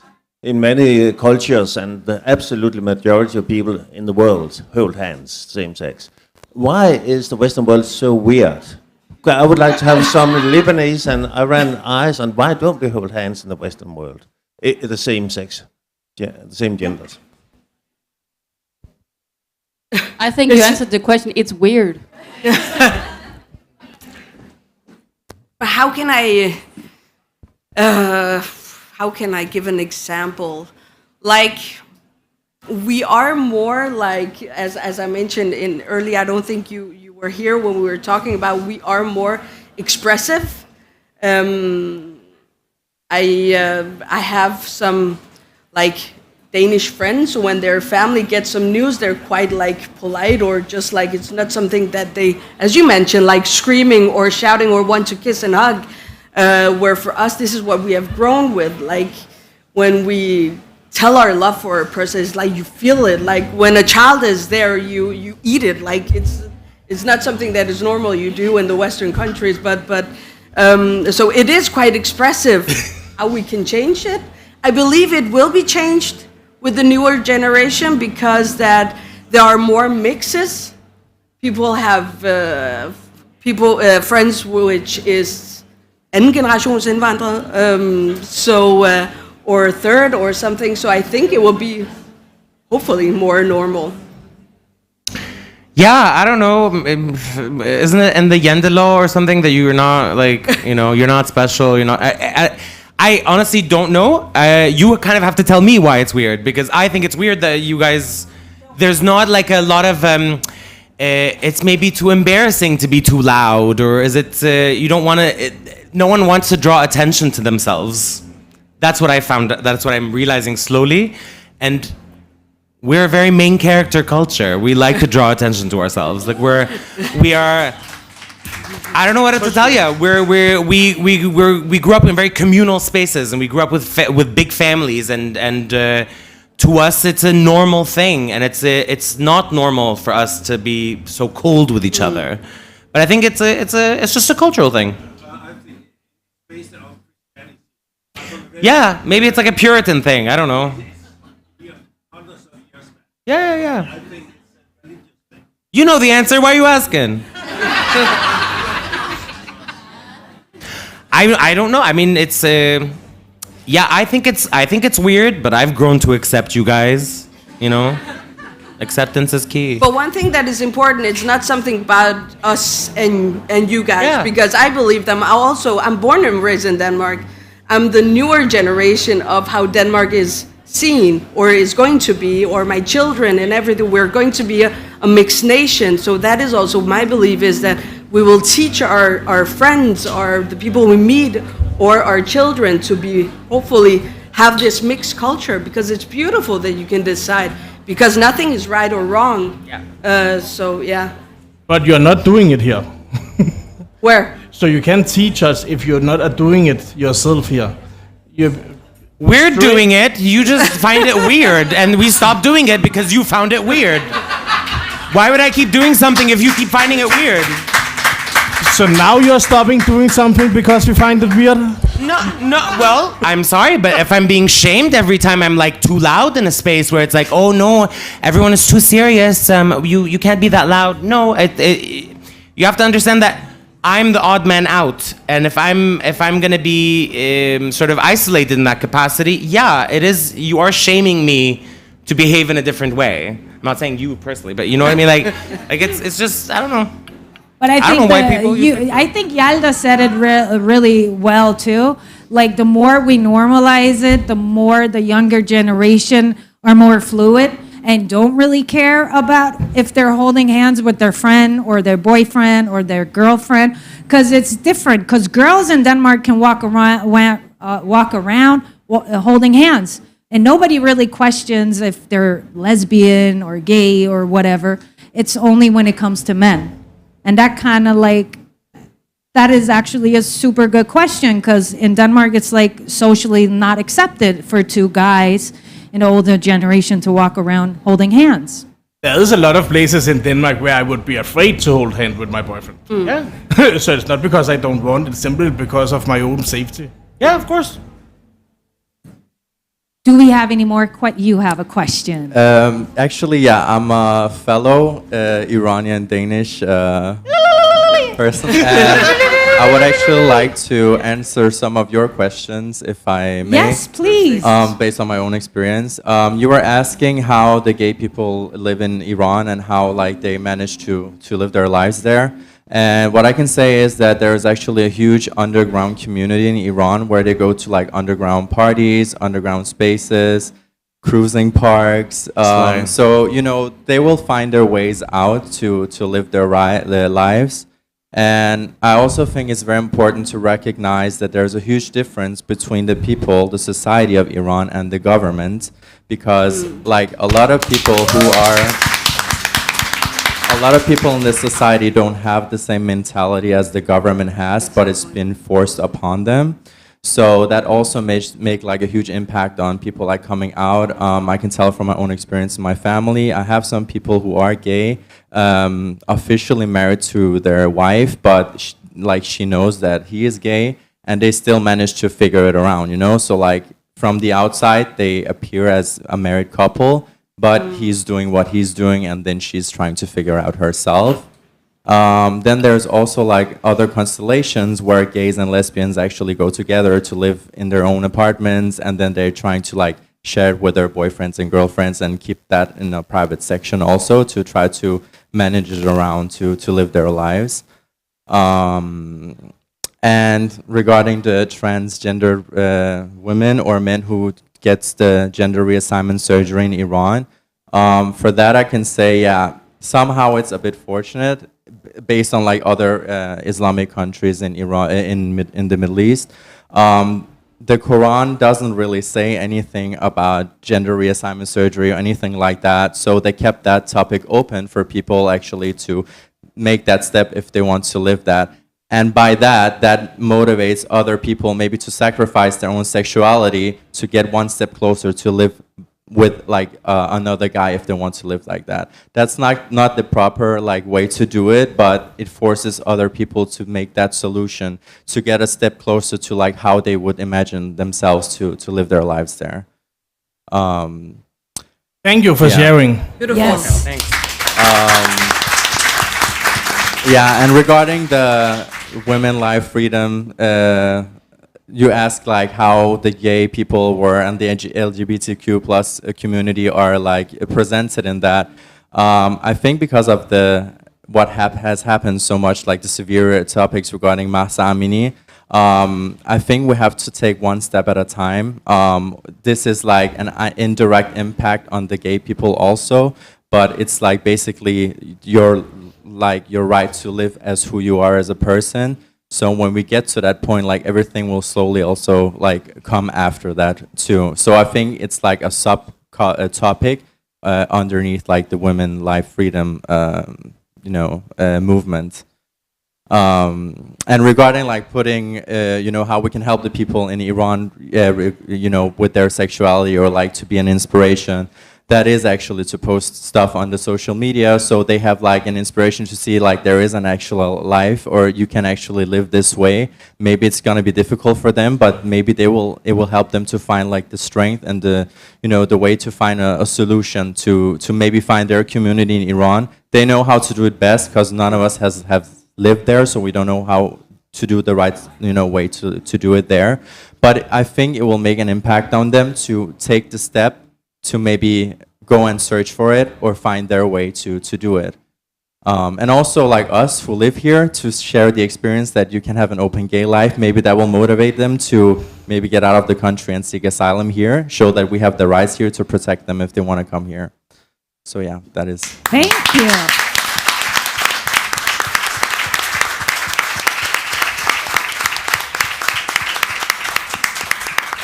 That kind of like tied the knot throughout the whole thing.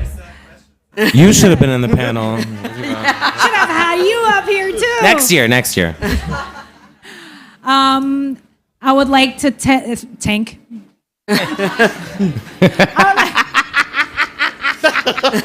The Danglish is coming out. English. I'd like to thank Yalda, Evita, and Danny, and all of you for participating and taking this and showing up.